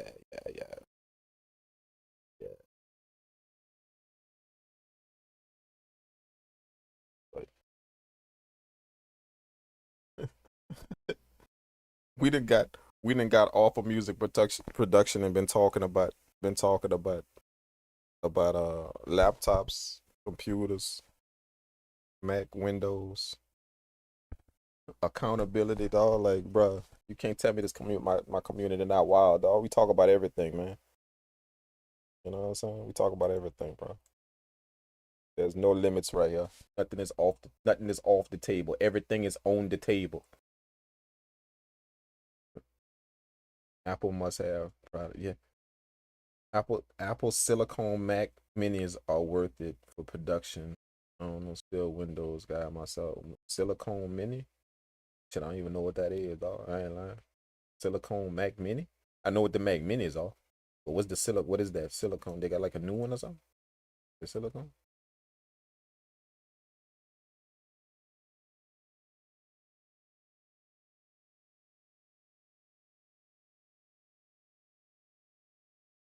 Yeah, yeah, I feel you. My boy say, don't forget about, yeah, but don't forget about all the times people feel short. Yeah, yeah, I feel you. That's just how it is.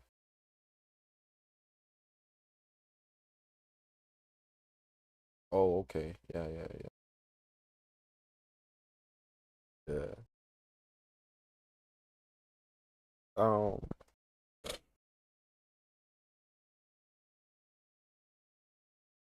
I don't know, man. I'm not. I don't. Every time I even think about using Mac for my music production, it make me feel kind of icky. I feel kind of icky even when I think about it. I just feel icky, like it's to me, it's just not a smart move to hinge everything I got going on if my shit gonna work if I update.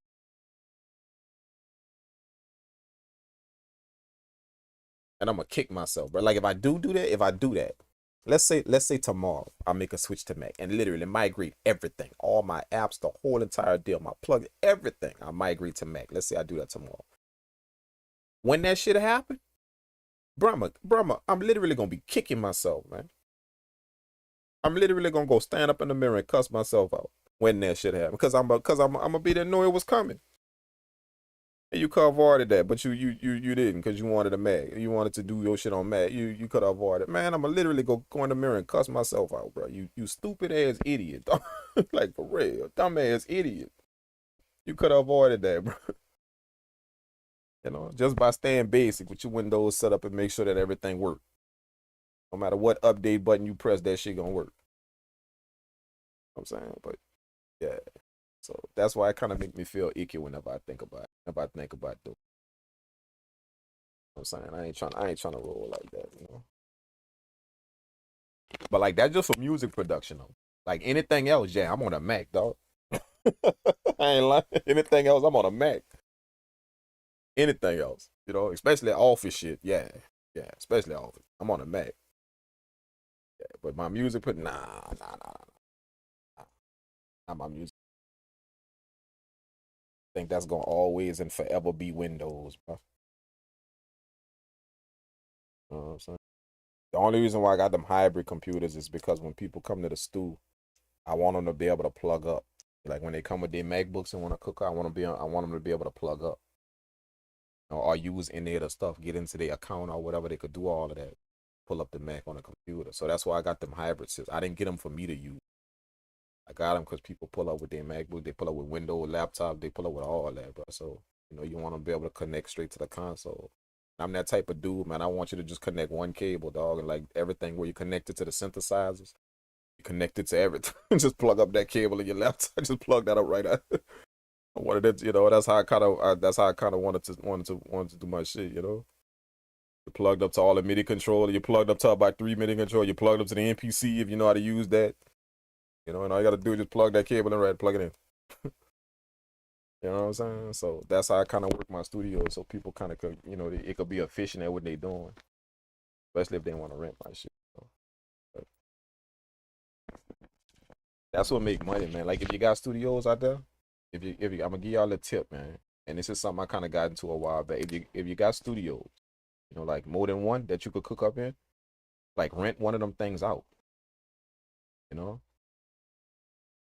like I make money from the projects that come into my studios, but I make a lot of money from renting my places out for like the weekend. I'll rent it out for like, you know what I'm saying? You just gotta have all the necessary paperwork just in case people mess up something on people, which that has happened. People spill stuff on a console, that has happened. But I always, like that's what deposits and all that is for. That's what all that's for. And the stuff you make them sign, or you get them, or they have to sign in order to do it. That's what all of that's for. The insurance, all that.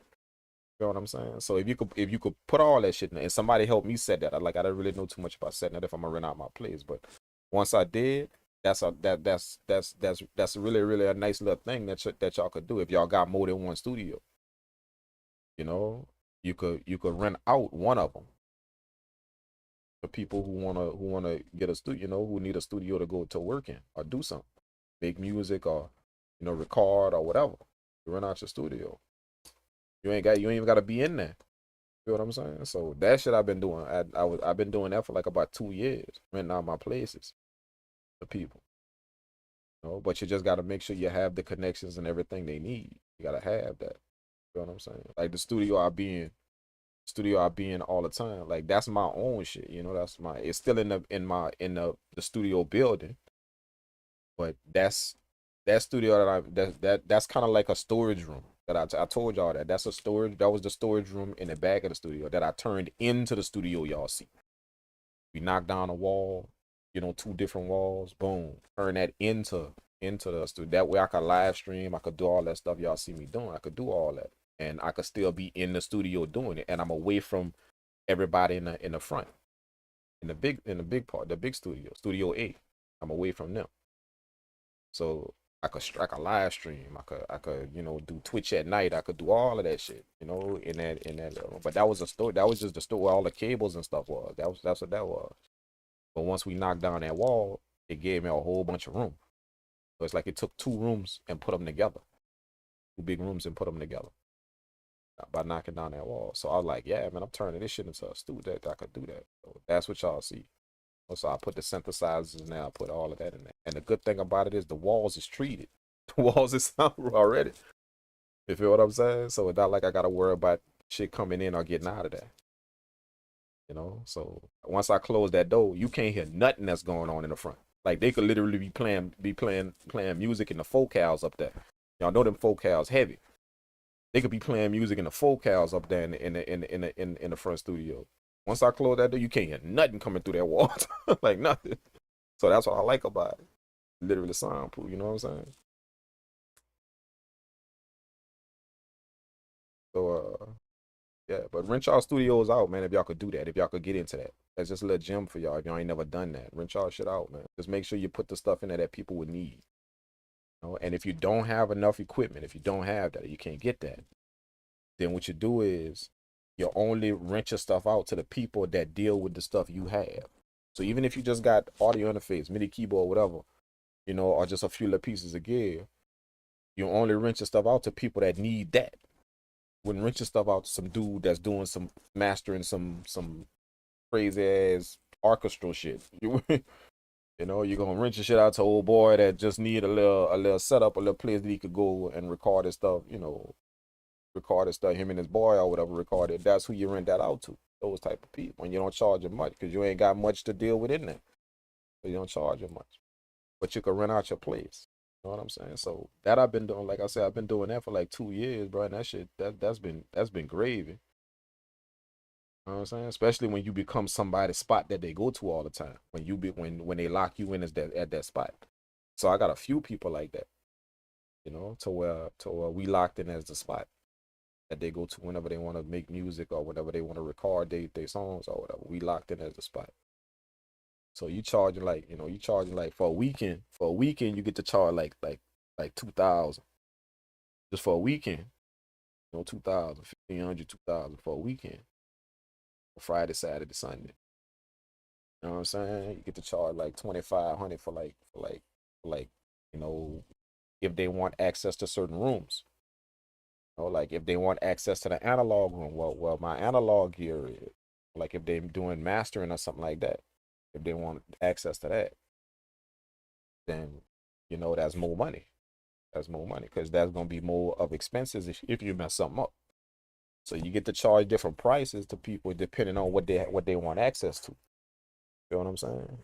So get into all of that, man, if y'all can. That's just a little gem for y'all, man. Just in case y'all in that position, y'all could do that, man. Rent your shit out, bro. Because you ain't gotta be. It's just money you got coming in. You don't even gotta be there. You know what I'm saying? I got cameras in my shit, so it's not like nobody could do nothing that I can't see. I could peek in my studio at any time. I got cameras in there that's literally wireless. I could peek in the room at any time. You know what I'm saying? So I can even watch what's going on there if I want to peek in every now and again. If I know people rent my studio for the weekend, I could peek in there every now and again and just see what's up.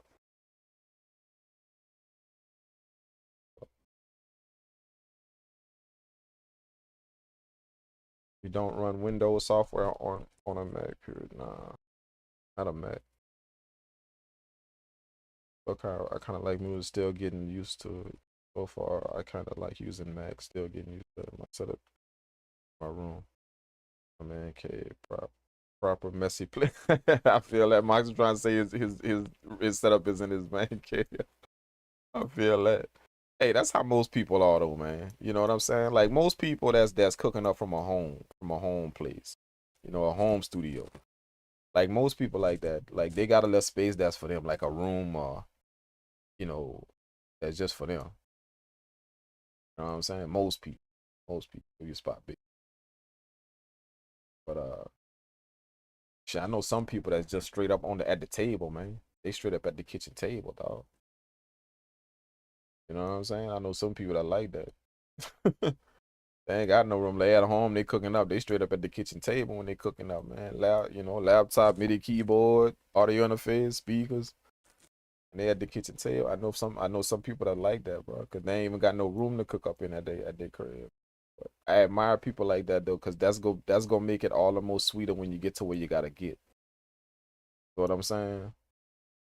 Like people that come up, you know, pushing through this industry that got everything. They just trying to get the opportunity or get whatever.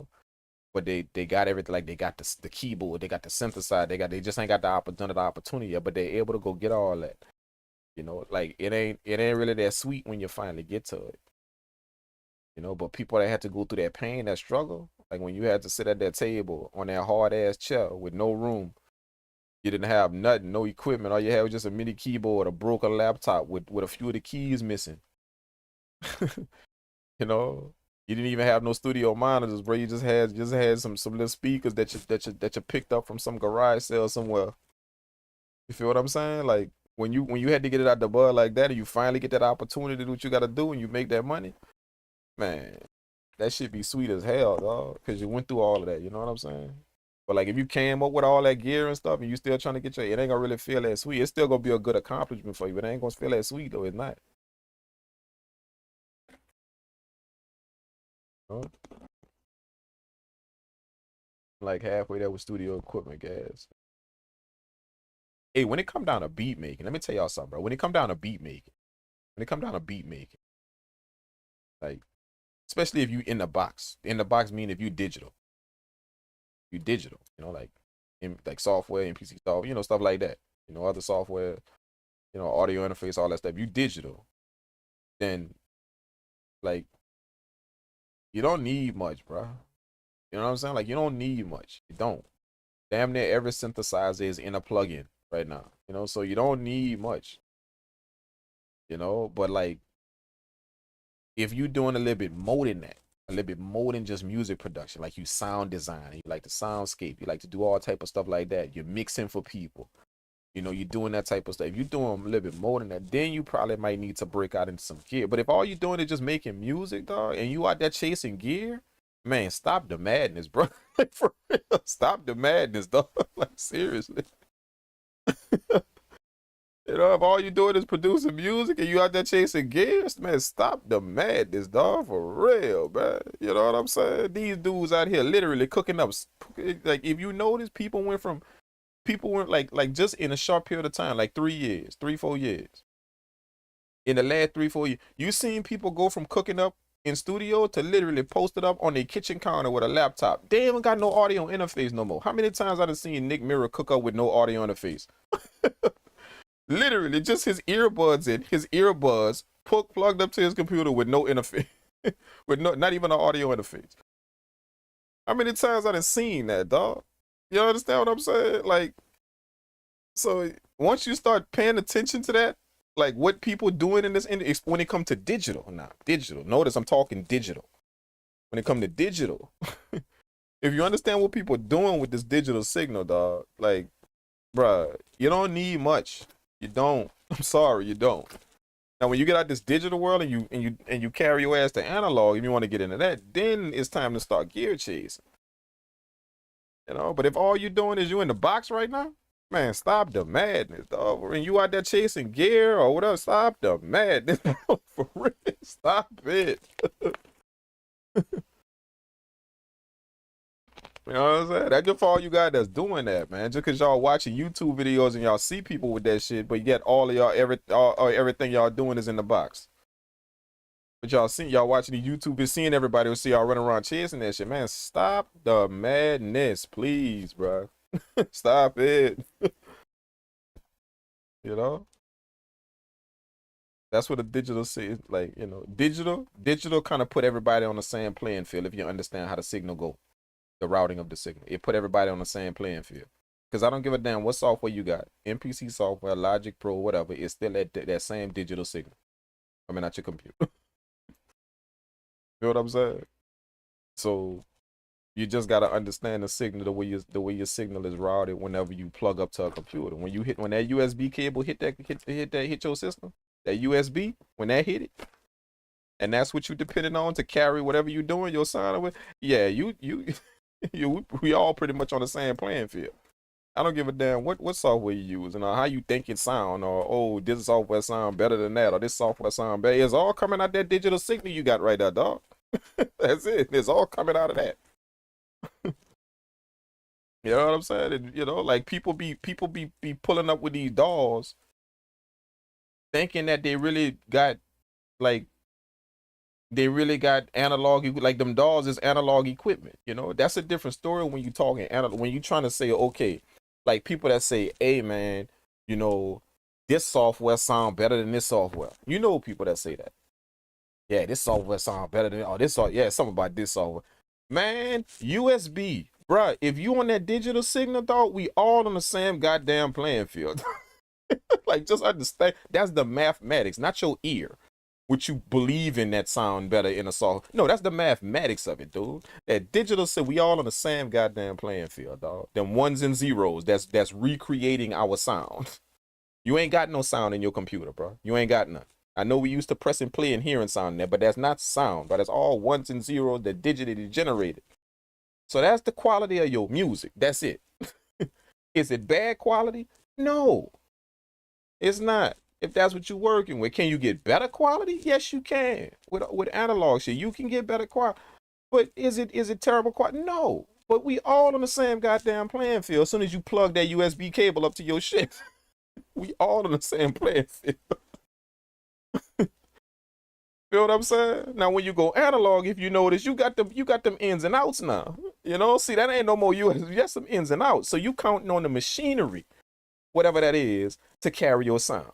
See, so now we could talk about that Sony is better than Yamaha, or Yamaha is better than Roland. Oh, see, now you could get into that. Now you could talk about that. But if you out there messing around on some shit like, yeah, man, Fruity Loops just sound better than the MPC Software, man, stop, bro, stop. Especially if you in the box, stop. Stop. You just don't know how many people that's looking at you funny when you saying that, bro. They ain't gonna tell you nothing. They're just gonna let you talk your talk. But they all it's funny when you talking that shit. It's, trust me, there's a few old heads in that room that understand the routing of sound and what we doing when we hook up to a goddamn computer. They understand it, and they literally looking at you like, yeah, like, bro, yeah, bro, you got a lot to learn, you know. So if you one of them people, man, I suggest y'all quiet that shit down, man. Like, especially if you got a USB cable plugged into your shit. Like, shut up with that, bro. Like, for real, don't say nothing about that. Like, literally, don't say nothing about that. Don't. You know, that when you unplug that USB cable and you now got some ins and outs working from wherever you got going to your mixer, to your MPC, to your synthesizer, now we can start talking what gear probably better than whatever, or what sound the best, or what hit harder than the best, or whatever. But if you got that USB cable plugged into your shit, man, shut up. Shut up with that. Literally.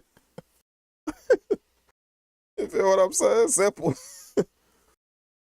You know, that's what computers did. It made it easy for us all. Like that, literally. That's what they did. Not just in music, but in everything. That's what computers did for us all. Just the simple idea of what computers did for us. It made it simple for us all to do it. So it pretty much put us all on the same playing field when you plug up to a computer. You feel what I'm saying? Like, that was the purpose of making computers. So everybody could be kind of level, could be kind of, you know, not just for music, but just a computer, period. You know what I'm saying? So that's what it did. Now you ain't got to have no $5,000 synthesizer, bro. You go get that VST and you're cool with that. You feel what I'm saying? Is it gonna sound the same? Not quite, because you got a digital sound. You know what I'm saying? But you know, it's still gonna be halfway decent enough for you to make some hits, because you see it being done right there on the laptop. You see it being done all the time. You know, so that's just the facts about that shit, bro. Like, you know, so when I be hearing people talk about what's, you know, like, oh, what software is better, you know, and bro, you be hearing professional people talk that shit too. Like, you be hearing professional people talk that shit, not with a USB cable sticking out of their shit. You feel what I'm saying? Yeah, man, Fruity Loops be hit better than me, you know, and I be like, let me check out his setup. What do you got? Yeah, you got a USB cable to the interface to the, yeah, bro, like, yeah, stop that, man. Stop that madness, dog. Stop that shit, bro. You know? Yeah. Crazy, man.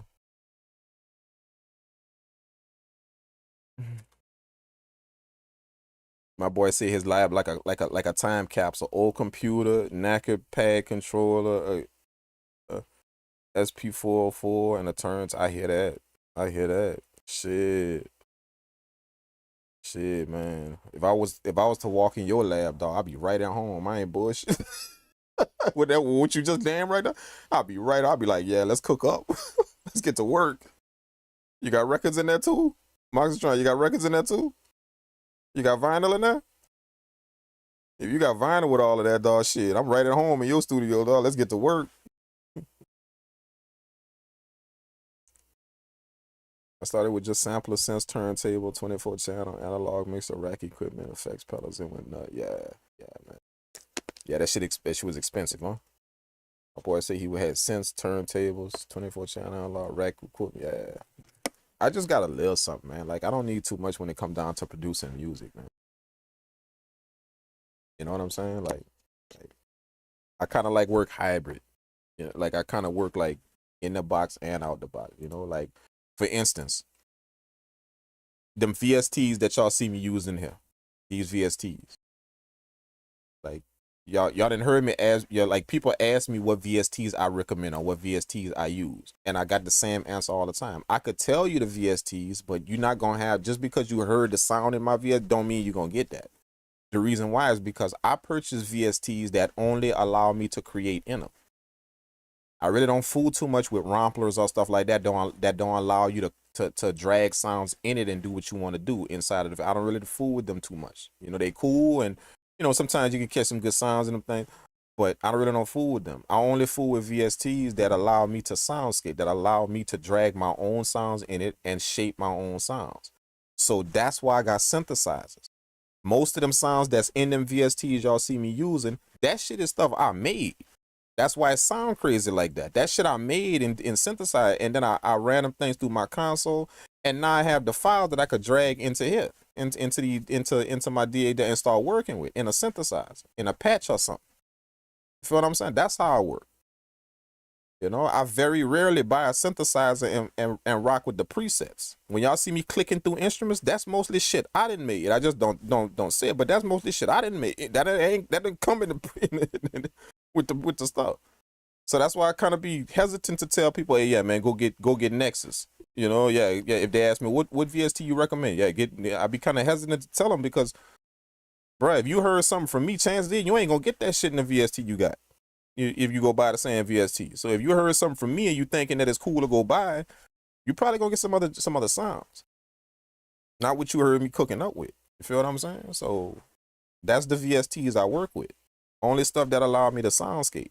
You know, I spent too much time learning how to do that shit, man. Learning how to work a synthesizer and how to route shit. You know, LFOs and wavetables and all that. I spent too much time learning how to do that shit to just turn that skill off now. So I like designing that shit, you know. Like my Sim 16 kit is coming. You know, we put it in the Discord for those of y'all that ain't seen it. The commercial is up. Y'all gonna see the commercial come out real soon. I posted it on Instagram as well, the commercial for my Sim 16 kit. My Sim 16 kit is all customized sounds that's from out of my synthesizer, all 4 of my synths. You know, 5 now. Because I got the profit just a little while ago. So it's all sounds come out of the synth. All customized melody, all analog melodies. Ran through my console, you know, with the warmth on it, everything, bro. You know what I'm saying? So that kit dropping real soon. You know, we just gotta get a few things in order with the companies that won't mess with it. Once that's done and the business done, then I'm gonna drop the kit. Y'all gonna see it drop. But yeah, like I only mess with stuff that I could sound design it. Like that's the VSTs I mess with. So that's why, you know, like I think I'm damn near the only producer that use Avenger. You know, I don't see nobody using that VST Avenger. Y'all know I've been rocking with that thing for probably about 3 years now. The Avenger VST. You know, but the reason why I rock with it, y'all see it. You know what I'm saying? Y'all see how much shit y'all could do in that thing though. Like you could drag your own samples in there, your one shots, and then mangle them things and turn it into some different one shots, and then, you know, come up with some phrases, some texture phrases that you could put in your beats. You know, all that type of shit I done in that software. You know, I'm thinking about adding that to my sessions because I didn't got that good at it, showing people how to sound design. You know, just giving you the basics of it. So when you look at Serum or at one of them VSTs like that, you're not lost in it. You know the basics of how to route a LFO. You know how to modulate it. You know how to do all of that. You know, all that stuff like that. You know, just simple shit. That way you're not looking at that shit totally clueless as to what you're seeing, just twisting knobs and you don't know what you're doing inside of the VST. You feel what I'm saying? So I'm thinking about doing that. You know, right now I'm not really I just focus on music production, not really sound design. But I'm thinking about putting that on the list to start teaching people, to start showing people that's new to it and want to learn about it. You know, if you want to pick up your first synthesizer, or you know, you're not literally buying that thing, looking at all the knobs on it like, holy shit, what is this? You know, yeah, at least gonna know like 60% of it, which is enough for you to start creating patches and creating and designing sounds in it that you could use. You know,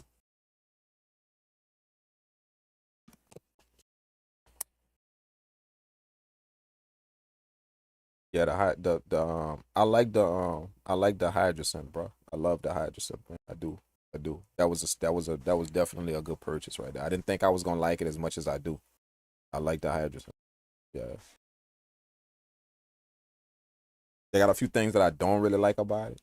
You know, like I don't like the well, I like it and I don't like it. I like what I like about the hydrogen is how I like I like the ease of use of it. You know, like it's a lot in it. Don't get me wrong, it's a lot. You know, it's a lot. The buttons, how you can route shit, it's a lot. But literally, it's kind of mapped out for you on the synth if you just follow the little grid. You know, it's mapped out for you the way they kind of did it. It's kind of mapped out for you. Now it may be easy to me because I kind of already know how to, I know that shit. But it the way I look at it when I first looked at it, I'm like, oh yeah, man, even like the beginner could kind of understand this a little bit. You know, if you just do a little research and you understand what these terms mean, you could see where they go, what a route. So I kind of like that.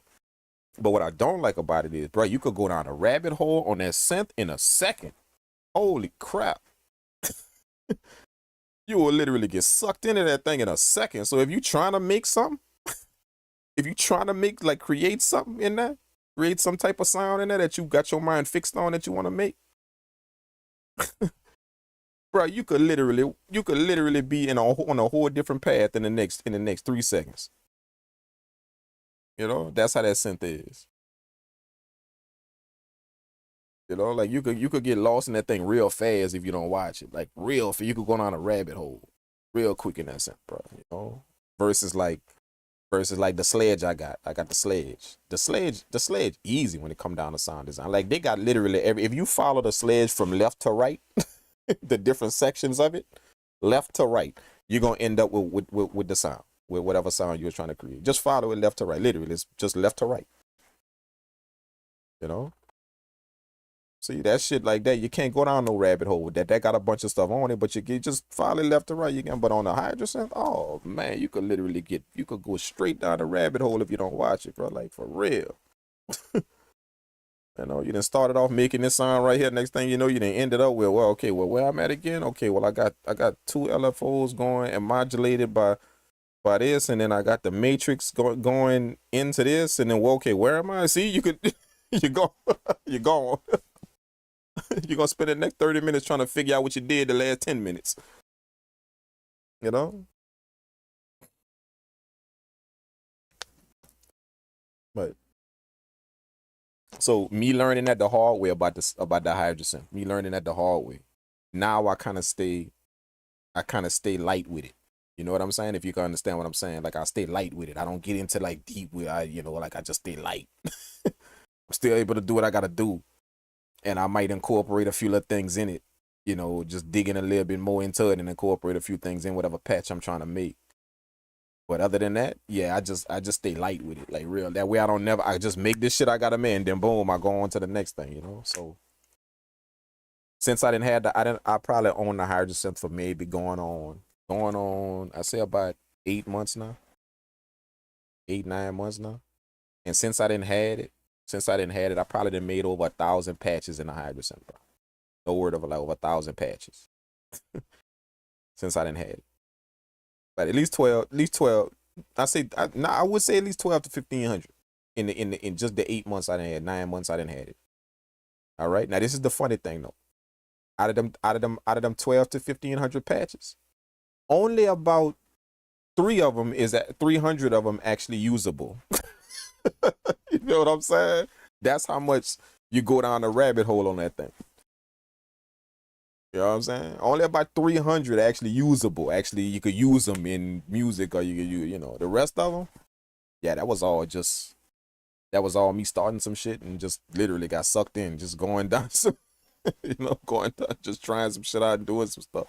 I got sucked in. But that's how I found that out about the hydrogen. So, if anybody want to get that, like, I don't think that would be your first synth to get. Like, honestly, as good as it is, if anybody was trying to get into that, I don't think that would be the first synth you want to get. The hydrogen. Not at all. Nah. You know? I would probably stick to like I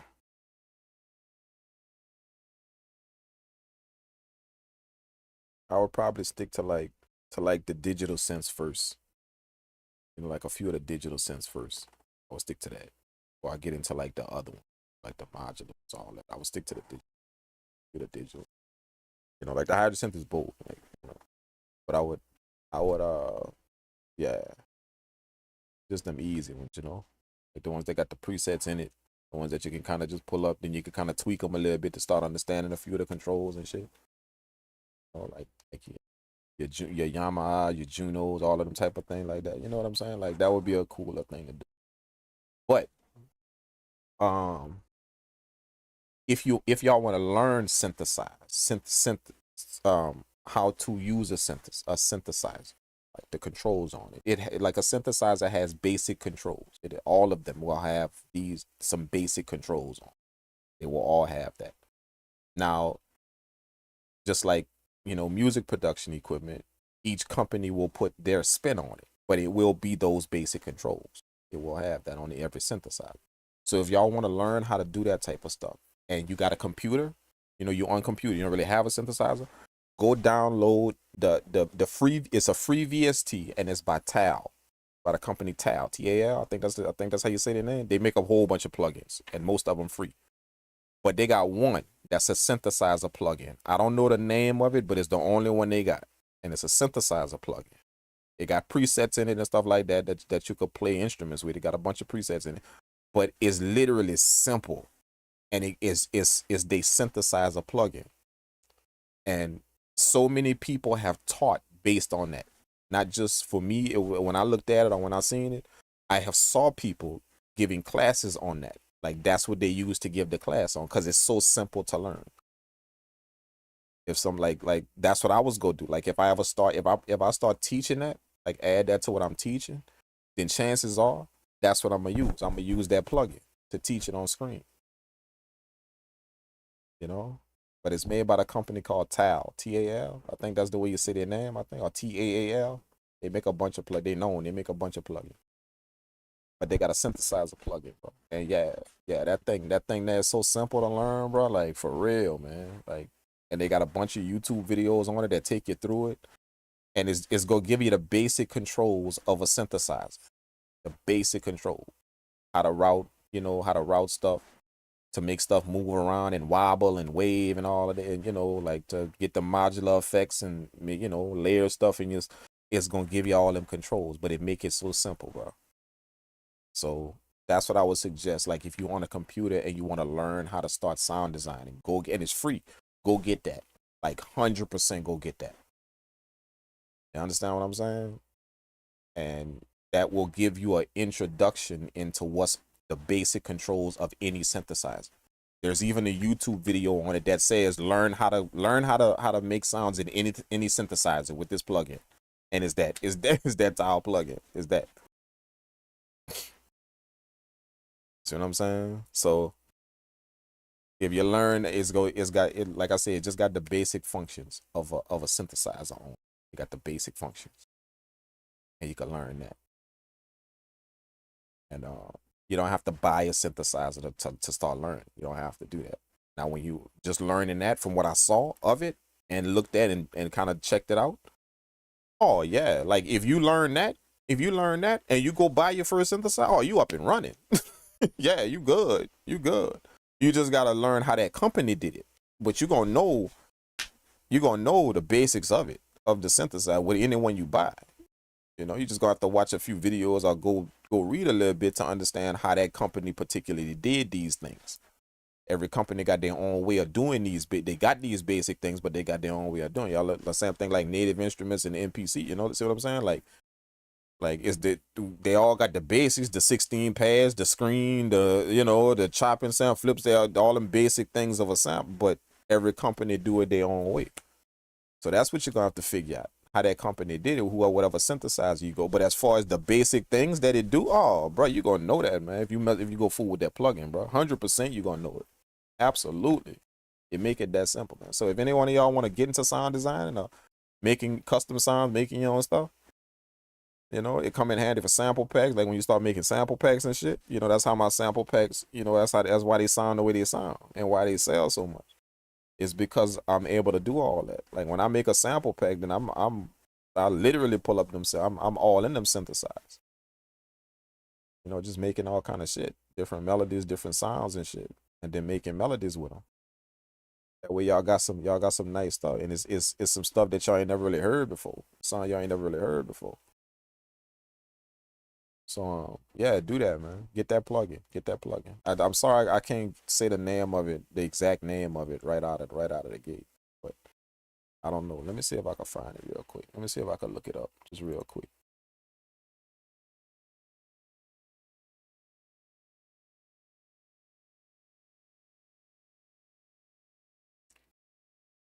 I don't even know if I'm spelling it right. Synthesizer.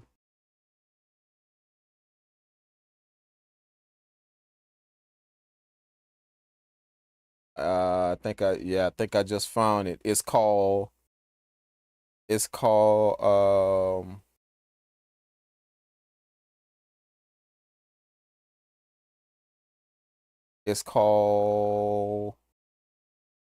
what is it? I got the company right here. I just don't see the synthesizer. It's called the Noisemaker. TAL is the company. They're very well known. Y'all all have seen them. TAL is the company, and the plugin is called Noisemaker, but it's their synthesizer plugin. Let me show y'all on screen. Y'all can see my screen, huh?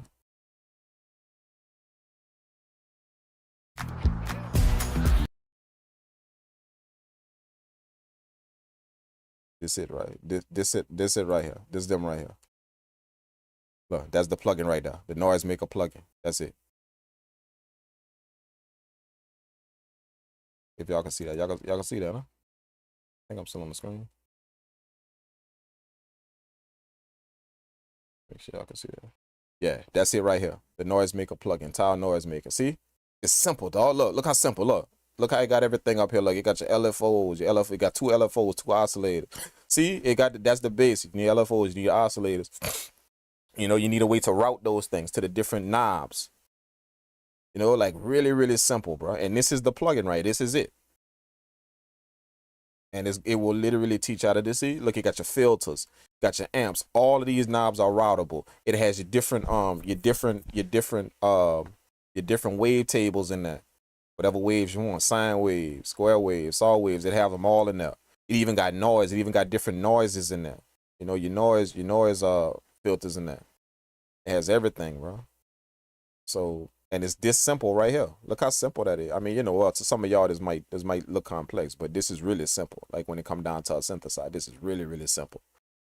So it got everything, bro. Like, and it will show you can literally walk through this thing and kind of figure out how to route a LFO to you know, how to route that, you know, to get to put like wobble in your sound, to make your sound wobble, or to make sweep sounds or stuff like that. You could literally follow it on how to do that, bro. So if y'all want to get into that, if I ever start teaching it, this is what I'm gonna teach from, because it's free. Anybody could go get it. It's in VST, VST3, you're all in pretty much every format, so anybody could go get it. But if I was ever to teach it, this is what I'm gonna teach it from right here. Just right, using this thing right here. You know, I've been thinking about that for a while. I already show people how to sound design, just not publicly like my sessions. You know, it's the same way I was doing the MPC sessions before. Like before y'all knew about them. You know, the one-on-one help sessions. Before y'all knew about them, I was doing them already before. I just wasn't offering it to the public. I was doing it already before for a while, for like a year, before y'all found out about it. Before I actually put it out there to y'all.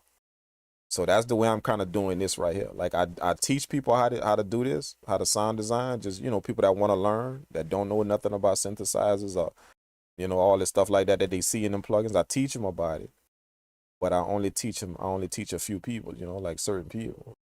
But I'm thinking about adding that to it, adding that to what I teach, and using this to do it right here. So yeah, if y'all want to get into it, get into how to mess with synthesizers and how, bro, go get this, man. Like this got my stamp, literally. You know, like if you look at it, it's color coded, so you can't get lost. which I wish they would have done that to the hydrogen. You know, that would have kind of stopped the rabbit hole kind of thing going down the but it's color coded so you can't get lost. You know what you're messing with at all times. You know, it's simple to just drag and drop. Like if I wanted to drag an oscillator and have it control something, or have something control the oscillator, you just literally drag it and drop it on a knob. And now that knob gonna be controlled by that sound. See, so now you're learning how to route stuff. You're learning how to route this to that and make it control something. You know, that's how you get all them crazy effects in a sound. You know, like when y'all pull up a Serum preset and y'all have all them crazy little swooshes and that's all oscillators and LFO that's modulating that. It's just doing it based on the wave. This thing in the middle, these lines right here in the middle that you see right here. This is if you want to make your own table for your sound to follow. You can make it right here. You could just click it in and make it, and then you can route that to a LFO or something, and now the knob is going follow this, follow whatever your symbol, whatever whatever you drew in right here. The knob is gonna follow it. You know what I'm saying? Just make it easy, bro. So go check this out, man. If y'all ain't got it, if y'all don't know nobody, go do this, man. Do this, and y'all want to get into kind of just get your foot wet in that stuff y'all be seeing in them plugins, but can't use none of that. Y'all be twisting them knobs, but don't know how to do. This is a perfect place to start learning it right here. And then once you learn this, you're gonna start to see, okay, wait a minute, Serum got this right here, and Massive got this right here, and you're gonna start to recognize this in all of them plugins, just because you did it here. So definitely take that in, man. If y'all, you know, that's another little gem for y'all. Definitely take that in, man. You know? And I'm not sponsored by them people, dog. So I ain't got no reason to tell y'all go get that shit. I ain't getting nothing from them. I just thought it was real simple when I looked at it and I actually seen it. I actually seen it in action, you know. So when I saw how simple, I was like, damn, man, like anybody could kind of learn how to, even if you knew and you don't even know nothing about a synthesizer, you could kind of do it like, yeah, man, it's that simple. So he told it to me. He showed it to me because I had told him as well that I may start teaching sound design. I may start teaching in my courses that I give, my one-on-one sessions. I may start teaching, just showing the basics of it, not diving into depth with it, but just showing the basics of it to anybody that want to learn, that want to get their foot wet in it. So this is what he suggested to me if I start teaching it. That's how I found out about it. He told me about it. So he pulled it up on a computer. He had it on his installed on his computer. He pulled it up and I started messing with it. So me knowing it already and messing with this, I'm like, damn, this shit like super easy. You're like, yeah, bro. It's like, you know, the complex stuff that I know about it, dealing with this, I'm like, man, it's like super easy, bro. You're like, yeah, anybody that wanna kind of get into this or learn it or take it in, it's it. That's where you start right there. So just a little gem for y'all, man. You know, just in case y'all, you know, anybody out there want to get their feet wet with sound design and all, what it's about, or how to start messing with them knobs. You know, you can stop looking at them plugins and not knowing what the hell they do.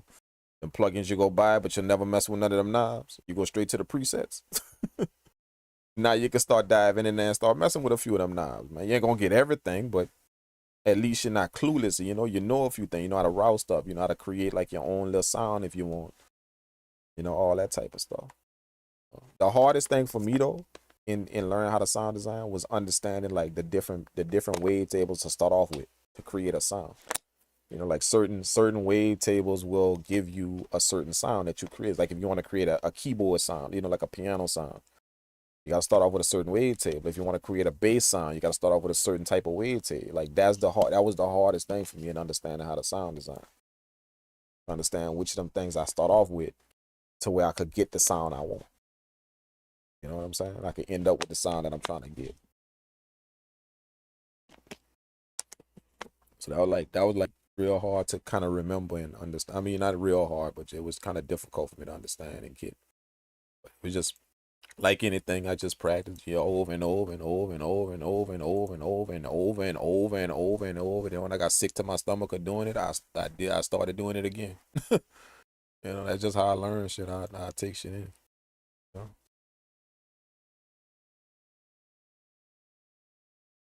But thank y'all again for tuning in, man. Let me get off here, man. I literally spent a whole hour just talking to you, y'all. More than an hour just talking to y'all, man. We didn't even make no more beats.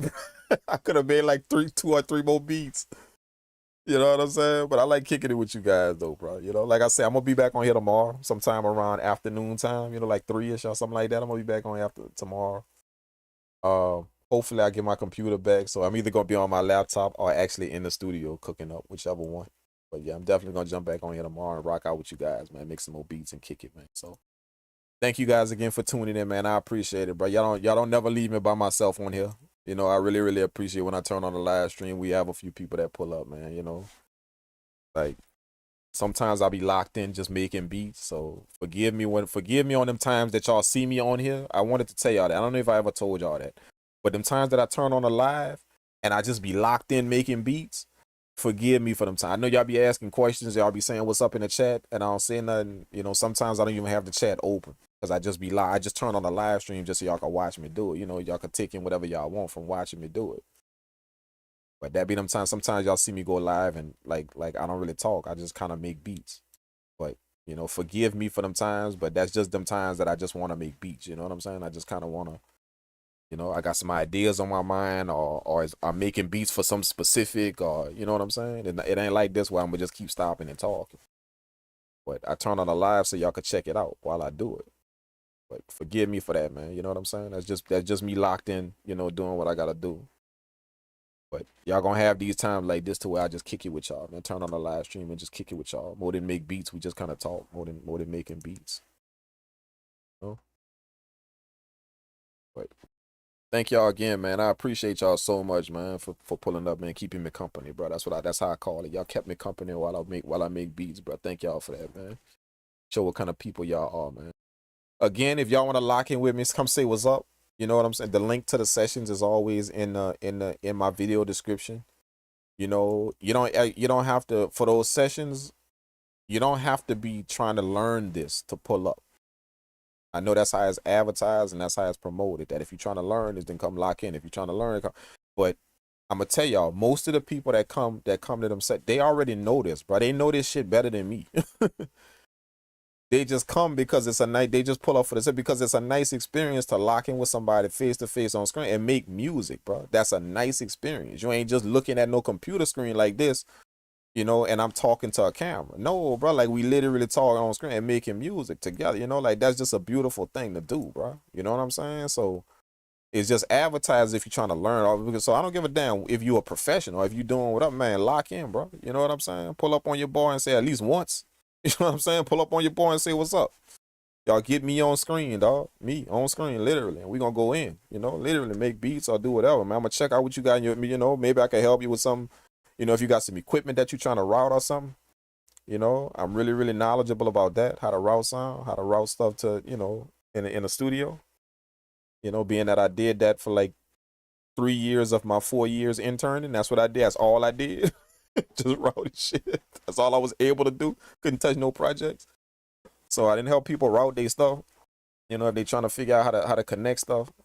You know, not just their MPC, but anything, man. Like mixes to whatever they trying to do. You know, you just tell me what you're trying to do, and I'll give you the knowledge that I have on it, like what you're trying to accomplish, what's your ending goal. You know, and I'll give you my knowledge on what you know how you can route it to where to give you the best sound.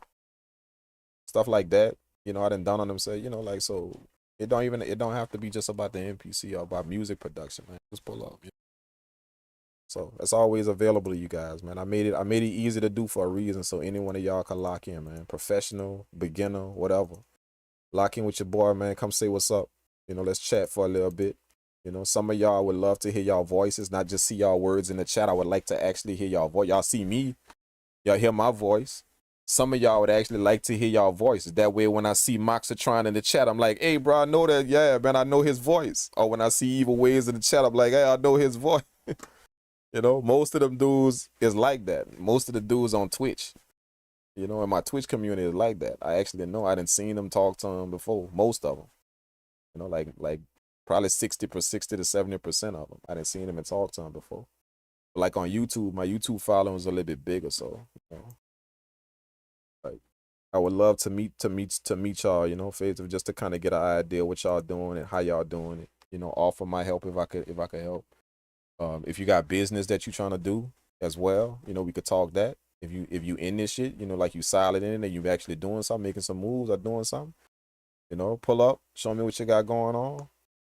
And you know, if it work with what we doing, if it work with how I'm moving, what I'm doing, then you know we could lock in. And you know, it done been a few people that I done that with. You know, we done had some business things come from that simply because we locked in. You know, I ain't about carrying people. You know, that ain't my deal. So if you come in with that type of stuff, then trust me, you better have something going on your going on your own, dog. You know, people pulling up and asking me for opportunity, dog. That ain't the way that work, man. You know, I work hard for my shit that I got. So that's, you know, a lot of people do that. They book themselves just to see if they could get some type of opportunity. That's like, don't roll like that. You know? But if you got something going on for yourself, something that's moving for yourself, you know, and you want to lock in and try and see if we could do some type of business or something, you know, then it's always open, man. You know, see what we could do. It's always good to pull up with whatever you're doing. That way I could check it out. You know? And if it rock with what we doing, if I see some type of potential or something that we could get something going with, then yeah, I'm game, man. I don't mind. You know? Lord knows I'm not allergic to large numbers, bro. Lord knows that. Not allergic to large numbers at all, bro. You know what I'm saying? So for real. But thank y'all so much, man. I appreciate it. Appreciate y'all, man. Y'all make sure y'all stay up, stay safe, and always keep making music. Y'all know I'll tell y'all that, man. Always keep making music, no matter what going out there. Just keep making music, bro. You know, like that don't mean stay in your studio making music. That don't mean always keep your laptop with you and keep making music. That means just make sure that it's here. You know, make sure the music right there. You go keep doing it. No matter if you lose your laptop, lose your equipment, you know, you ain't gonna never stop. Because it's always right there. So keep it there, man. You know what I'm saying? If y'all got a passion for this and a love for it, keep it there. You know what I'm saying? It's gonna guarantee that you'll always come back to it if you keep it there. No matter how long you stay away from it. Like a lot of y'all got the when I put the music down story. I'm lying. A lot of y'all got this when I had to put the music down. Whether it was due to kids, I got married, you know, the house burned down, whatever the circumstance. But everybody got the when I put the music down story. When I had to leave the music alone for a little while story. Everybody got that. But if you keep that where it's supposed to be, if you keep it there, then that's gonna guarantee no matter what is you gonna always come back to it, bro. Always you will. You will always find your way back to making music. No matter you could be left it alone for 2 years, 3 years, 4 years. You will always find your way back to it.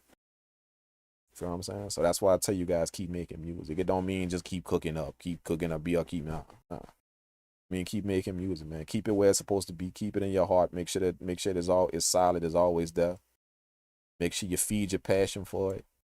You know, don't just have the passion for it. Feed the passion. Feed it. You know, a lot of people have passion for something, but they don't feed it. You know, feeding passion is different than having it. So don't only have the passion for it. Make sure you feed the passion. Make sure you flame it. Stay in the places to take in shit. You know, stay in the places where you can learn stuff. You know, stay away from people that's not positive with this shit. You know what I'm saying? They're on some type of positive stuff with this shit. Stay away from that. That's feeding the passion now. So that's what keep making music mean, bro. That's the official slogan of the SFG of the Stank Face Gang community, man. Keep making music, bro. All the time. Keep making music. Just keep it where it's supposed to be, bro. And you'll always come back to it, no matter how long you stay away from it. Always come back to it. Thank y'all again, man. Y'all have a good one. I'm out. Beat was nice. The 2 that we made, they were nice.